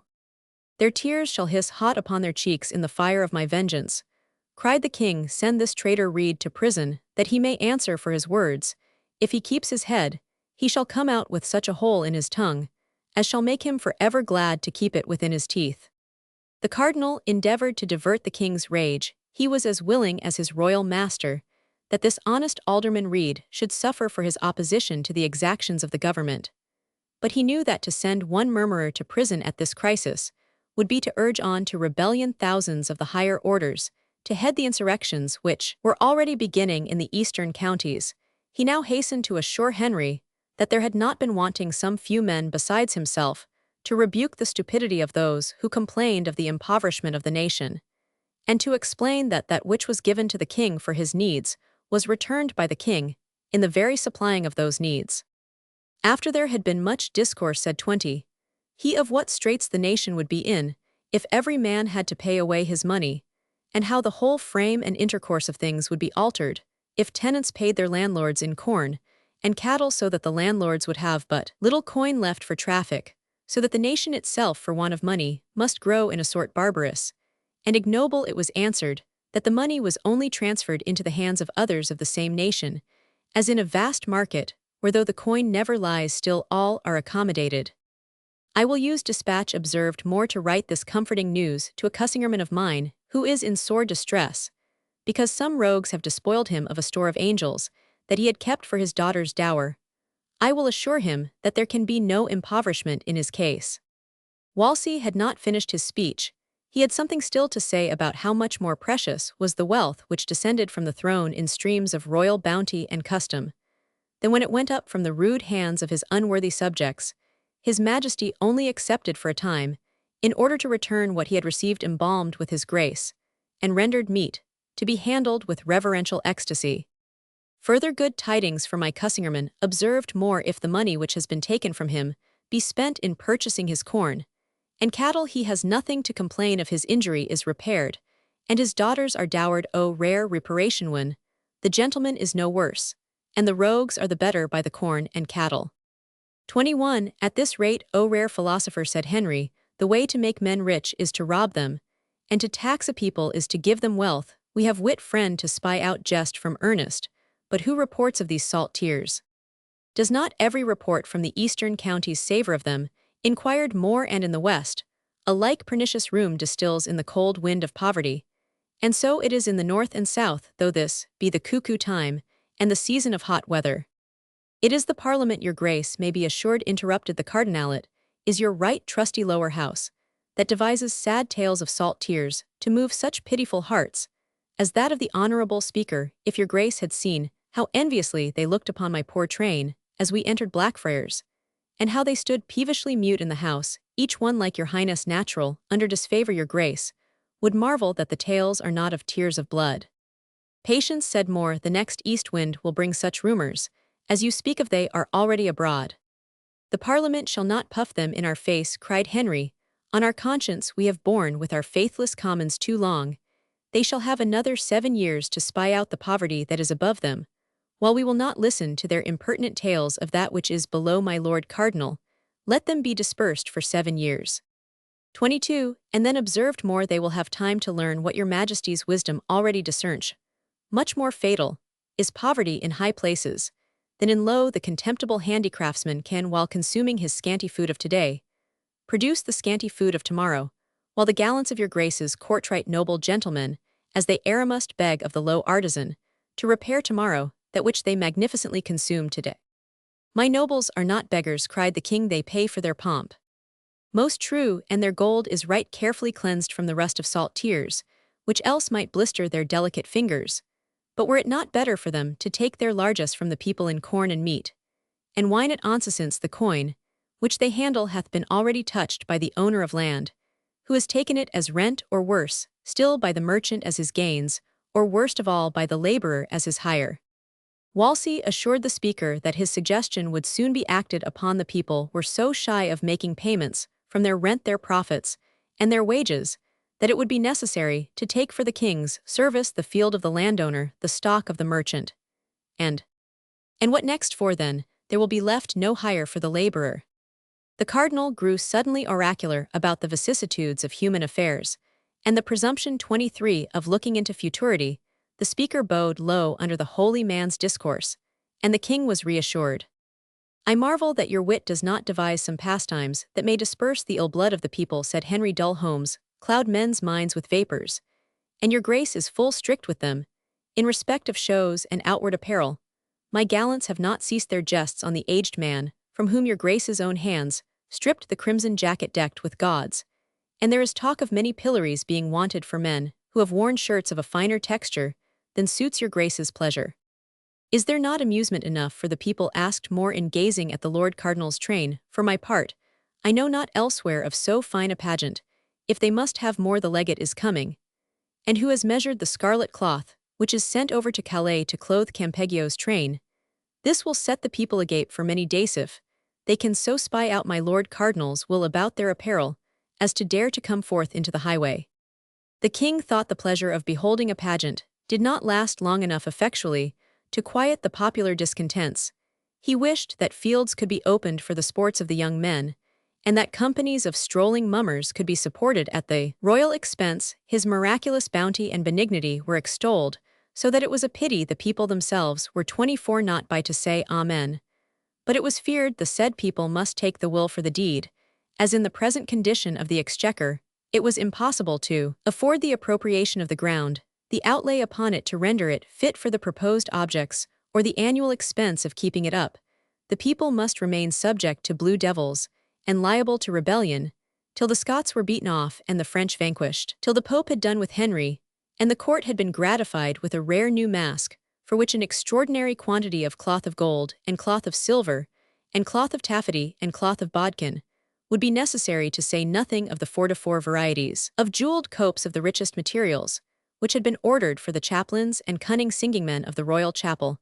the king's dignity must be maintained at a truth, in which more fully agreed what kingly dignity is he was wont to settle while pacing one of the pleached alleys of his garden, as the sun was going down in state presenting daily a gorgeous spectacle, which neither Walsey nor Campeggio could rival, and which would have been better worth the admiration of the populace, if their eyes had not been dimmed by hunger and their spirits jarred by tyranny into a dissonance with nature. More was wont to ridicule himself as a puppet when decked out with his official trappings, and he was apt to fancy that such holy men, as the future defender of the faith and the anointed cardinal, must have somewhat of the same notions of dignity as himself. There were also seasons 25, when he remembered that there were other purposes of public expenditure besides the maintenance of the outward state of the sovereign his daughters, and he had strengthened one another in the notion that the public money ought to be laid out in the purchase of some public benefit, and that it would not be unpardonable in the nation to look even beyond the defense of their territory,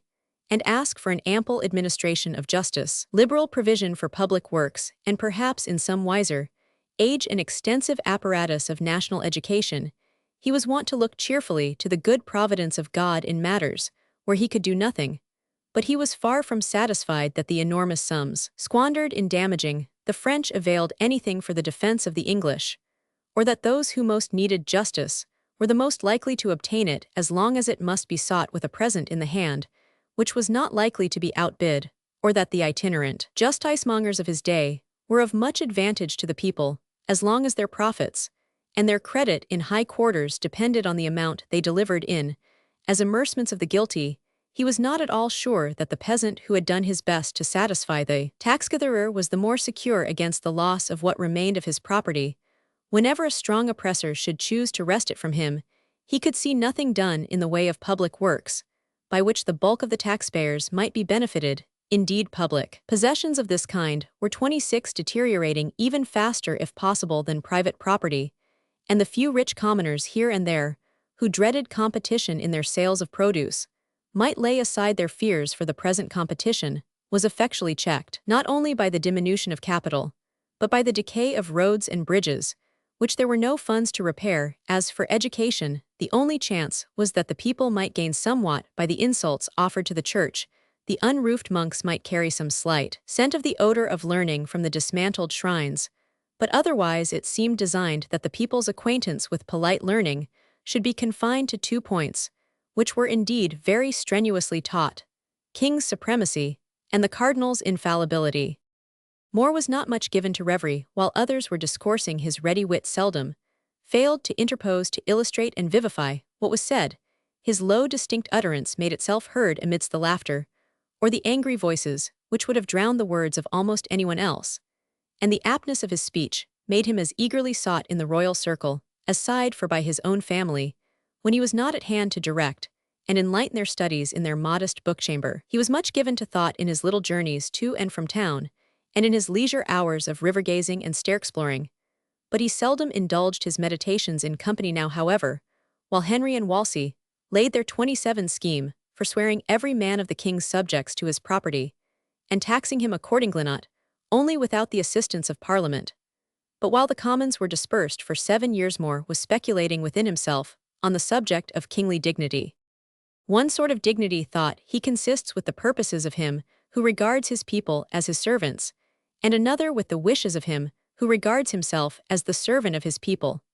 As for the monarchs who live in times when the struggle is which party shall be a slave, God's mercy be on them and their people. Their throne moves like an idol's car over the bones of those who have worshipped or defied their state, and they have fiends to act as mummers in their pageants, and defiled armor for their masks, and much dolorous howling in the place of a band of minstrels. In such days the people pay no tax, because the monarch has only to stretch forth his hand, and take it. Is a better age when the mummers are really merry and minstrels make music that gladdens the heart like wine, and gaudy shows make man's face to shine like the oil of the Hebrews.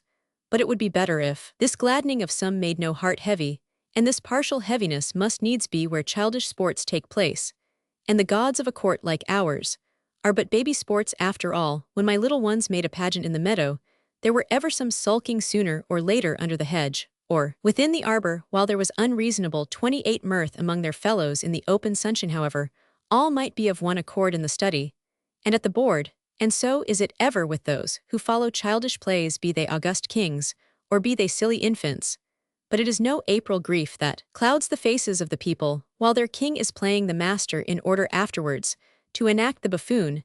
They have spent more upon him than the handful of meadowflowers that children fling into the lap to help the show. And they would do worse in their moods than pull these gay flowers to pieces after the manner of a freakish babe, remembering that it is the want of honest masters to pay their servants. They are ill content to pay the very roofs from off their houses, and the seed from out of their furrows, to be lorded over, and for the greatest favor laid at the gate to see Dives pass in and out in his purple and fine linen. It is ill sport for Dives to whistle up his dogs, to lick the poor man's sores, when so black a gulf is opening yonder to swallow up his pomp. Maybe his brethren that shall come after him shall be wiser, as all are apt to become, as time rolls on the matin, decks itself gorgeously with long bright trains and flaunts, before men's winking eyes, as if all this grandeur were not made of tears caught up for a little space into a bright region, but in their very nature made to dissolve and fall in gloom. But then there is an end of the folly, and out of the gloom step forth other hours growing clearer, and more apt to man's steady uses, so that when noon is come, their 29 is no more pranking and shifting of purple and crimson clouds, but the sun is content to light men perfectly to their business, without being worshipped, as he was when gayer but less glorious. Perhaps a true sun-like king may come some day, when men have grown eagle-eyed to hail such an one, and he will not be for calling people from their business, to be dazzled with him, nor for sucking up all that the earth will yield, so that there may be drought around, and gloom overhead. Rather will he call out bubbling springs from the warm hillside, and cast a glister over every useful stream to draw men's eyes to it, and would rather thirst himself than that they should. Such an one will be content to leave it to God's hand to fill him with glory, and would rather kiss the sweat from off the poor man's brow than that the laborer should waste the precious time in falling on his knees to him, to mock him with idolatry, though he be high enough above the husbandman's head. He is not the lord of the husbandman, but in some sort his servant, though it be a service of more glory than any domination. If he should chance vainly to forget that there sitteth one above the firmament, he may find that the same Maker who once stayed the sun for the sake of one oppressed people may at the prayer of another wheel the golden throne hurriedly from its place, and call out constellations of lesser lights, under whose rule men may go to and fro and refresh themselves in peace. The state of a king that domineers is one thing, and the dignity of a king that serves 30 and blesses is another. And this last is so noble that if any shall arise who shall not be content with the office's simplicity, but must needs deck it with trappings, and beguile it with toys, let him be assured that he is as much less than man as he is more than ape. And it were wiser in him to rummage out a big nut to crack, and set himself to switch his own tail, than seek to handle the orb, and stretch out the scepter of kings. It was a day of disappointments to Henry. Not only were his commons anything but benevolently disposed towards furnishing the benevolence required, but the young nun would not come to be married to the friar. The gallants who had been sent for her now appeared before the king with fear and trembling, bearing sad tidings of the sturdiness of female self-will. They had traced the maiden to the house of her father, one Richard Reed, and had endeavored to force her away with them, notwithstanding her own resistance, and her mother's and sister's prayers and tears. In the midst of the dispute, her father had returned from Blackfriars, surrounded by the friends who had joined him in declining the tribute which they were really unable to pay, heated by the insolent words which had been thrown at them by the cardinal, and now exasperated by the treatment his daughter had met with. Reed had dropped a few words wonderfully fierce to be uttered in the presence of courtiers in those days, which were now repeated in the form of a message to the king. Reed had given his daughter to be the 31 spouse of Christ, and had dowered her accordingly, and it did not now suit his paternal ambition that she should be made the spouse of a houseless friar for the bribe of a dowry from the king. This dowry, being actually taken from her father under the name of a benevolence, to aid the king's necessities, he would neither sell his daughter nor buy the king's favor. Henry was of course enraged, and ordered the arrest of the entire household of Richard Reed, a proceeding which the cardinal and the speaker agreed in disliking as impolitic in the present crisis. Wolsey represented to the king that there could be no failure of the subsidy if every recusant were reasoned with apart, instead of being placed in a position where his malicious frowardness would pervert all the rest of the waverers, if good words and amiable behavior did not avail to induce men to contribute the obstinate might be brought before the Privy Council or better, still be favored with a taste of military service. Henry seized upon the suggestion, knowing that such service as that of the border war was not the pleasantest occupation in the world for a London alderman at the very time when his impoverished and helpless family especially needed his protection. He lost sight for the time as Wolsey intended that he should have the daughter while planning fresh tyranny towards her father. The church would be spared the scandal of such a jesting marriage as had been proposed, if as the cardinal hoped the damsel should so withdraw herself as not to be found in 32 the morning. The religious Moor had aspirations to the same effect. It is a turning of nature from its course, said he, to make night birds of these tender young swallows, but they are answerable who scared them from beneath their broad eaves when they were nestled, and looked for no storm. Pray the Lord of hosts that he may open a corner in some one of his altars for this ruffled fledgling. Little did the gentle daughters of Moor suspect for what message they were summoned to produce writing materials, and desired to command the attendance of a king's messenger. Their father was not required to be aiding and abetting in this exercise of royal tyranny, perceiving that his presence was not wished, for he stepped into his orchard to refresh himself with speculations on his harvest of pippins, and to hear what his family had to say on his position with respect to the mighty personages within. I marvel, said his wife to him, that you should be so wedded to your own small fancies as to do more things that may mislike his grace than prove your own honest breeding. What with your undue haste to stretch your limbs in your bedesman's apparel, and your simple desire to mere fruit and well-water, his highness may right easily content himself that his bounty can add nothing to your state. And so shall he best content me. Dame, worldly honor is the thing of which I have resigned the desire, and as for worldly profit, I 33 trust experience proveth, and shall daily prove that I never was very greedy therein. Mr. Roper saw no reason for the lady's rebuke or apprehensions. When did the king's highness ever more lovingly pass his arm round any subject's neck than this day, when he caressed the honourable speaker of his faithful commons? There is full narrow space, Mr. Roper, between my shoulders and my head, to serve as a long resting place for a king's caress. Trust me, if he had been a Samson, and if it had suited the pleasure of his grace, he would at that moment have plucked my head from my shoulders before you all. It may be well for plain men that a king's finger and thumb are not stronger than those of any other man. Henry and his poor counsellor now appeared from beneath the porch, the one not the less gay, the other not the less complacent, for their having together made provision for the utter ruin of a family, whose only fault was their poverty. A letter had been written to the general commanding on the Scotch border to desire that Richard Reed, now sent down to serve as a soldier at his own charge, should be made as miserable as possible, should be sent out on the most perilous duty in the field, and subjected to the most severe privations in garrison, and used in all things according to the sharp military discipline of the northern wars, in retribution for his refusing to pay money which he did not possess. The snare being thus fixed, the train of events laid by which 34 the unhappy wife and daughters were to be compelled first to surrender their only guardian, then to give their all for his ransom from the enemy, and lastly to mourn him slain in the field. Thy's hellish work being carefully set on foot, the devisers thereof came forth boldly into God's daylight to amuse themselves with innocence and flatter the ear of beauty till the sun went down, and then to mock the oppressed citizens of London with the tumult of their pomp and revelry. Perhaps some, who turned from the false glare to look up into the pure sky, might ask why the heavens were clear where slept the thunderbolt. Second Aid. It was not Sunday morning, yet the bells of every steeple in London had been tolling since sunrise. The shops were all shut, and there was such an entire absence of singers and jugglers, of dancing bears and frolicking monkeys in the streets, that it might seem as if the late protector had risen from his grave and stalked abroad to frown over the kingdom once more. Nothing this morning betokened the reign of a merry monarch. No savour of meats issued from any house, no echo of music was heard. The streets were as yet empty, the hour of meeting for worship not having arrived, and there being no other cause for coming abroad. There was more than a Sabbath purity in the summer sky, unstained by smoke, as it could never be, but on the day of a general fast in summer. The few boats on the river which brought worshippers from a distance to observe the solemn ordinance in the city glided along without noise or display.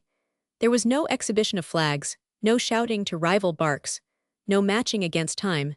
The shipping itself seemed to have a mournful and penitential air, crowded together in silence and stillness. The present had been an untoward season as regarded the nation's prosperity in many respects, and when the court and the people were heartily tired 36 of the festivities, which had followed the king's marriage, they bethought themselves of taking the advice of many of their divines, and deprecating the wrath of heaven in a solemn day of entreaty for rain, and for vengeance on their enemies. The deepest gloom was not where perhaps it would have been looked for by the light-minded, who regarded such observances as very wholesome for the common people, but extremely tiresome for themselves. Dr. Reed, a young Presbyterian clergyman, the beloved pastor of a large congregation in London, came forth from his study, an hour before the time of service, with a countenance anything but gloomy, though its mild seriousness befitted the occasion. Having fully prepared himself for the pulpit, he sought his wife. He found her with her 2 little children, the elder of whom was standing at a chair turning over the gilt leaves of a new book, while the younger, a tender infant, nestled on its mother's bosom, as she walked in a rather hurried manner from end to end of the apartment. "What hath fallen out, Esther? Is the babe ill-disposed?" asked the husband, stooping to look into the tiny face that peeped over Esther's shoulder. "The child is well, my love, and the greater is my sin in being disturbed. I will be so no more," she continued, returning to the seat where the child was playing with the book. "I will fret myself no more on account of evildoers, as the word of God gives commandment." 37. "Is it this which hath troubled you?" asked her husband, taking up the volumeth new book of Common Prayer, off which every clergyman must shortly swear that he believed the whole, or lose his living. "We knew, Esther, what must be in this book. We knew that it must contain that which would make it to us as the false gospel of the infidels. And thus knowing, there is no danger in the book." And he took it up, and turned over its pages, presently observing with a smile, "Truly it is a small instrument, wherewith to be turned out of so large a living. I could lay my finger over the parts which make a gulf between my church and me, which I may not pass. The leaven is but little, but since there it must lie, it leavens the whole lump." "Do you think," inquired Esther hesitatingly, "is it supposed that many will that your brethren regard the matter as you do? It will be seen in God's own time how many make a conscience of the oaths they take in his presence. For me, it is enough that I believe not all that is in this book.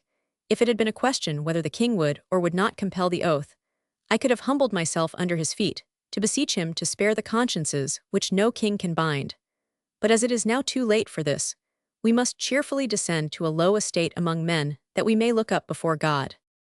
Without doubt, I mean not else, but when and where shall we go? In a few days, unless it should please God to 38 touch the hearts that he hath hardened in a few days, we must gird ourselves to go forth with these little ones. And where there may be some unseen to bid us God speed, whether the path shall open to the right hand, or to the left, what matters it? True, if a path be indeed opened, but these little ones. God hath sent food into the heart of wildernesses, whence there was no path, and the scripture hath a word of the young ravens which cry.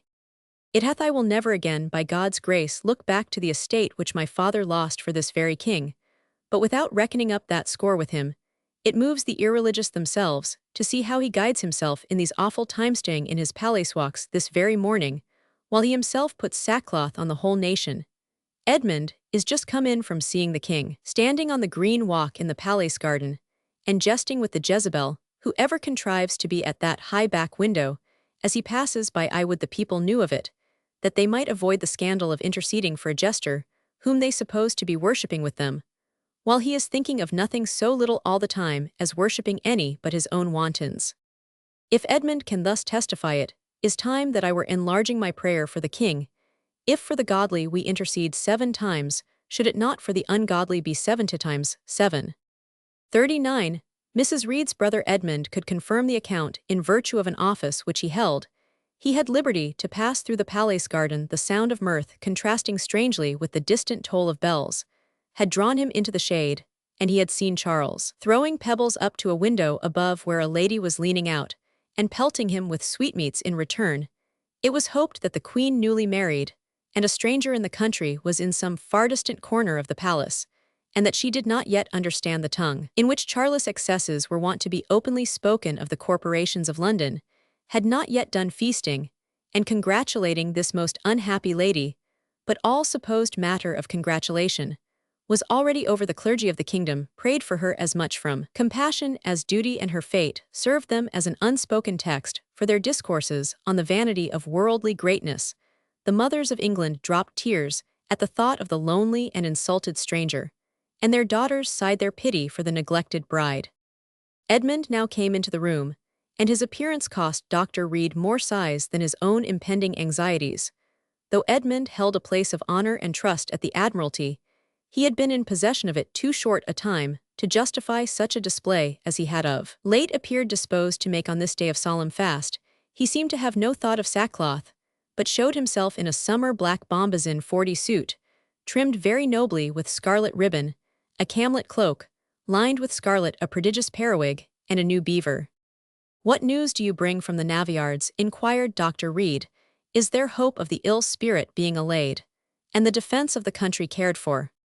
"In truth, but little," replied Edmund, "unless it become the custom to pay people their dues, what with the quickness of the enemy, and the slowness of the people to work without their wages, and the chief men running after the shows and pastimes of the court, and others keeping their hands by their sides through want of the most necessary materials, and the waste that comes of wanton idleness, it is said by certain wise persons that it will be no wonder if our enemies come to our very shores to defy us, and burn our shipping in our own river. How is it that you obtain your dues, Edmund? This neat suit would be hardly paid for out of your private fortune." "It is time for me to go like myself," said Edmund, conceitedly. "Liable as I am to stand before the king, or the duke, I might complain like the rest, that but little money is to be seen, but with such as I have I must do honor to the king's majesty, whom I am like to see today." Mrs. Reed had so strong an apprehension that Edmund would soon be compelled, like others, to forego his salary, that she saw little that was safe and honorable in spending his money on dress 41 as fast as it came in. But that the servants of government were infected with the vanities of the government, they would prepare for the evil days, which were evidently coming on, instead of letting their luxury and their poverty grow together. "So is it ever, whether the vices of government be austere or pleasant," observed Dr. Reed. "The people must needs look and speak sourly when Oliver grew grave, and now they have suddenly turned, as it were, into a vast troop of masqueraders, because the court is merry. But there is a difference in the two examples which it behoves discerning men to perceive. In respect of religious gravity, all men stand on the same ground. It is a matter between themselves and their God. But the government has another responsibility in regard to its extravagance. It is answerable to men, for government does not earn the wealth it spends, and each act of waste is an injury to those who have furnished the means, and an insult to every man who toils hard for scanty bread. Government could not be expected to look too closely into these matters. Edmund thought all governments were more or less extravagant, and he supposed they always would be, because they live by the toil of others. If so, there is a remedy in making the government itself toil. "I would fain see it," cried Mrs. Reed. "I would fain see the king unraveling his perplexed accounts, and the duke bestirring himself among 42 the ships, and in the army, instead of taking the credit of what better men do, and the court ladies ordering their houses discreetly, while their husbands made ready to show what service they had done the nation. Then, my dear, you would preach to a modest and sober and thankful people, who with one heart would be ready to listen." "It is but too far otherwise now," replied Dr. Reed. "Of my hearers, some harden their hearts in unchristian contempt of all that is not as sad as their own spirits, and others look to see that the cloak hangs from the shoulder in a comely fashion, as they stand at the same time. There is more need of the word, the more men's minds are divided. This is the age when virtue is oppressed, and the selfish make mirth of those that pray for the king's majesty. How many have given him their children's bread and mourn and pine, while the gay whom they feed have no thought for their misery." Edmund himself allows that the shipwrights go home without their wages, while he who works scarce at all disports himself with his bombazine suit and scarlet ribbons. "Can I preach to them as effectually as if they were content, and he?" "What?" inquired Edmund. "In truth, Edmund, I could less find in my heart to admonish these defrauded men for stealing bread from the navistors for their hungry children, than you for drawing their envious eyes upon you the large money that pays your small service. Whose is it? But Thersiarn 43, hardly paid willingly to the king, to be spent in periwigs and silk hose. Shall men who thus injure and feel injury in their worldly labor listen with one heart and mind to the Sabbath word? Too well I know that from end to end of this kingdom there is one tumult of bad passions, which set the scriptures at naught. The lion devours the lamb, the innocent know too well the sting of the asp. And as often as a fleece appears men spy for the wolf beneath it, what chance hath the word when it falls upon ground, so encumbered? Edmund pleaded that though he had done little yet to merit his public salary, he meant to do a great deal. This very day the king had appointed some confidential person to confer with him on an affair, in which his exertions would be required. Things had come to such a pass, now in the management of the army and navy, that something must be done to satisfy the people, and Edmund hoped that if he put on the appearance of a rising young man, he might soon prove to be so, and gain honor in proportion to the profit he was already taking by anticipation. It must be something very pressing that was wanted of Edmund if no day would serve, but that of this solemn fast. It did not occur to the Reeds that it must be a day of ennui to Charles and his court at any rate, and that there would be an economy of mirth in transacting at such a time business, which must be done.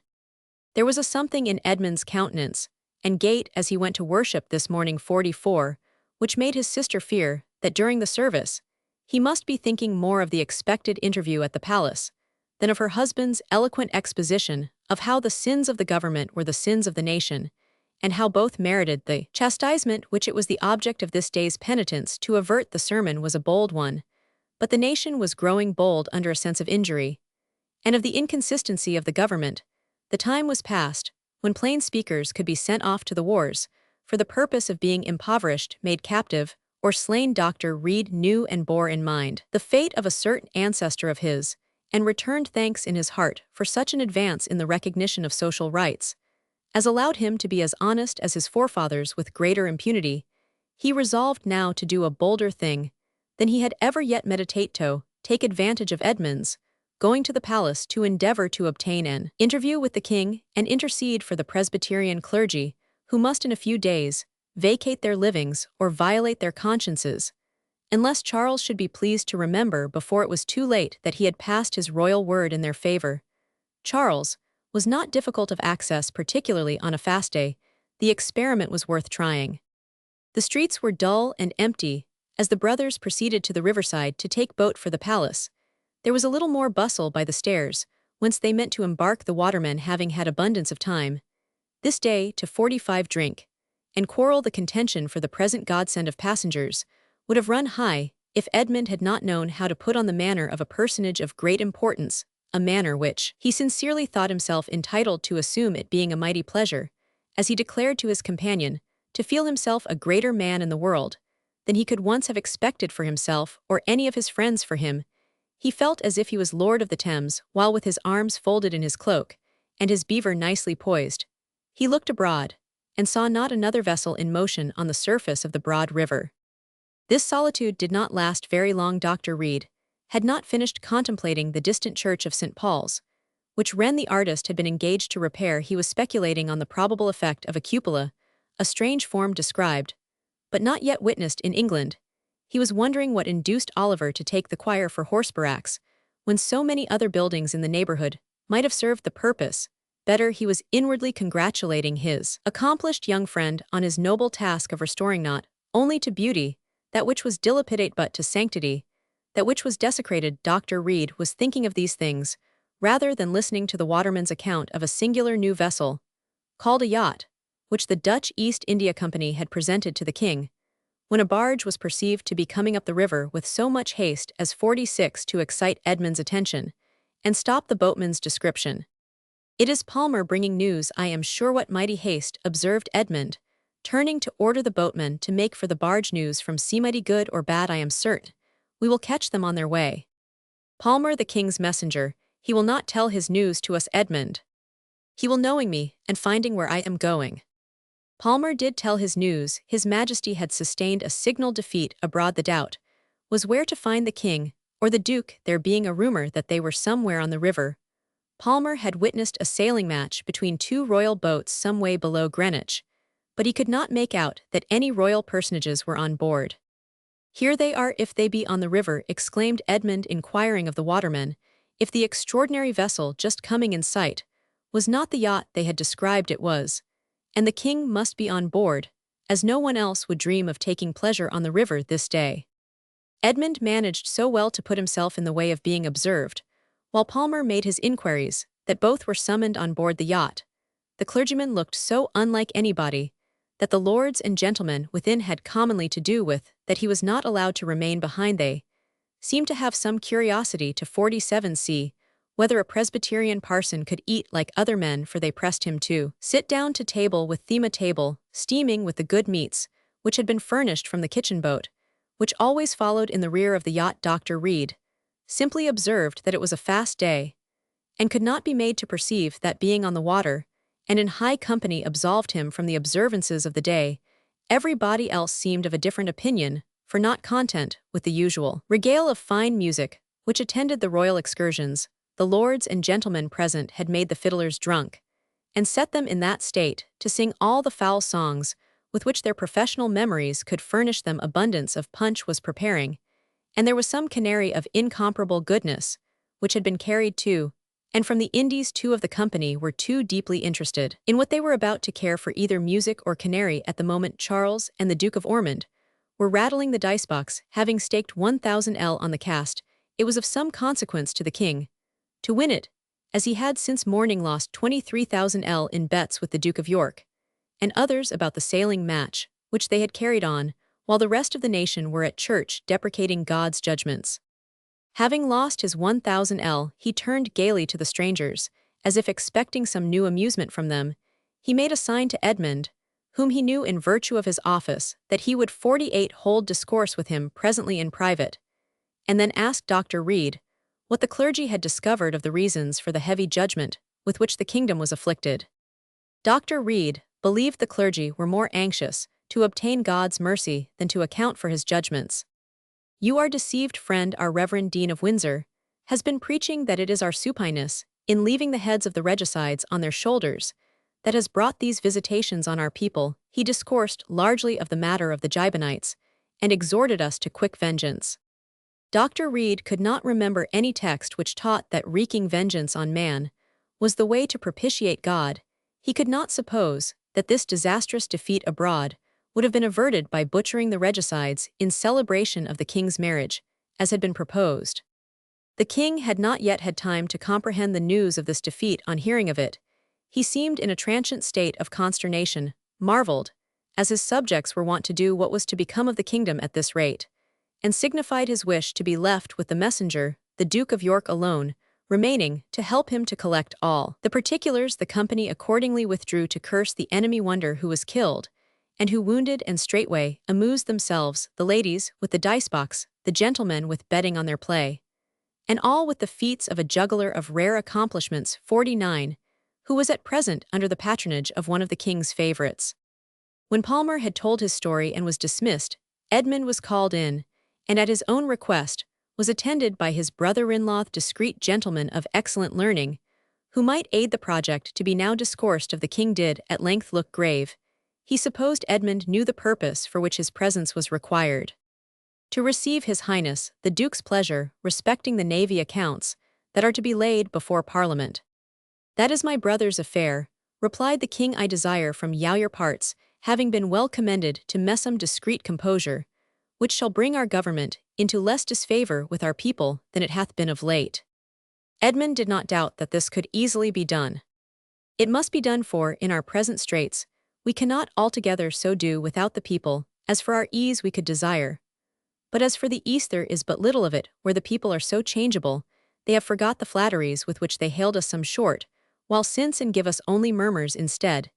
It is much to be wished that they should be satisfied in respect of their duty to us, without which we cannot satisfy them in the carrying on of the war. The Duke of York thought that His Majesty 50 troubled himself needlessly about the way in which supplies were to be obtained from the people. Money must be had, and speedily, or defeat would follow defeat, for never were the army and navy in a more wretched condition than now. But if His Majesty would only exert his prerogative and levy supplies for his occasions as his ancestors had done, all might yet be retrieved without the trouble of propitiating the nation. The king persisted, however, in his design of making his government popular by means of a pamphlet, which should flatter the people with the notion that they kept their affairs in their own hands. It was the shortest way to begin by satisfying the people's minds. And how was this to be done? Dr. Reed presumed to inquire. Charles, thoroughly discomposed by the news he had just heard, in addition to a variety of private perplexities, declared that nothing could be easier than to set forth a true account of the royal poverty, no poor gentleman of all. The train to whom he was in debt could be more completely at his wits' end for money than he. His wardrobeman had this morning lamented that the king had no handkerchiefs and only 3 bands to his neck, and how to take up a yard of linen for his majesty's service was more than anyone knew. Edmund glanced at his own periwig in the opposite mirror, and observed that it would be very easy to urge this plea, if such was his majesty's pleasure. Odds fish, man, you would not tell this 51 beggarly tale in all its particulars. You would not set the loyal housewives in London to offer me their patronage of shirts and neckbands. Besides, said the Duke, though it might be very easy to tell the tale of our poverty, it might not be so easy to make men believe it. Dr. Reed here giving an involuntary sign of assent. The king would know what was in his mind. Dr. Reed as usual spoke his thoughts. The people, being aware what sums had within a few months fallen into the royal treasury, would be slow to suppose that their king was in want of necessary clothing. What the present to the Queen from the Lord Mayor and aldermen, that was but a paltry £1,000. Dr. Reed could not let it be supposed that anyone expected the king to benefit by gifts to his queen. Charles looked up hastily to see if this was intended as a reproach, for he had indeed appropriated everything that he could lay his hands on of what his dutiful subjects had offered to his queen as a compliment on her marriage. The clergyman looked innocent, and the king went on. And as for her portionty, such portions would not furnish forth one war as the people ought to know, and there is my sister's portion to the Prince of Orleans, soon to be paid, if the people did. But take the view we would have them take of our affairs at home, and abroad, we should 52 not have to borrow of France, and want courage to tell our faithful subjects that we had done so. Edmund would do his best to give them the desired opinions. Dr. Reed thought it a pity they could not be by the king's side, now on board this very boat, to understand and share the king's views, and thus justify the government. As a burst of admiration at some of the juggler's tricks made itself heard in the cabin at the very moment this was said, the king again looked up to see whether satire was intended. Edmund supposed that one object of his projected pamphlet was to communicate gently the fact of a secret loan of 200,000 crowns from France, designed for the support of the war in Portugal, but so immediately swallowed up at home that it appeared to have answered no more purpose than a loan of so many pebbles, while it had subjected the nation to a degradation which the people would not have voluntarily incurred. This communication was indeed to be a part of Edmund's task, but there was a more important one still to be made. It could not now long remain a secret that Dunkirk was in the hands of the French. Dunkirk taken by the French, exclaimed Dr. Reed, not crediting what he heard. We are lost indeed, if the French make aggressions like this.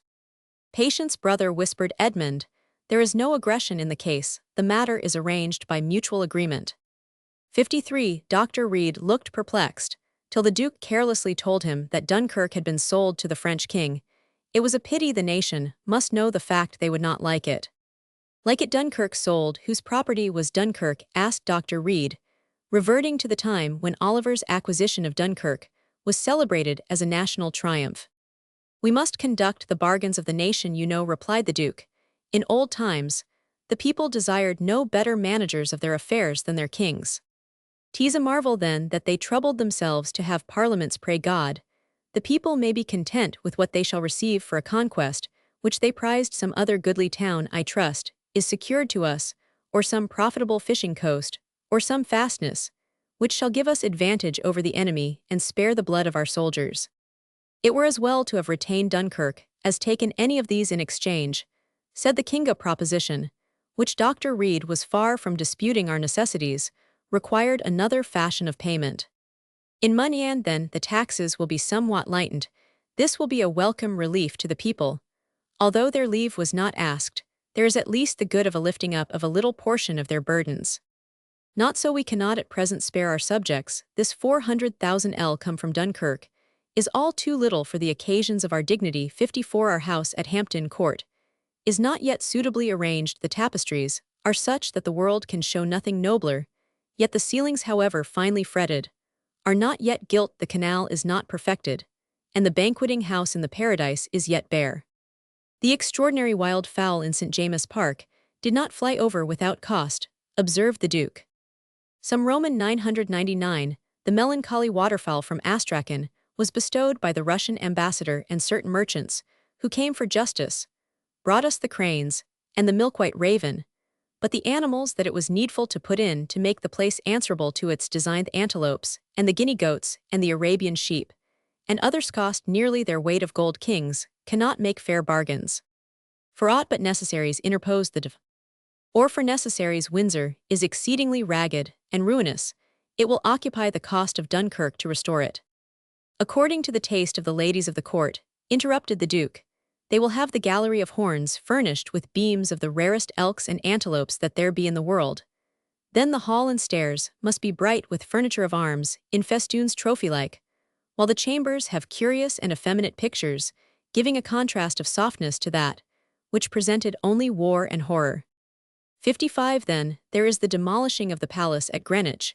In order to build a new one besides the cost of rearing, we are advised, so to make a cut as to let in the Thames like a square bay, which will be chargeable. And this is to be ordered by Parliament, or are the people to be told that a foreign possession of theirs is gone to pay for waterfowl and effeminate pictures? Then there is the army, continued the King. I have daily news of a lack of hospitals, so that our maimed soldiers die of the injuries of the air, and this very defeat with which the city will presently be ringing was caused by the failure of ammunition, and not unknowingly for this, young clerk had the audacity to forewarn us. Better have sold the troops and their general alive into the hands of the enemy, than send them into the field without a sufficiency of defense, cried Dr. Reed. So His Majesty thinks, observed the Duke, and has therefore done wisely in taking a goodly sum from the Dutch to delay the sailing of the fleet for the East, till the season is too far gone for action. Nay, is it not a benefit for the King to have the money he so much needs, and for the lives to be saved, which must be otherwise lost for want of the due ammunition? Dr. Reed was too much affected at this gross bartering away of the national honor to trust himself to speak.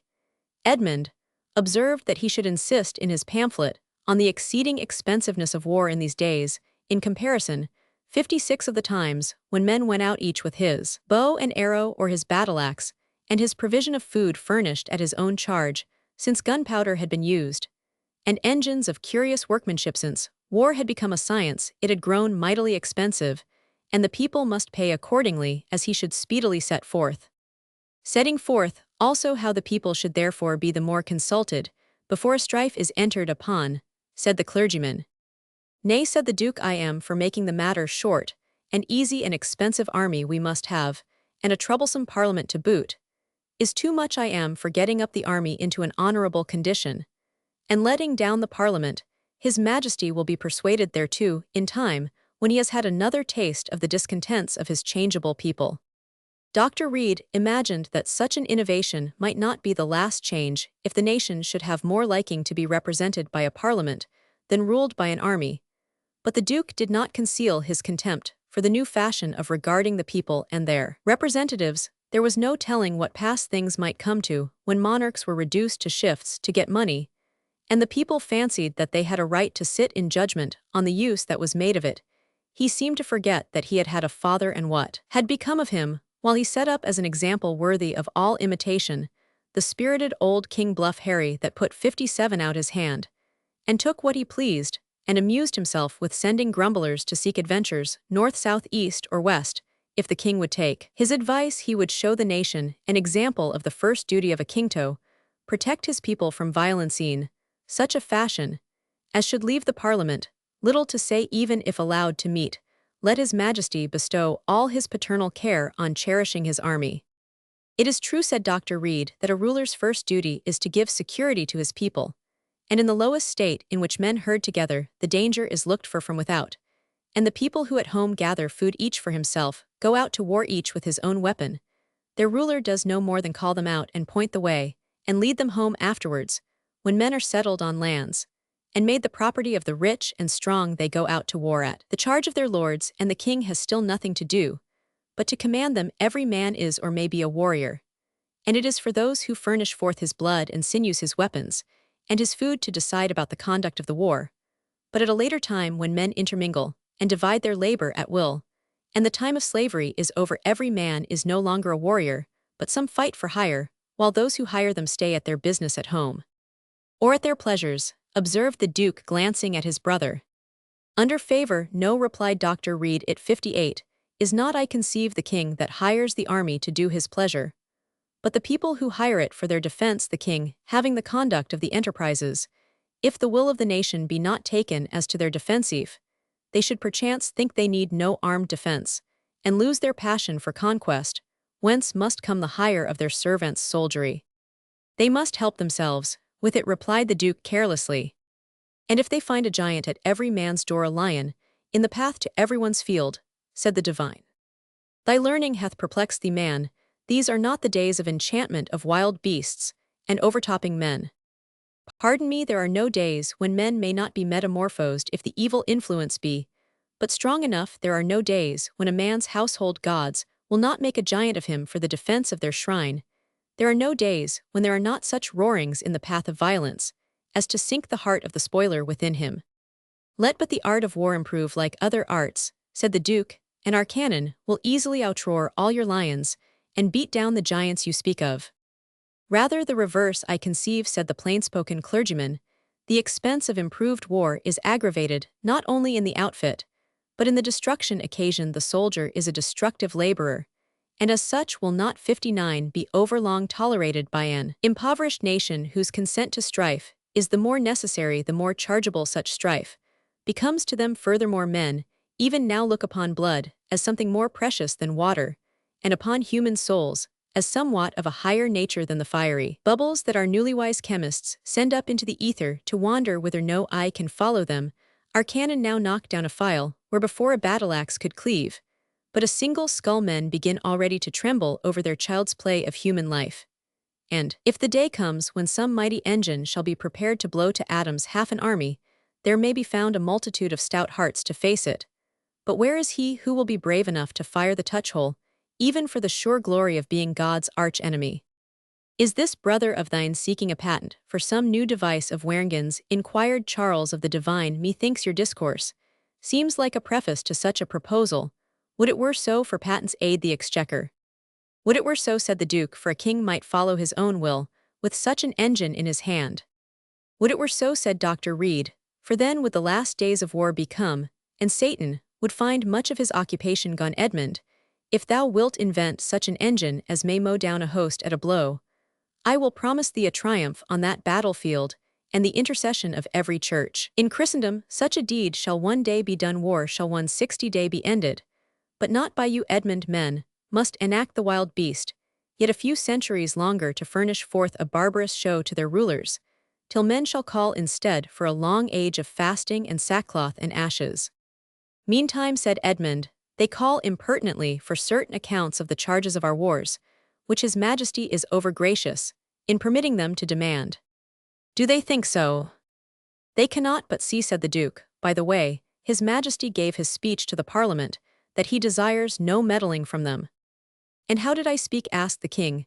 Did I not assure the Commons that I would not have asked for their subsidies if I had not had need, and that through no extravagance of my own, but the disorder of the times?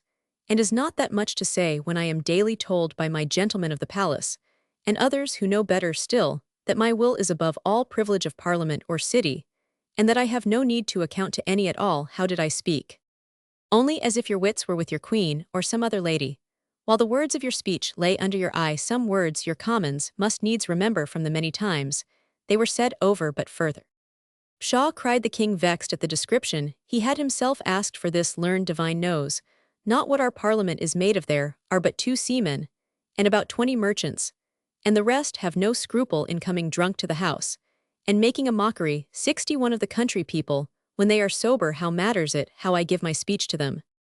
They are indeed not the people, observed Reed, and I forewarn your Majesty that their consent is not the consent of the people, and that however they may clap the hands at your Majesty's enterprises and private sales, the people will not be the less employed in looking back upon Oliver. And forward to me, inquired the Duke, laughing. And forward to the time when the proud father shall not be liable to see his only son return barefoot and tattered from a war where he has spilled his blood, or a daughter made the victim first of violence, and then of mockery, through the example of the king's court, and no justice to be had, but by him who brings the heaviest bribe forward to the time when drunken cavaliers shall be thought unfitting representatives of a hungering people, and when the money which is raised by the toils of the nation shall be spent for the benefit of the nation, when men shall inquire how Rome fell, and why France is falling, and shall find that decay ensues when that which is a trust is still pertinaciously used as prerogative, and when the profusion in high places is answerable to the destitution below. Nay, I am sure there is destitution in high places, cried the king, and luxury in the lower. I see not a few ladies outshining my queen in gallantry of jewels. And if you like to look in at certain low houses, that I could tell you 62 of you, will see what vast heaps of gold are squandered in deep and most prodigious gaming. True, and therein is found the excuse of the court, that whenever the nation is overgiven to luxury, the court is prodigious in its extravagance. Hold, man, cried the king, wouldst thou be pilloried for a libel? Such is too common a sight to draw due regard. Coolly replied, the divine libels are in some sort the primers of the ignorant multitude, scornfully despised for their ignorance. There are not means wherewith to give the people letters in an orderly way, so that they gape after libels first, and then they gape to see them burned by the hangman, and learn one sort of hardness by flinging stones at a pilloried wretch, and another sort of hardness by watching the faces of traitors who pray confidently on the scaffold, and look cheerfully about them on the hangman's hellish instruments. And all this hardness which may chance to peril your majesty is not always mollified by such soft things as they may witness at the theatres, which profanely give and take from the licentious times. If the people would become wise, such is the instruction that awaits them. Methinks you will provoke us to let the people see how cheerfully you would look on certain things, that honest gazers round a scaffold shrink from beholding. It were better for you to pray for me from your pulpit, like a true subject of Christ and your King. 63. Hitherto I have done so, but it pleases your majesty that from my pulpit I should pray no longer. Alas, cried he, casting a glance through the window, as he perceived that the vessel drew to land. Alas, what a raging fire, and another and a third. The bonfires for the victory, quietly observed Edmund. Dr. Reed was forbidden to throw any doubts abroad on the English having gained a splendid victory. The king had ordered these bonfires at the close of the fast day. They were lighted. It appeared somewhat prematurely, as the sun yet glittered along the Thames. But this only showed the impatient joy of the people. The church bells were evidently preparing to ring merry peals as soon as the last hour of humiliation should have expired. The king's word had gone forth. It suited his purposes to gain a victory just now. And a victory he was determined it should be to the last moment. When the people should discover the cheat, the favors occasioned by it would be past recall. They could only do what they had done before: go home and be angry. This was all that now remained for Dr. Reed. The king's landing being waited for by a throng of persons whose converse had little affinity with wise counsel, certain courtiers, deplorably ennuis by the king's absence, sauntered about the gardens, and looked abroad upon the river in hopes of his approach. An importation of French coxcombs from Dunkirk in fantastical habits was 64 already here to offend the eyes of the insulted English people. It was not till Edmund, who was not dismissed with Dr. Reed, began to exhibit at home the confidence with which he had been treated, that Dr. Reed and his lady became aware how much these accomplished cadets could teach Charles on the part of their own extravagant master Louis. The 14th knew of more ways of raising money than even Charles. He had taken to creating offices for sale, for which the court ladies amused themselves, in making names the pastime of divining their object, and utility was left to the people, who paid for them. They read, or were told, and it made a very funny riddle that the inspector of fresh butter had kissed hands on his appointment, that the ordainer of faggots had had the honor of dining with his majesty, and that some mighty and wealthy personage had been honored with the office of licenser of barber wig-makers. The example of Louis in this and other matters was too good not to be followed by one in circumstances of equal necessity.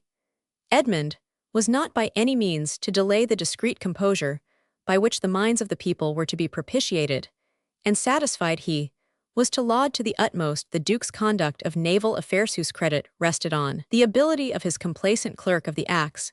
He was to falsify the navy accounts as much as could be ventured, exaggerating the expenses and extenuating the receipts.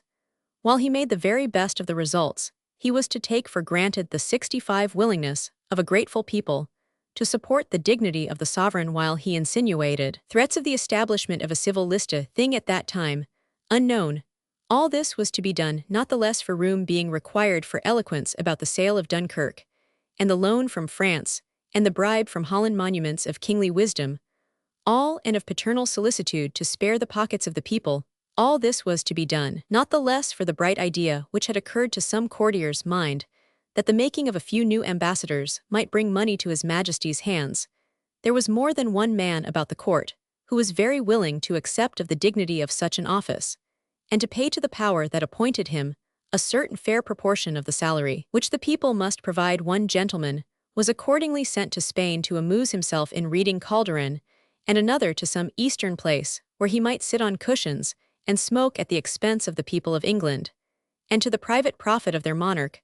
Amidst all these clever arrangements, nothing was done for the security or the advancement of the community, no new measures of defense, no better administration of justice, no advantageous public works, no apparatus of education were originated. And as for the dignity of the sovereign, that was a matter past hope, but by means of the treacherous sale of the nation's property, and of public offices, by bribes, by falsification of the public accounts, 66 breaches of royal credit were for the present stopped, and the day of reckoning deferred. If the Duke of York could have foreseen from whom, and at what time this reckoning would be demanded, he might have been less acute in his suggestions, and less bold in his advice, and both he and the king might have employed to less infamous purpose this day of solemn fast and deprecation of God's judgments. But however true might be Dr. Reid's doctrine that the sins of government are the sins of the nation, it happened in this case, as in a multitude of others, that the accessories to the crime offered the atonement, while the principals made sport of both crime and atonement. The false report about the late engagement had gained ground sufficiently to answer the temporary purposes of those who spread it. As Dr. Reid took his way homewards, bonfires gleamed reflected in the waters of the river, and exhibited to advantage the picturesque fronts of the wooden houses in the narrow streets, and sent trains of sparks up into the darkening sky, and illuminated the steeples that in a few more seasons were to fall into the surging mass of a more awful conflagration. On reaching the comfortable dwelling, which he expected to be soon compelled to quit, he gave himself up first to humiliation on account of the guilt against which he had in vain remonstrated, and then to addressing to the king a strong written appeal on behalf of the conscientious Presbyterian clergy who had, on the faith of the royal word, believed 67 themselves safe from such temptations to violate their consciences as they were now suffering under. On a certain Saturday of the same month might be seen the most magnificent triumph that ever floated on the Thames. It far exceeded the Venetian pageantry on occasion of espousing the Adriatic. The city of London was entertaining the king and queen, and the king was not at all sorry that the people were at the same time entertained, while he was making up his mind whether on dissolving the Parliament he should call another which would obligingly give him the dean and chapter lands, or whether he should let it be seen, according to the opinion of his brother, that there was no need of any more parliaments, as he sat beside his queen in an antiquated vessel, under a canopy of cloth of gold, supported by Corinthian pillars, wreathed with flowers, festoons, and garlands. He meditated on the comfort that would accrue on the one hand from all his debts being paid out of these church lands, and on the other from such an entire freedom from responsibility as he should enjoy when there should be no more speeches to make to his commons, and no more remonstrances to hear from them, grounded on dismal tales of the distresses of his people, which he had rather not hear. The thrones and triumphal arches might do for the corporation of London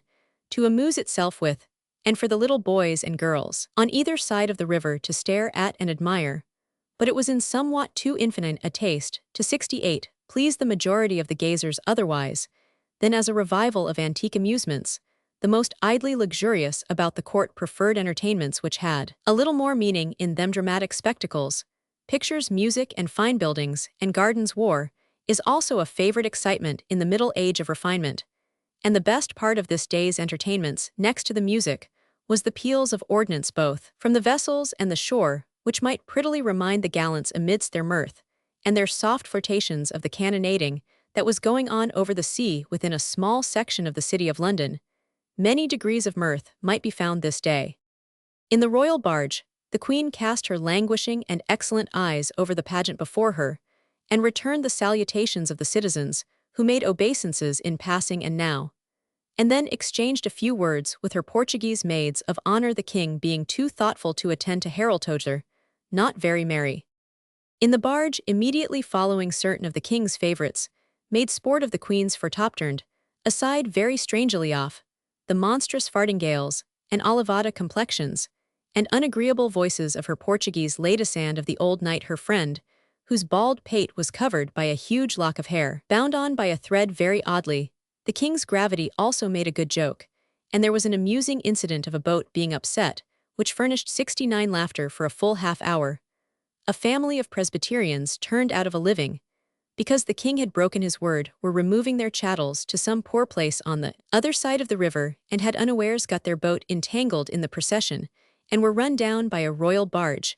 It was truly laughable to see first the divine, and then his pretty daughters with their dripping long hair picked up from the water, while all their little wealth went to the bottom, and yet more so to witness how, when the king of his bounty threw gold to the sufferers, the clergyman tossed it back so vehemently that it would have struck the Duke of York on the temple, if he had not dexterously contrived to receive it on the crown of his periwig.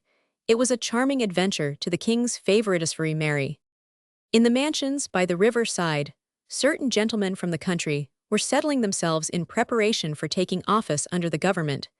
They and their fathers had been out of habits of business for fourscore years, and were wholly incapable of it, and knew themselves to be so, the best having given themselves to rural employments, and others to debauchery. But as all men were now declared incapable of employment, who had served against the king, and as these cavaliers knew that their chief business was to humor his majesty, they made themselves easy about their responsibilities, looked after their tapestries, plate, and pictures, talked of the toils and cares of office, and were very merry. 70 in the narrow streets in their neighborhood might be hourly seen certain of the king's soldiers belted, and armed, cursing, swearing, and stealing, running into public houses to drink, and into private ones to carry off whatever they had a mind to, leaving the injured proprietors disposed to reflect upon Oliver, and to commend him what brave things he did, and how safe a place a man's own house was in his time, and how he made the neighbor princes fear him, while now a prince that came in with all the love and prayers and good liking of his people, who had given greater signs of loyalty and willingness to serve him with their estates than ever was done by any people, could get nothing but contempt abroad and discontent at home, and had indeed lost all so soon that it was a miracle how anyone could devise to lose so much in so little time. These housekeepers, made sage by circumstance, looked and spoke with something very little like mirth. Those who had given occasion to such thoughts were meantime very merry. It was not to these merry men wise people thought that the king must look for help in the day of war, but to the soldiers of the Republican army, who had been declared by Act of Parliament for evermore incapable of serving the kingdom. But where were these men to be found? If wanted, not one could be met with, begging in the streets to tell how his comrades might be reached. One captain in the old Parliament army was turned shoemaker, and another a 71 baker. This lieutenant was now a haberdasher, that a brewer of the common soldiers. Some were porters, and others mechanics in their aprons, and husbandmen in their frocks, and all as quiet and laborious as if war had never been their occupation.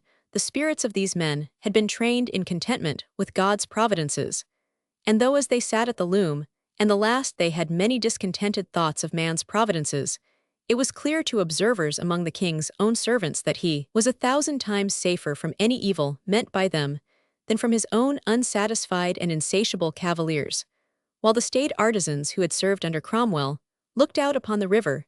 As the procession passed, they dropped a few words in their families about the snares of the evil one, and were not very merry. Within hearing of the ordinance in which the young gallants of the court delighted, was an hospital meagerly supplied with the comforts which its inmates required where languished in a crowded space many of the soldiers and sailors, who had been set up to be fired, at while it was known in high quarters that there was such a deficiency of ammunition as must deprive the poor fellows of the power of effectual self-defense. This fact had become known, and it had sunk deep into the souls of the brave fellows who, maimed, feverish, and heart-soring pain for want of the proper means of cure, and half suffocated from the number of their fellow-sufferers, listened with many a low-breathed curse to the 72 peals of ordnance that shook their crazy place of refuge, and forswore mirth and allegiance together.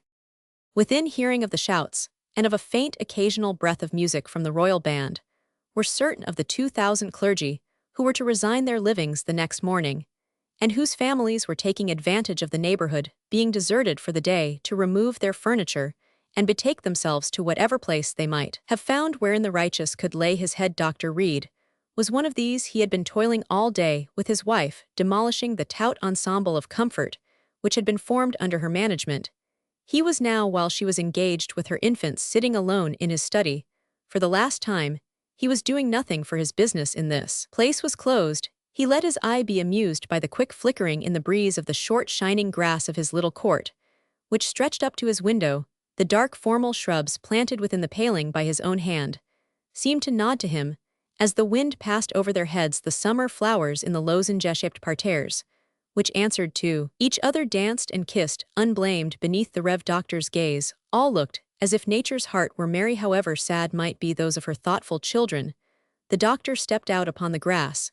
There was yet more for him to do there. He had with his own hands mowed the plat, and clipped the borders 73, and the little hands of the elder of his 2 children had helped to pluck out the very few weeds that had sprung up, but the weather had been warm and dry, and in order to leave the place in the beauty desired by its departing tenant, it was necessary to water the flower court. It was not a very inspiriting thing to glance at doors and windows standing wide, displaying the nakedness of an empty dwelling within, so the doctor hastened to the well to fill his bucket.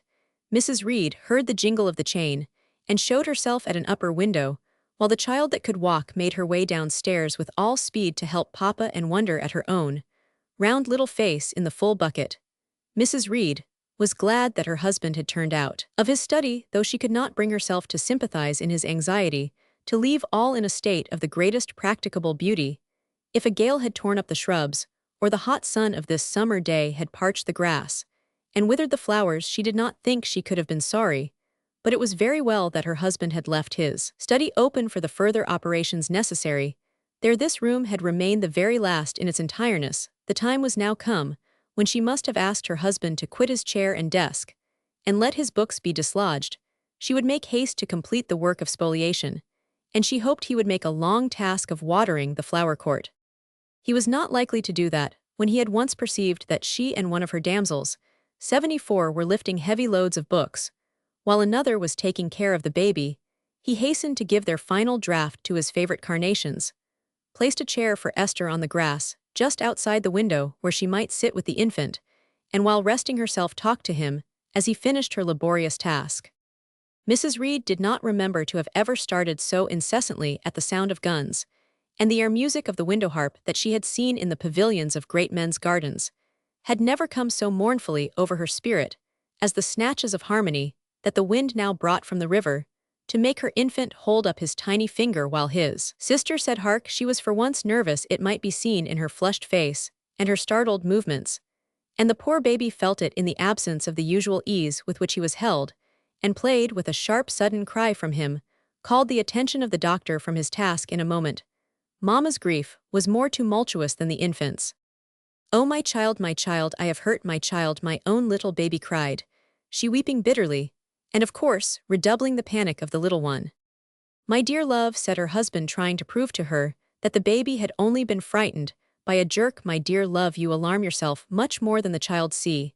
And he held up in the evening sunlight the brass plate on which his study lamp stood. Its glittering at once arrested the infant's terrors, but not so soon could the tears of the mother be stopped. 75, "My love, there must be some deeper cause than this trifling accident," said he, sitting down on the low window-sill beside her chair. "Is it that you have pent up your grief all day, and that it will have way?" Mrs. Reed had a long train of sad thoughts to disclose in the intervals of her efforts to compose herself. The children, she said, amused themselves, as if nothing was the matter, while who could tell what they might think hereafter of being thus removed from a fair and honorable home, and carried whereof there was no telling what lot might await them. If everybody had thought the sacrifice a right one, she could have gone through it without any regret, but some of her husband's oldest friends thought him wrong. "Towards God or towards you, my love?" "Oh, towards these children. I suppose they dare not think that you would do anything wrong towards me, I am sure. I only think of you first, and then of the children, how you have preached here with the souls of your people in your hand to mold them as you would. And now you must go where your gift and your office will be nothing, and you will be only like any other man.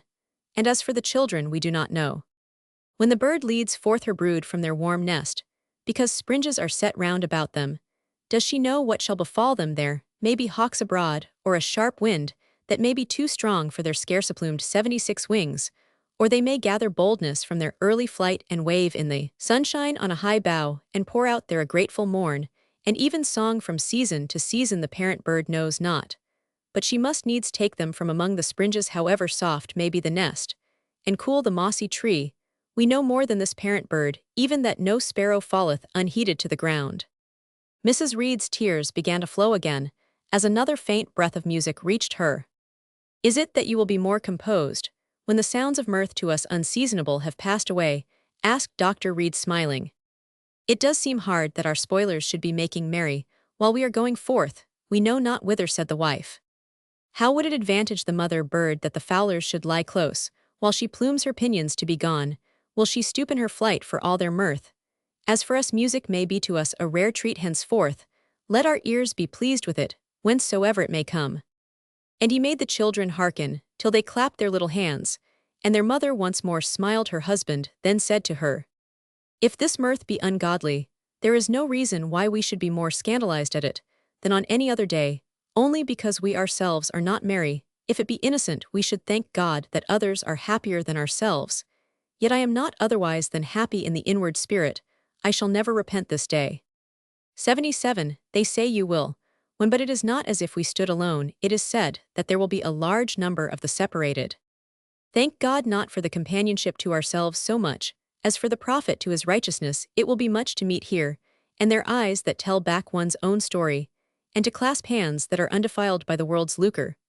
But it is more to know that God's truth is so hymned by some thousand tongues this night, that the echo shall last, till weak voices like ours shall be wanted no more. Let us go, cried Mrs. Reed, dispersing her last tears, and lifting up one child, while the other remained in her husband's arms. He took advantage of her season of strength, and resolved to convey her at once to the humble lodging, which was to be their present abode, and to return himself to see that all was done. He detained her only to join him in a brief thanksgiving for the happiness they had enjoyed there since their marriage day, and to beseech a blessing on him who was to succeed to the dwelling and to the pastoral office. Courageous as was Mrs. Reed's present mood, she was still at the mercy of trifles. The little girl's kitten would not bear them company. It had been removed twice and had returned, and now was not to be found. It had hidden itself in some corner, whence it would come out when they were gone, and the child departed in a very unchristian state of distress. Her mamma found that both she and her child had 78 yet to learn Dr. Reed's method of not fretting because of evildoers. Though he could not trouble himself with personal resentments, no man could more strenuously rebuke and expose guilt, especially guilt in high places, which is so much worse than other guilt, in as far as it desolates a wider region of human happiness. In his farewell discourse the next day, he urged some considerations on behalf of society far more eagerly than he ever asked anything for himself. It is no new thing, said he, for men to be required to set their hand to that which they believe not, or to affirm that they believe that which they understand no more in the expression than in the essence. It is no new thing for a mistake to be made as to such protestation, so that if a man say he believes that a sown field will bear corn, though he knows not the manner of its sprouting, nor the order of its ripening, he shall be also required to believe a proposition in an unknown tongue, whereof he knows not even what it is that should be proposed. It is no new thing that men should start at such a requisition, as a sound-witted man would start from the shows and babble of the magician, or as a modest wise man would shrink from appointing the way to a wandering comet, lest he should unawares bring the orderly heavens to a mighty wreck. It is no new thing for the searchers of God's ways to respect his everlasting laws more than man's presumptuous bidding, or for him whom they serve 79 so to change the face of things to them as to make his extremest yoke easy, and his heaviest burden light. Cast a shade over what must be foregone, whether it be life itself, or only the goodly things in which may be too much of our life, hath been found or to beam a light from his own highest heaven on the wilderness path, which may seem horrid to those who are not to tread it, but passable enough to such as must needs take this way to their everlasting home. These things, being not new, are assigned to us recusants of this day, not to be in anywise astonished or dismayed, and also not to allow a dwelling upon the part we have taken as if it were any mighty merit to trust to God's providence, which waits only to be trusted, or required any marvelous faith to commit ourselves to Christ's word, which if it be Christ's must stand when the heavens themselves shall be dissolved. It behoves us rather to look to things less clear than these, and more important than the putting forth of a few of Christ's meanest shepherds from their folds, for whom the chief shepherd may perhaps find other occasions, and if not they may be well content to lie down among the sheep, remembering that he once had not where to lay his head. The true occasion of this day is not to break one another's hearts with griefs and tears, which may but puff out or quench the acceptable fire of the altar, but so to fan the new-kindled flame, as that it may seize and consume whatsoever of foul and desecrating shows most hideous in its light. Is it 80 not plain that powers whose use is ushered in with prayers, and alternated with the response of God's most holy named powers of governmentaire, used to ensnare those who open their doors to whatsoever cometh in that name? It is well that governments should be thus sanctified to the ears and eyes of the governed. For if there be a commission more certainly given straight from the hand of God than another, it is that of a ruler of men who, but he opens the eyes of the blind, and unstops the ears of the deaf, and sets the lame on his feet, and strengthens together the drooping heart, and the feeble niece setting before the one the radiant frame of society in all its fitness, and waking up for another the voices of human companionship, and compacting the powers of the weak with those of the strong, and cheering, all by warding off injury from without, and making restraint easy, where perchance it may gall any of those who are within. Sacred is the power of the ruler as a trust, but if it be used as a property, where is its sanctity if the steward puts out the eyes that follow him too closely, and ties the tongue that importunes, and breaks the limbs of the strong man in sport, so as to leave him an impotent beggar in the porch of the mansion? Do we not know from the Scripture what shall be the fate of that steward? As it is with a single ruler, so shall it be with a company of rulers, with a government which regards the people only as the something on which itself must stand. 81, which takes bread from the children to give it to dogs, which sells God's gifts to them that are without, at the risk of such utter blindness that they shall weary themselves to find the door out of their perplexities and terrors. What governments there be that commit the double sin of lording it over consciences which are God's heritage, and of ruling for their own low pleasures, instead of the right living and moving of the people? Judge ye, if there be any which mismanage its defense, and deny or pervert justice, and refuse public works, and make the church a scandal, and the court spectacle for angels to weep over, and devils to resort to, and instead of speeding the people's freedom with the wings of knowledge, shut them into the little cells of ancient men's wits. It is time that such should know why God hath made them stewards, and should be alarmed for the coming of their master. It is not for the men and maidservants to wrest his staff from his hands, or to refuse his reasonable bidding, or to forsake the one his plough and the other his mill, and the maidens to spread the table. But it is for anyone to give loud warning that the master of the house will surely demand an account of the welfare of his servants. Such a warning do I give, and such is the warning spoken by the many mourners of this day, who, because they honor the kingly office as the holiest place of the fair temple of society and kingly agents, as the appointed priesthood, can the less bear to see the nation outraged. As 82, if there were no avenging angel of Jehovah flying abroad and comfortless in their miseries, as if Jehovah himself were not in the midst of them. It was well that Dr. Reed felt that he could bear the pillory. He was pilloried. Third age. History is silent as to the methods by which men were enabled to endure the tedium of journeys, by the heavy coaches of the olden time.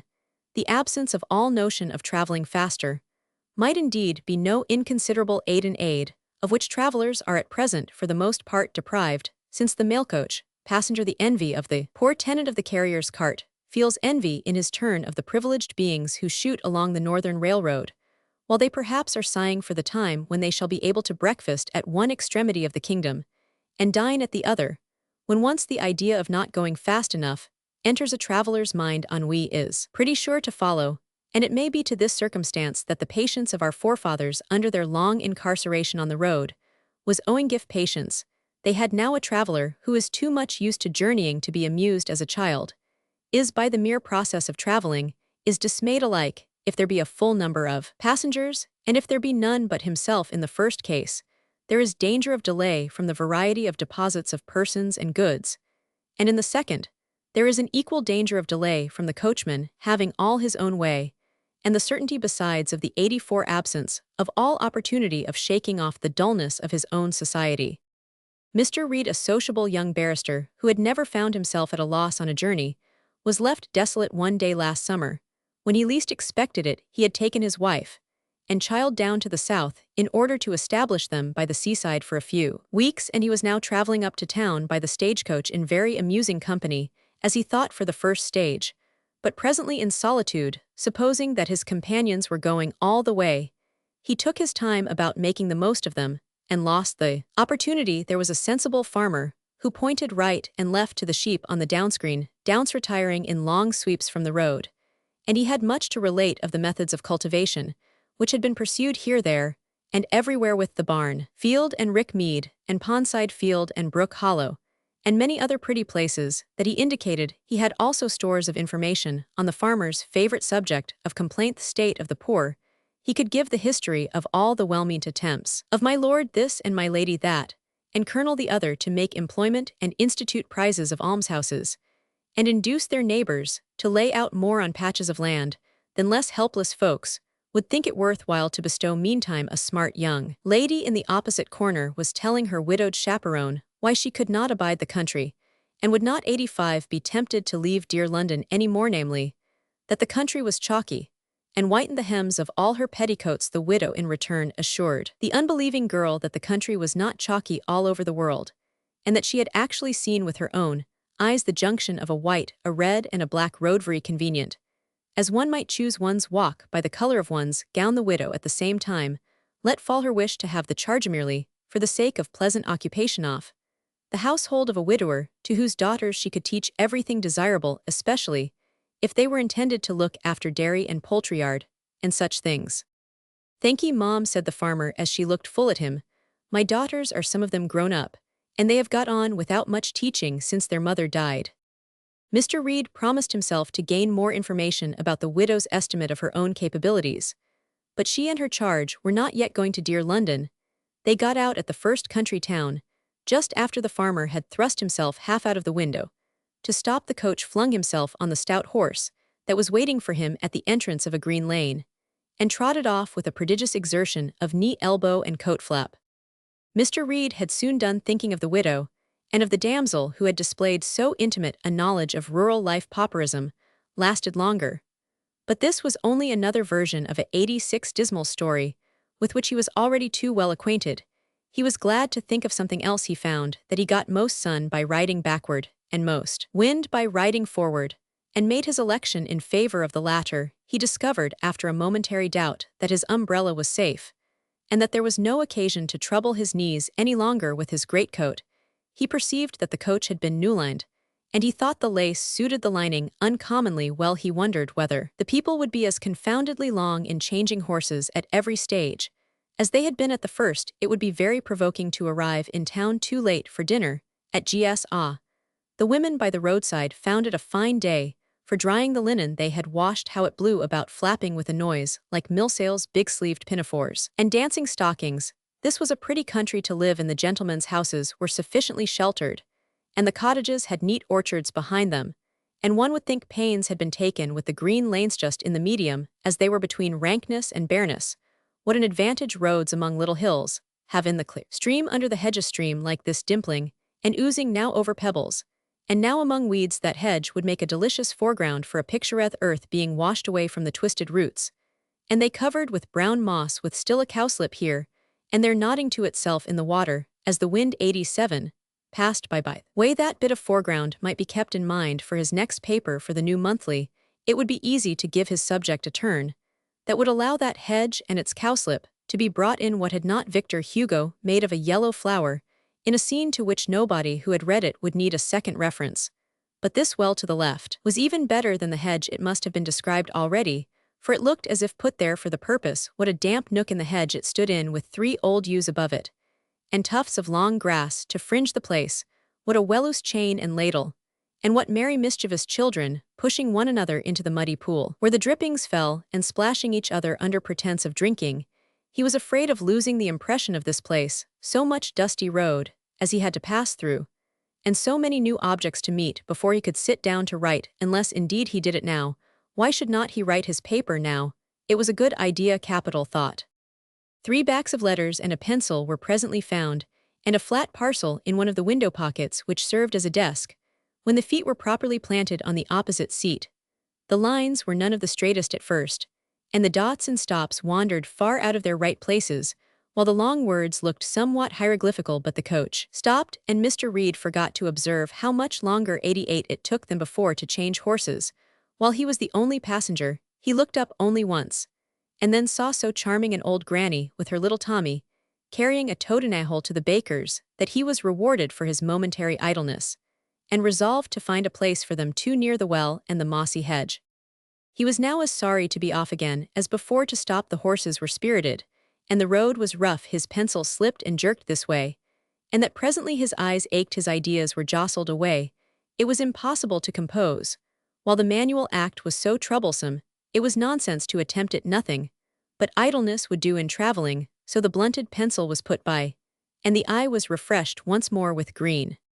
But now a new sort of country was opening. The hedges were gone, and a prodigious stretch of fallow on either hand looked breezy and pleasant enough at first, and the lark sprang from the furrow so blithely that Reed longed to stop the coach that he might hear its trilling. But the lark could not be heard, and was soon out of sight, and the perspective of furrows became as wearying as making pothooks had been. Reed betook himself to examining the window pockets. There were 2 or 3 tidy parcels for solicitors, of course, and a little one, probably for a maidservant, as there were 7 lines of direction upon it. The scent of strawberries came from a little basket coolly lined with leaves, and addressed to Master Jones at a 89 school, in a town to be presently passed through. Reed hoped for the boy's sake that there was a letter too, and he found an interstice through which he could slip half a dozen burnt almonds, which had remained in his pocket, after treating his own child what speculations there would be next holiday time about how the almonds got in 2 or 3 other little parcels were disregarded, for among them lay one of more importance to Reed than all the rest: 3 newspapers tied round once with a bit of red tape, and directed in pencil to be left at the Blue Lion, till called for. Reed took the liberty of untying the tape and amusing himself with the precious pieces of type that had fallen in his way. There was little political intelligence in these papers, and that was of old date, but a little goes a great way with a solitary traveler, and when the better parts of a newspaper are disposed of, enough remains in the drier parts to employ the intellect that courts suggestion. That which is the case with all objects on which the attention is occupied is eminently the case with a newspaper, that, whatever the mind happens to be full of, there receives addition, and that the mood in which it is approached there meets with confirmation. Reed had heard much from the farmer of the hardships which individuals suffer from a wasteful public expenditure, and his eye seemed to catch something which related to this matter, to whatever corner of the papers it wandered. 90 strike at Palisol. The workmen at present employed on this extensive structure ceased work on the appearance of the contractor yesterday morning, their demand for higher wages being decidedly refused by him. The men quitted the spot, and the works have since remained deserted. A considerable crowd gathered round, and appeared disposed to take part with the workmen, who, it is said, have for some time past been arranging a combination to secure a rise of wages. The contractor declares his intention to concede no part of the demand. The crowd taking part with the workmen, then the crowd knows less than the workmen what it is about. These wages are paid by that very crowd, and it is because they issue from the public purse that the workmen think they may demand higher wages than they would from a nobleman or private gentleman. The contractor is but a medium, as they see, between the taxpayers and themselves, and the terms of the contract must depend much on the rate of wages of those employed. I hope the contractor will indeed concede nothing, for it is the people that must overpay eventually, and it has been too long taken for granted that the public must pay higher for everything than individuals. I should not wonder if these men have got it into their heads, like an acquaintance of mine, in the same line, that as they are taxed for these public buildings, they have a right to get as much of their money back as they can, forgetting that if 91 every taxed person did the same, there would be no palace built, not but that we could spare 2 or 3 extremely weller, might at least postpone some of the interminable alterations and embellishments with an account of which the nation is treated year after year in return for its complaisance in furnishing the cash. Let their majesties be nobly lodged by all means, and moreover gratified in the exercise of tastes, which are 1,000 times more dignified than those of our kings in the days of cloth of gold, and more refined than those of monarchs, who could make themselves exceedingly merry at the expense of their people. The test, after all, is what is necessary for the support of the administrating body, and what upholds mere pomp. These are no days for public pomp in one sense. The time for it is gone by in another sense. It is not cometh is we ought now to be men enough to put away such childish things, and we cannot yet afford them 2 or 3 noble royal palaces, let alone, when once completed, are in my mind a proper support to the dignity of the sovereign. As for half a dozen, if they do not make up a display of disgraceful pomp, the barbaric princes of the East are greater philosophers than I take them for. Yes, yes, let the sovereign be nobly lodged, but let it be remembered that noble lodgings are quite as much wanted for other parties. Mr. S. motion was lost without a division. 92. I just so the concentrated essence of the people as the House of Commons pretends to be must put up with a sordid lodging. However many royal palaces England may boast, they are not anything so precious as they pretend to be, or they would not so meanly exclude themselves from their right.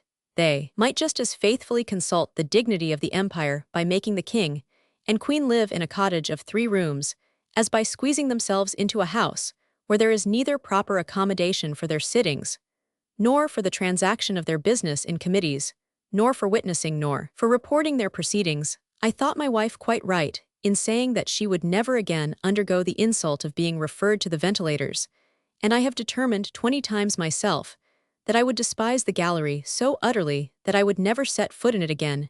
Yet to the gallery I still go, and I should not wonder if my wife puts away for once or twice her disgust at inhaling smoke and steam, and her indignation at being permitted to watch the course of legislation only through a pigeonhole, and aggravating the presence of women there in spite of such insults is a proof that they are worthy of being treated less like nuns and more like rational beings. And the greater the rush and consequent confusion in the gallery, the more certain is it that there are people who want, and who eventually will have the means of witnessing the proceedings of their legislators. But all this is nothing to the importance of better accommodation to the 93 members of all extraordinary occasions, of being economical, that is the most strange, which impairs the exertions of the grand deliberative assembly of the nation, most majestic body, if it understood its own majesty within the bounds of the empire. Why every nobleman should be content with one house, and every private gentleman be ashamed of his stables and kennels, rather than that the House of Commons should not have a perfect place of assemblage, I verily believe that many a poor man would willingly give his every 3rd potato towards thus aiding the true representation of his interests. It would be good economy in him so to do if there was nothing of less consequence to be sacrificed first. But king, lords, and commons are not the only personages who have a claim on the public to be well housed for purposes of social support, not pomp. Yesterday morning Andrew Wilson underwent the sentence of the law Roman 100. Though only 20 years of age, he was old in guilt, having been committed for his first offense of throwing stones at the police when he was in his 13th year. He is supposed to have been for some time connected with a gang of desperate offenders, but nothing could be extracted from him relative to his former associates, though the reverend chaplain of the jail devoted the most unremitting attention to the spiritual concerns of the unhappy man. So this is the way we tend the sick children of 94, the great social family, because forsooth with all our palaces, we cannot afford a proper infirmary. As soon as symptoms of sickness appear, we thrust all our patients together to make one another as much worse as possible. And when anyone is past hope, we take credit for our humanity in stuffing him with remedies which come too late to look at our prisons. One would think that we must be out in our Christian chronology, that among the many mansions of the social edifice room cannot be found for those who have the strongest claim of all on our pitying love and watchful care. What a scandal! This is may be most fully comprehended by those who have passed from the loathsome confusion of the greater number of our prisons to the silence and rigid order of the very few, in which a better system has been tried. There are persons to press the argument that, while many of our honest poor in London and in the factory districts are crowded together 6 or 7 families in the same apartment, it cannot be expected that the guilty should be better accommodated. But these same honest poor, trebly honest, if they can remain so under such a mode of living, may well be as glad as other people that the prisoner should be doomed to the solitude which their poverty denies to them.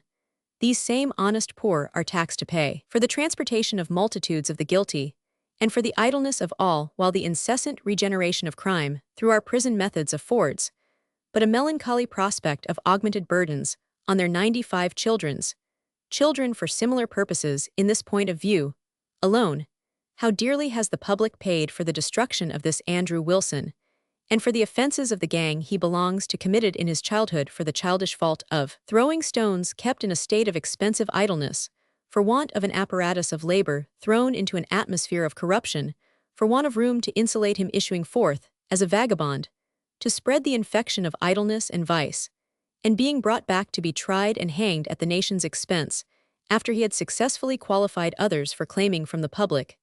The expense of transportation would, not the injured wretch, have been more profitably maintained through a long life at the public expense? Would it not have answered better to the public purse, to give him an establishment on condition of his remaining harmless?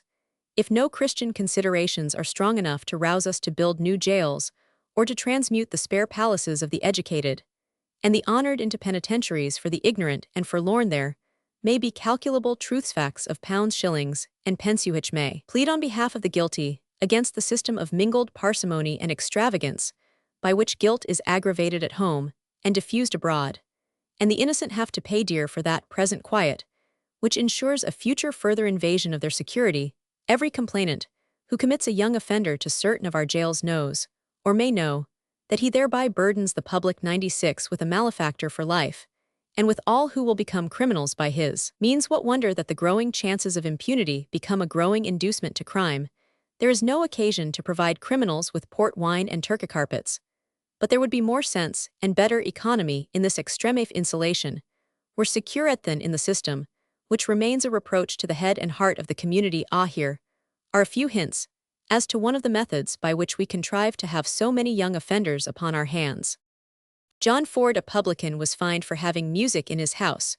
Roman 100. Roman 100.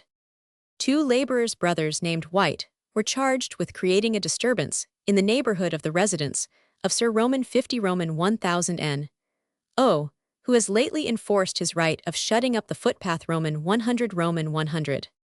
The number of boats which passed under Putney Bridge from noon to sunset on a Sunday in summer was computed by the informant of the Right Reverend Bishop to exceed Roman 100. Roman 100.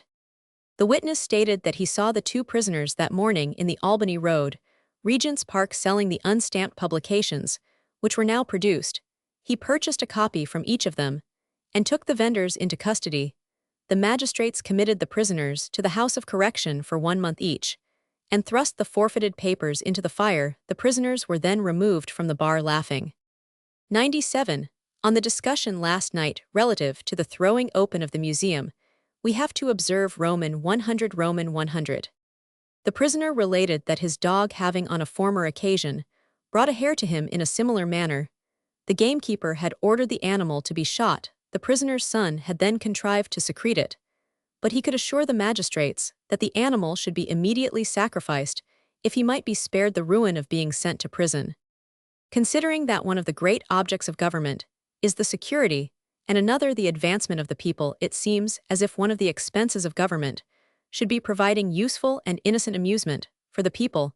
All must have something to do in the intervals of their toils, and as the educated can find recreations for themselves, it behoves the guardians of the public to be especially careful in furnishing innocent amusements to those who are less fitted to choose their pleasures well. But where are the public grounds in which the poor of our large towns may take the air and exercise themselves in games? Where are the theaters, the museums, the newsrooms, to which the poor may resort without an expense unsuited to their means? What has become of the principle of Christian equality, when a Christian prelate murmurs at the poor man's efforts to enjoy at rare intervals the green pastures and still waters to which a loving shepherd would fain lead forth 98 all his flock? And, if any more tenderly than others, it would be such as are but too little left at large. Our administrators are careful enough to guard the recreations of those who, if deprived of them, are in the least danger of being driven to guilty excitements. The rich, who can have music and dancing theaters, picture galleries, and museums, riding in the parks, and walking in the fields any day of the week, hunting and boating, journeying and study, must also have one more at whatever expense of vice and misery to their less favored neighbors, and at whatever cost to society at large. Yes, their game must be protected, though the poor man must not listen in the public house to the music which he cannot hire nor read at home, almost the only literature that he can buy. He must destroy his cherished dog if it happens to follow a hare, and must take his evening walk in the dusty road, if a powerful neighbor forbids him the quiet green footway Thus we drive him to try, if there is no being merry at the beer shop, and if he cannot amuse himself with his dog in the woods at night, since he must not in the day, thus we tempt him to worse places than a cheap theater. Would be thus we preach to him about loving and cherishing God's works, while we shut out some of them from his sight, and wrest others from his grasp. And by making happiness and heaven an abstraction, which we deny him the intellect to comprehend, we impel him to make trial of misery and hell, and by our acts do our best to speed him on his way. While our weak 99 words of warning are dispersed by the whirlwind of temptation, which we ourselves have raised, if the administration of penal justice be a grievous burden upon the people, it must be lightened by a practical respect to that higher justice, which commands that the interests of all the noble, and the mean the educated, and the ignorant be of equal importance in the regards of the administration, so that government shall as earnestly protest against the slaughter of the poor man's dog for the sake of the rich man's sport as the prophet of God against the sacrifice of the poor man's ewe lamb for the rich man's feast. If Bible-read prelates preached from their hearts upon this text, we should never have another little boy supposing that he was to be a clergyman, because he went out shooting with his father. Would that such could be persuaded to leave their partridges and pheasants, and go east and west to bring down, and send home the winged creatures of other climes, wherewith to delight the eyes of the ignorant, and to enlarge his knowledge of God's works. Meantime the well-dressed only can enter the zoological gardens, and the footman who cannot be otherwise than well-dressed must pull off his cockade, before he may look at that which may open to him some of the glory of the 104th Psalm. We are lavish of God's word to the people, but grudging of his works, we offer them the dead letter, withholding the spirit, which gives life, yet something is done in the way of genuine homage. See here.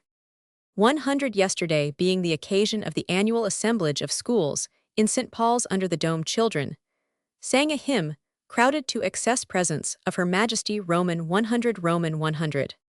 And here follows an account of certain university prizegivings. We are not without public education badged, one to denote charity, the other endowments. If education were what it ought to be, breath of the life of the community, there would be an end of this childish and degrading badging. At present this prodigious display of white tippets and colored cockades under the dome of St. Paul's tells only that because the whole of society is not educated at all, a small portion is educated wrong, there is less to be proud than ashamed of in such an exhibition.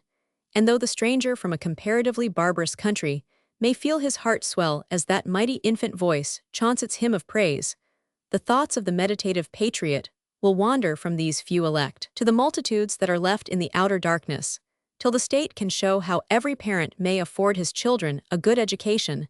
The state is bound to provide the means for it, and to enforce the use of those means, by making a certain degree of intellectual competency a condition of the enjoyment of the benefits of society, till the state can appoint to every member a sufficiency of leisure from the single manual act, which under an extensive division of labor constitutes the business of many. 101. It is bound to provide the only effectual antidote to the contracting and benumbing influences of such servile toil, till knowledge ceases to be at least as necessary to the happiness of the state as military skill was to the defense of the Greek republics. The state is bound to require of every individual a certain amount of intellectual ability, as Greece required of her citizens a specified degree of military skill.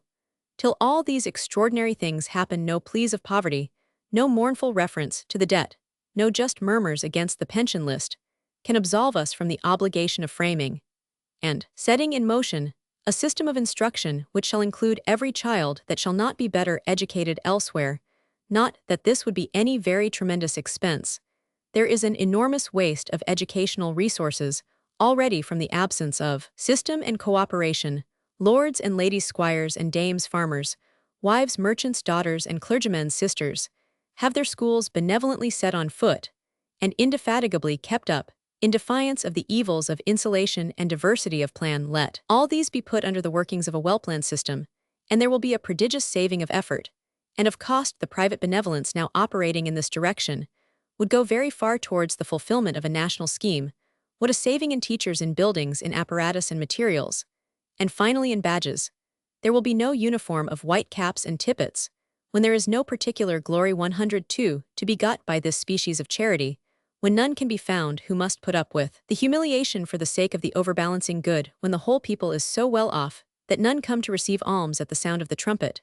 The trumpet will cease to sound, the day may even arrive when blue gowns and yellow stockings shall excite pity in the beholders, no more and no widowed parent be compelled to struggle with her maternal shame at subjecting her comely lad to the mortifications, which the young spirit has not learned to brave. This last grievance, however, lies not at the nation's door. It is chargeable on the short-sightedness of an individual, which may serve as a warning to us. Whenever we set to work on our system of national education, it may teach us, by exhibiting the folly of certain methods of endowment, to examine others, to avoid the absurdity of bestowing vast sums in teaching plain things in a perplexed manner, or supposed sciences, which have long ceased to be regarded as such, or other accomplishments, which the circumstances of the times do not render either necessary or convenient. It may lead our attention from the endowed school to the endowed university, and show us that what we want from our gentlemen as well as our poor is an awakening of the intellect to objects of immediate and general concern, and not a compulsion to mental toil, which shall leave a man after years of exemplary application ignorant of whatever may make him most useful in society, and may be best employed and improved amidst the intercourses 103 of the world. Let there remain a tribe of bookworms still, and heaven forbid that the classics should fall into contempt. But let scholastic honors be bestowed according to the sympathies of the many being meantime so cultivated, as that they may arrive at a sympathy with intellectual toil.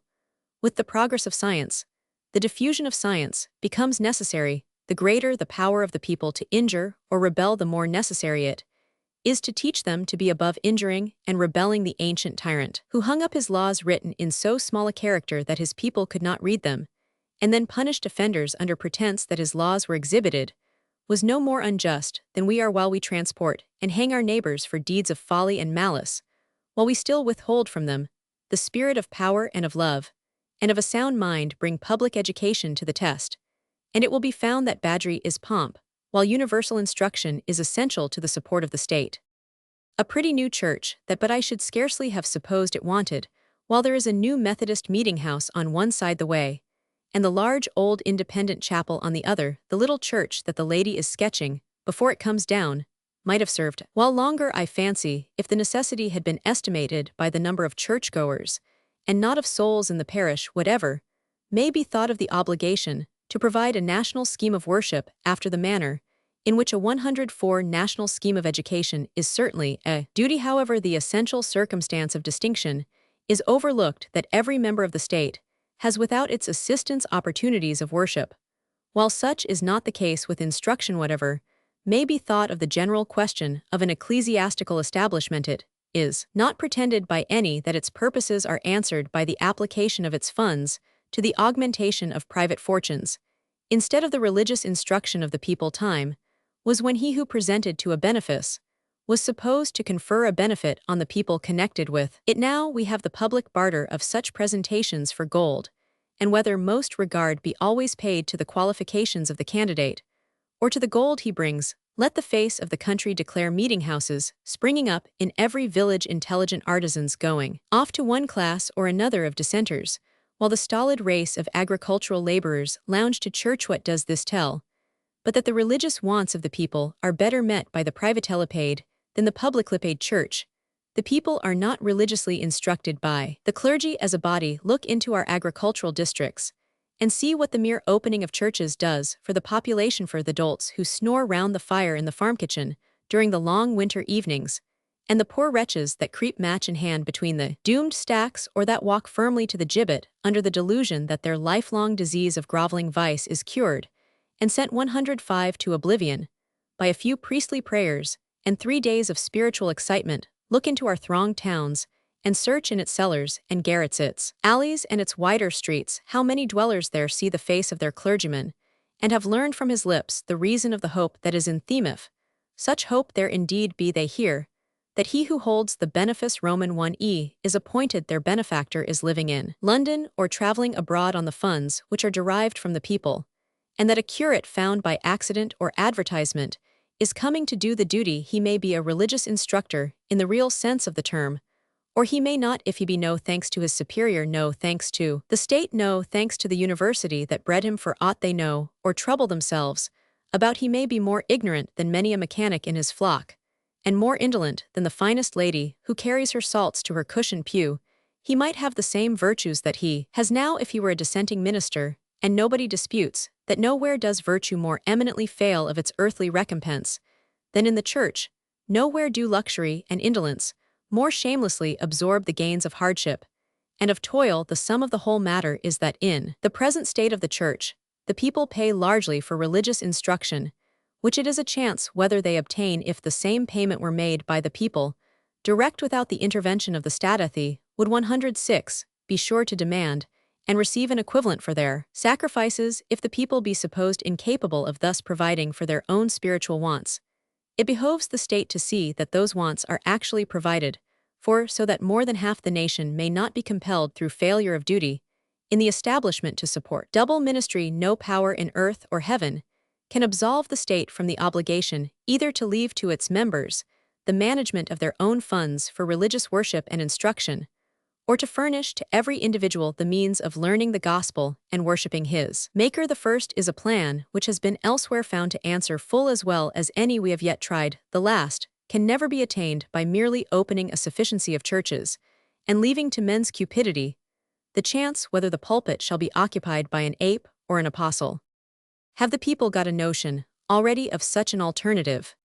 Tithes parish of Roman 100. On Monday, the Rev. J.B.H. commenced distraining for tithes due Roman 100. Roman 100. On that day, there were impounded above 40 cows. The parishioners offered security for the cattle, which was refused, and they have resolved to let the law take its course. In the meantime, a large military and police force is stationed in the vicinity of the pound. Sentinels are regularly posted and relieved, and the place presents more the appearance of a warlike district than a country village. 107.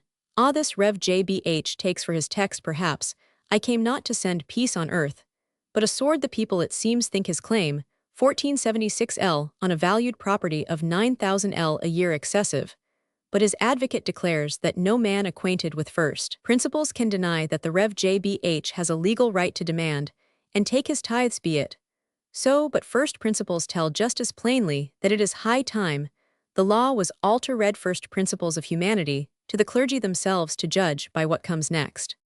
The subscription for the relief of the families of clergymen in Ireland proceeds, but slowly, though the necessity for it increases with every passing day. Ladies who have been educated with a view to filling a highly respectable station in society may now be seen engaged in the most laborious domestic offices, while their children are thankful to accept a meal of potatoes from some of the lowest of their father's flock. The widow of an Irish clergyman, middle-aged, is eager to obtain a situation to superintend the management of the nursery in the family of a widower, or as useful companion to a lady, or as housekeeper in a nobleman's mansion, or as matron in an extensive charitable institution. She would be willing to make herself useful in any situation, not menial, her circumstances being of an urgent nature. References to a lady of rank. A master of arts in full orders is desirous of accuracy. He feels himself equal to a laborious 108 charge, and a speedy settlement is of more importance than the amount of salary, especially if there be an opening for tuition. Alas, what a disclosure of misery is here among a body which the United Kingdom is taxed to maintain poor, as the dissenting clergy may be as a body. We hear of no such conflicts in their lot.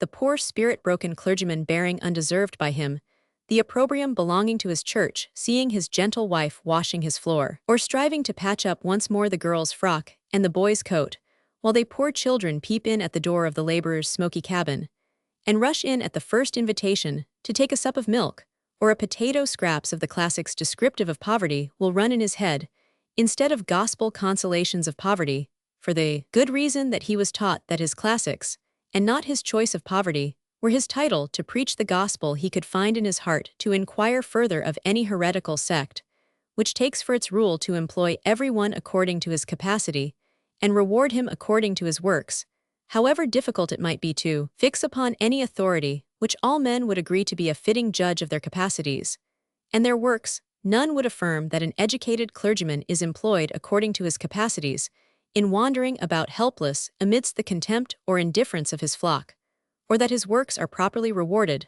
by the starvation of his family. Then there is the 109 widow of a brother in the same fruitless ministry, any situation, not menial, her circumstances of an urgent nature. One poor relation perhaps taking charge of one child, and another of a second, and the third perhaps sent to wear the badge of this lady of rank at a charity school, that the widow may be made childless, may advertise herself as without encumbrance to undertake any situation, not menial. Then comes the curate, eager to undertake more than man can do for as little as man can live forto, use his intellectual tools framed with care, and polished with long toil and needing in their application all the power of a philosopher with all the zeal of a saint, for less than is given to the artisan, who spends his life in the performance of one manual act, or the clerk, whose whole soul lies in one process of computation. This poor curate, heartsick through long waiting, may find employment according to his capacities, and above them, but if he be fit for his work he will not be rewarded according to it, till those for whom he and his brethren toil have directly or indirectly the distribution of the recompense bring the church in its turn to the test. It is certain that it is made up of pomp and penury, and no power on earth can prove that it at present yields any support to the state. Since the people have no benefit from a state education, and but a questionable benefit from a state church, how much is spent on their behalf here are tables which look as if they would tell 110 something, though it requires more wit than mortal man has to make out accurately how the public accounts really stand among all the accommodations provided for the transaction of public business. One would think a pay office might be fixed upon where all public claims should be discharged in certain allotted departments, and among all the servants of government, working men or sinecurists, one would think some might be employed in preparing such a document as has never yet been seen among use an account of the actual annual expenditure of the public money, but one may make some approach to the truth in the gross. The expenditure for the last year may be calculated in round numbers at upwards of 50 millions. Upon my word, we are a gay nation if we acted upon the belief, held by some very wise persons, that the business of government might be conducted at a charge of 1% on the aggregate of individual revenue. This sum total would show us to be rich enough to buy Europe and perhaps America. To boot, this would give us a national wealth, which it would be beyond Sus himself to form a notion of, but we are far enough from having ourselves governed so cheaply. Let us see how these 50 millions go. To the public creditor, 28 million. Civil and pension lists 1 million. 111, superannuated and reduced allowances of civil departments 1 million. Due of military ditto, 4,300,000. Miscellaneous charges, 200,000. Here are third of 4 millions and a half devoted to non-effective expenditure. This is a pretty triumph of pomp versus support. Yes, pomp. For few will now dare to affirm that our prodigious wars were necessary to the national defense.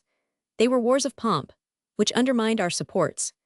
And as for the glory thus gained, our descendants will be ashamed of it long before they have done paying for a tas for the other items of non-effective expenditure. Smaller they appear by the side of the enormous debt charged, the more necessity there is for their reduction, since the disproportion proves not their smallness, but its bigness. Though they cannot be abolished, though their majesties must have a household, though the other branches of the royal family must be supported, though retired soldiers and sailors must be taken care of on their quitting a service from which it is not easy to turn to any other. No man will now affirm that reduction is forever impossible, though the like affirmation was made before the present government proved its falsehood. That their majesties must have a household on a liberal scale is true, but that there are no sinecures in the royal households remains to be proved, and if such sinecures 112 there must be, it also remains to be proved that they would not be equally well filled if they were merely honorary offices, that the members of the royal family, precluded,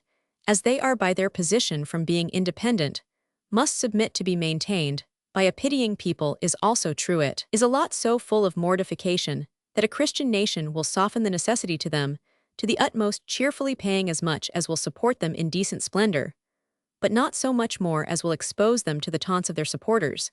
This regard to their feelings is their due till their day of emancipation arrive. Still, the customs of society shall allow them the natural rights of men and women, the power of social exertion, and the enjoyment of social independence. Their case, however, is peculiar in its hardships. No other class in society is precluded from either enjoying ancestral property or accumulating property for themselves, and it is too much to expect the nation to approve or to pay for the infliction of a similar humiliation on any who have not in their own persons, or in those of their very nearest connections, served the people for an otherwise insufficient reward, let the soldier and sailor who have sacrificed health or member in the public defense be provided for by a grateful people, but there is no reason why the descendants of civil officers or diplomatists retired from already overpaid services should receive among them far more than is afforded to naval and military pensions together. As for the proportion of these naval and military pensions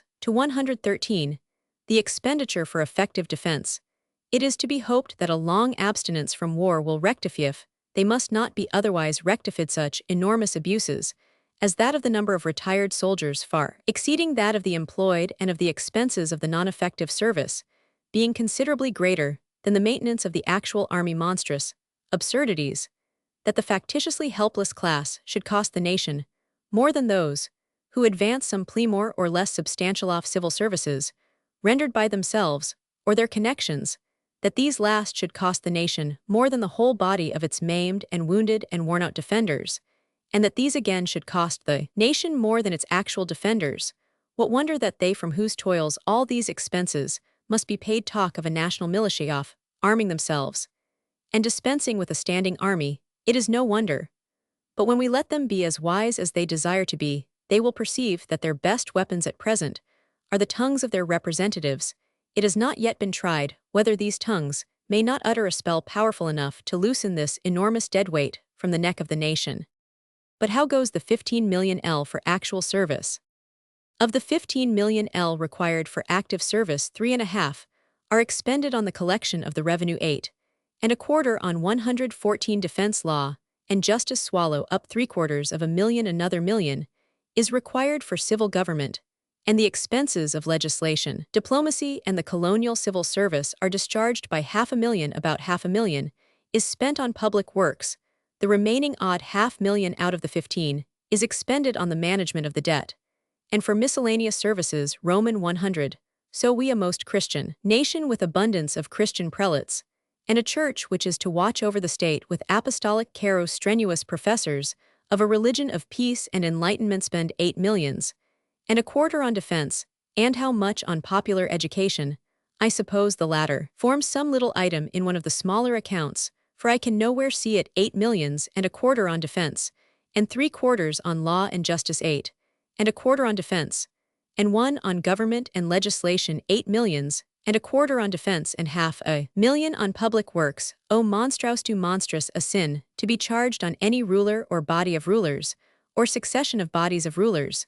The broad shoulders of the whole civilized world must bear this tremendous reproached world, which has had Christianity in it these 1800 years, and whose most Christian empire yet lays out more than half its serviceable expenditure in providing the means of bloodshed or of repelling bloodshed. The proportion would 115 be enormous, even if all the other items were of righteous signification. If the proper proportion of the 3.5 millions for collection went to education, if law were simple and justice cheap, if the real servants of government were liberally paid, and all idle hangersons shaken off, if there were no vicious diplomatic and colonial patronage, and no jobbing in the matter of public works, if all else were as it should be, this item might well make us doubt what age of the world we are living in, and for what purpose it is that Providence is pleased to humble us by leaving such a painful thorn of barbarism in the side of our majestic civilization. Long must it be before it can grow out. Meantime,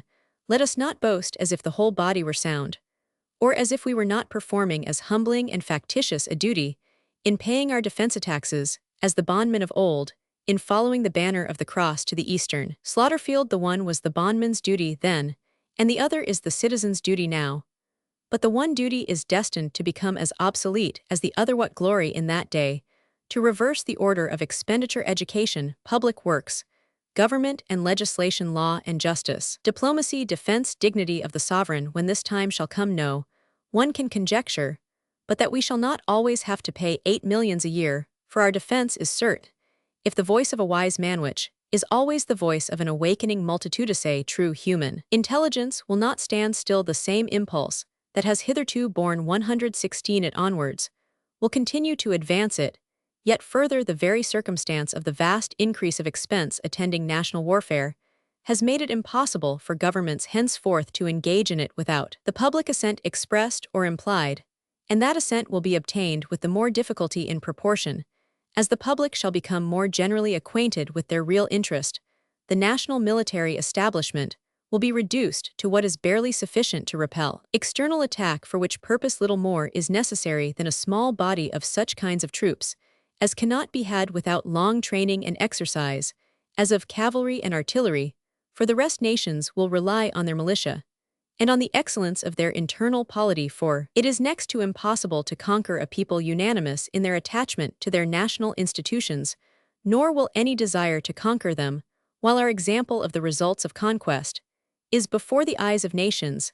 Then the newspapers will not have to give up space to notices of military reviews, and gentry whose names have no chance of otherwise appearing in print will not have the trouble of looking for themselves in the list of army promotions.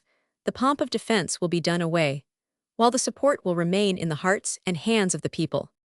What a blessed thing it is that as soon as the people do not choose to pay for pomp will be done away. What a blessed thing that they cannot be put out of the question, as Henry 117 VI's people were by sending their representatives to the wars as often as they disliked paying for the king's gold and silver beards or the Lady Mary's fool's cap and bells. What a blessing that they can be no longer feared, and yet defied, as when Charles Roman II did without a parliament, because he was afraid to tell them of the bribes he had taken, and the loans he had asked, and the cheats he had committed, and the mad extravagance of his tastes and habits. Here I see we are content to pay for robes, collars, badges, Roman 100, for knights of the several orders, repairing the king's crown, maces, badges, Roman 100, and gold and silver sticks, plate to the Secretary of State, plate and various equipage, money to the Lord Lieutenant and Lord Chancellor of Ireland.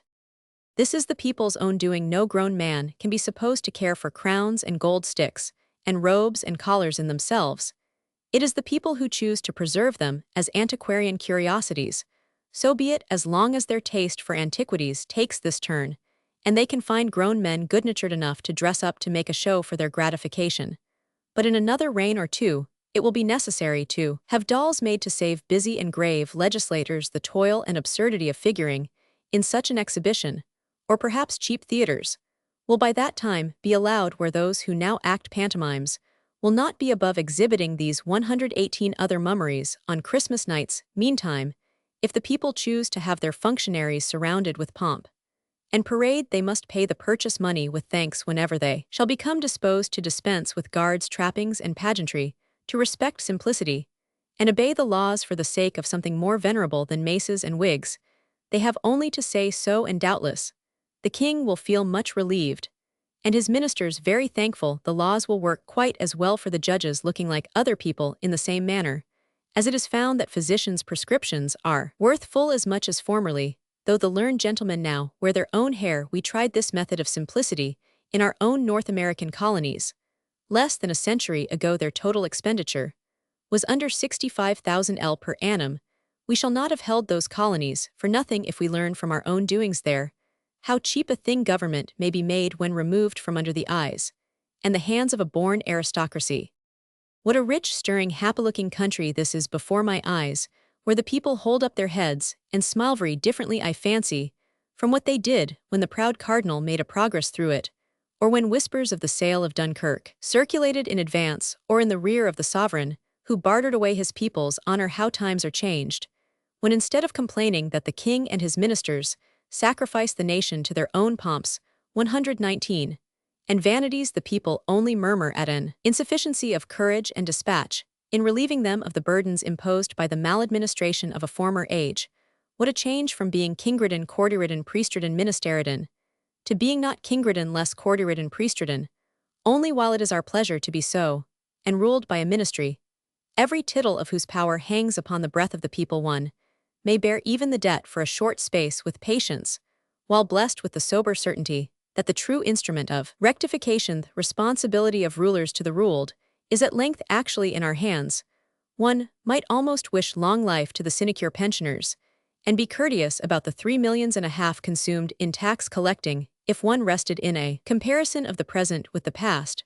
But there is enough before one's eyes to remind one how much remains to be done before the nation shall receive full justice at the hands of its guardians, by small savings in many quarters, or by one of the several decided retrenchments which are yet possible and imperative, some entire tax with its cost of collection, might ere this have been spared, and many an individual and many a family who wanted, but this one additional weight to crush them, might now have been standing erect in their independence. What a list of advertisements is here: petitions for relief, how piteous offers of lodging, of service, literary, commercial, and personal. How eager what tribes of little governesses, professing to 120 teach, more than their young powers can possibly have achieved, what trains of servants vehemently upholding their own honesty and accomplishments, married boasting of having got rid of their children to recommend themselves to their employer, say, even the mother advertising for sale the nourishment which God created for her firstborn. There is no saying how much of all this is attributable to the weight of public burdens, or to the mode of their pressure, but it is enough that this craving for support coexists with unnecessary public burdens. It is enough were the craving aggravated 1,000-fold, and the needless burden extenuated to the smallest that could be estimated, is enough to prove that no worthless pensioner, worthless to the nation at large, should fill his snuff-box at the public charge, while a single taxpayer is distressed. For my part, I have no doubt that many of the cases in this long list of urgent appeals owe their sorrow to this cause.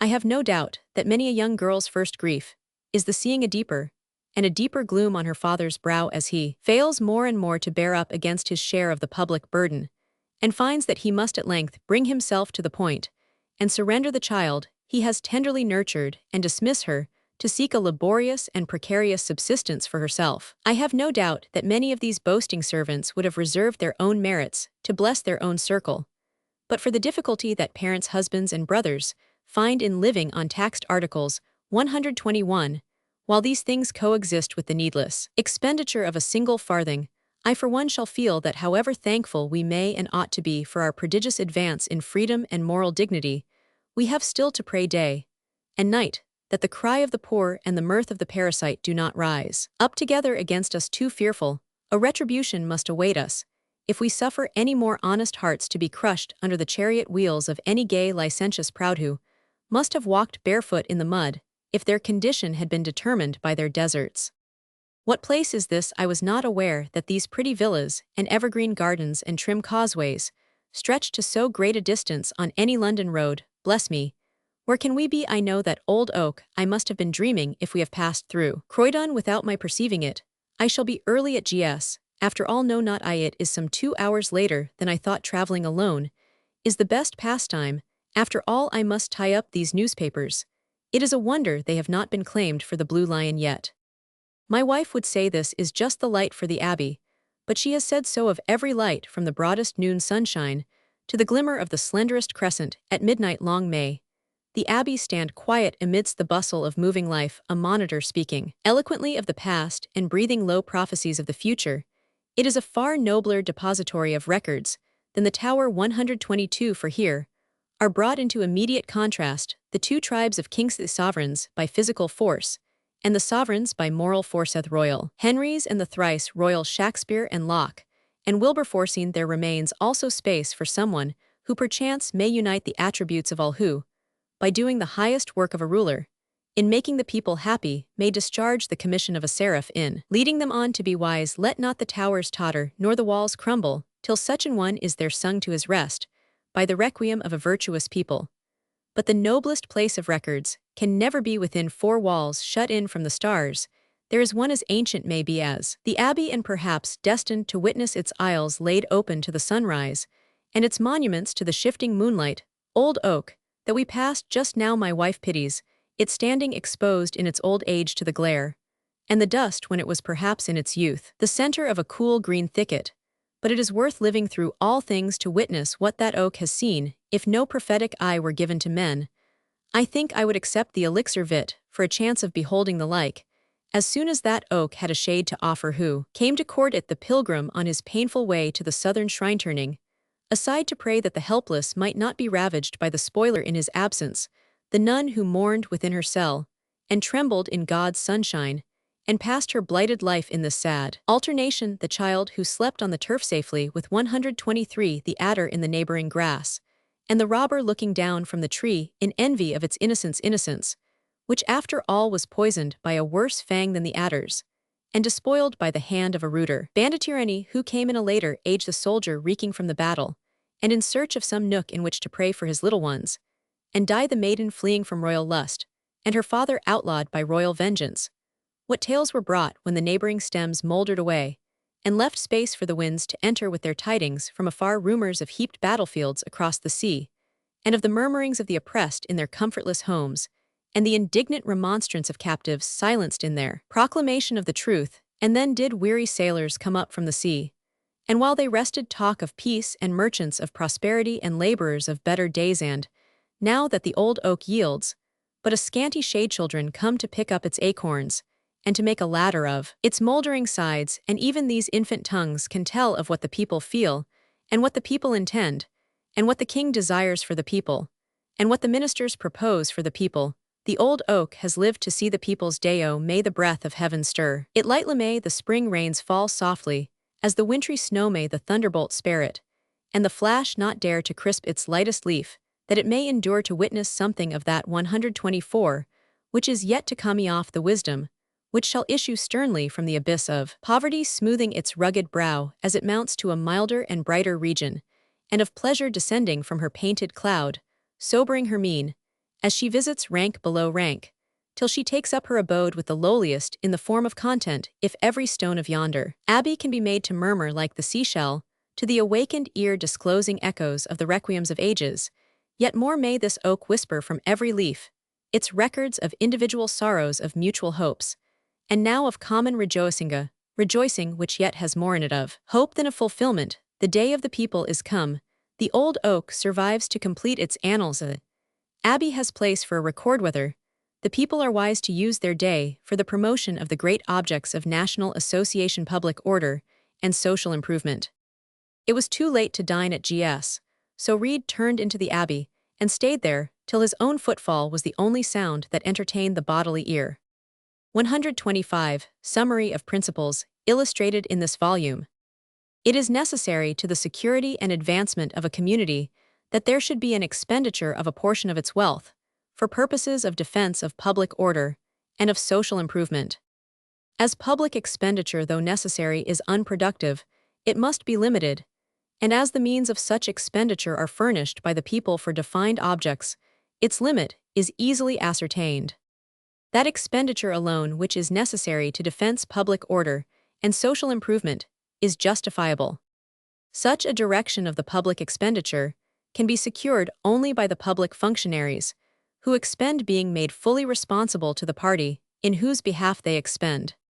For want of this responsibility, the public expenditure of an early age determined to pageantry, war, and favoritism was excessive, and perpetrated by the few in defiance of the many. For want of a due degree of this responsibility, the public expenditure of an after age determined to luxury, war, and patronage was excessive, and perpetrated by the few in 126 fear of the many by deceiving and defrauding them. For want of a due degree of this responsibility, the public expenditure of the present age determined chiefly to the sustaining of burdens imposed by a preceding age perpetuates many abuses, and though much ameliorated by the less unequal distribution of power, the public expenditure is yet as far from being regulated to the greatest advantage of the many as the many are from exacting due responsibility and service from the few. When this service and responsibility shall be duly exacted, there will be necessary offices, only whose duties will be clearly defined, fully accounted for, and liberally rewarded. Little patronage, and that little at the disposal of the people. No pomp at the expense of those who can barely obtain support, but liberal provisions for the advancement of national industry and intelligence.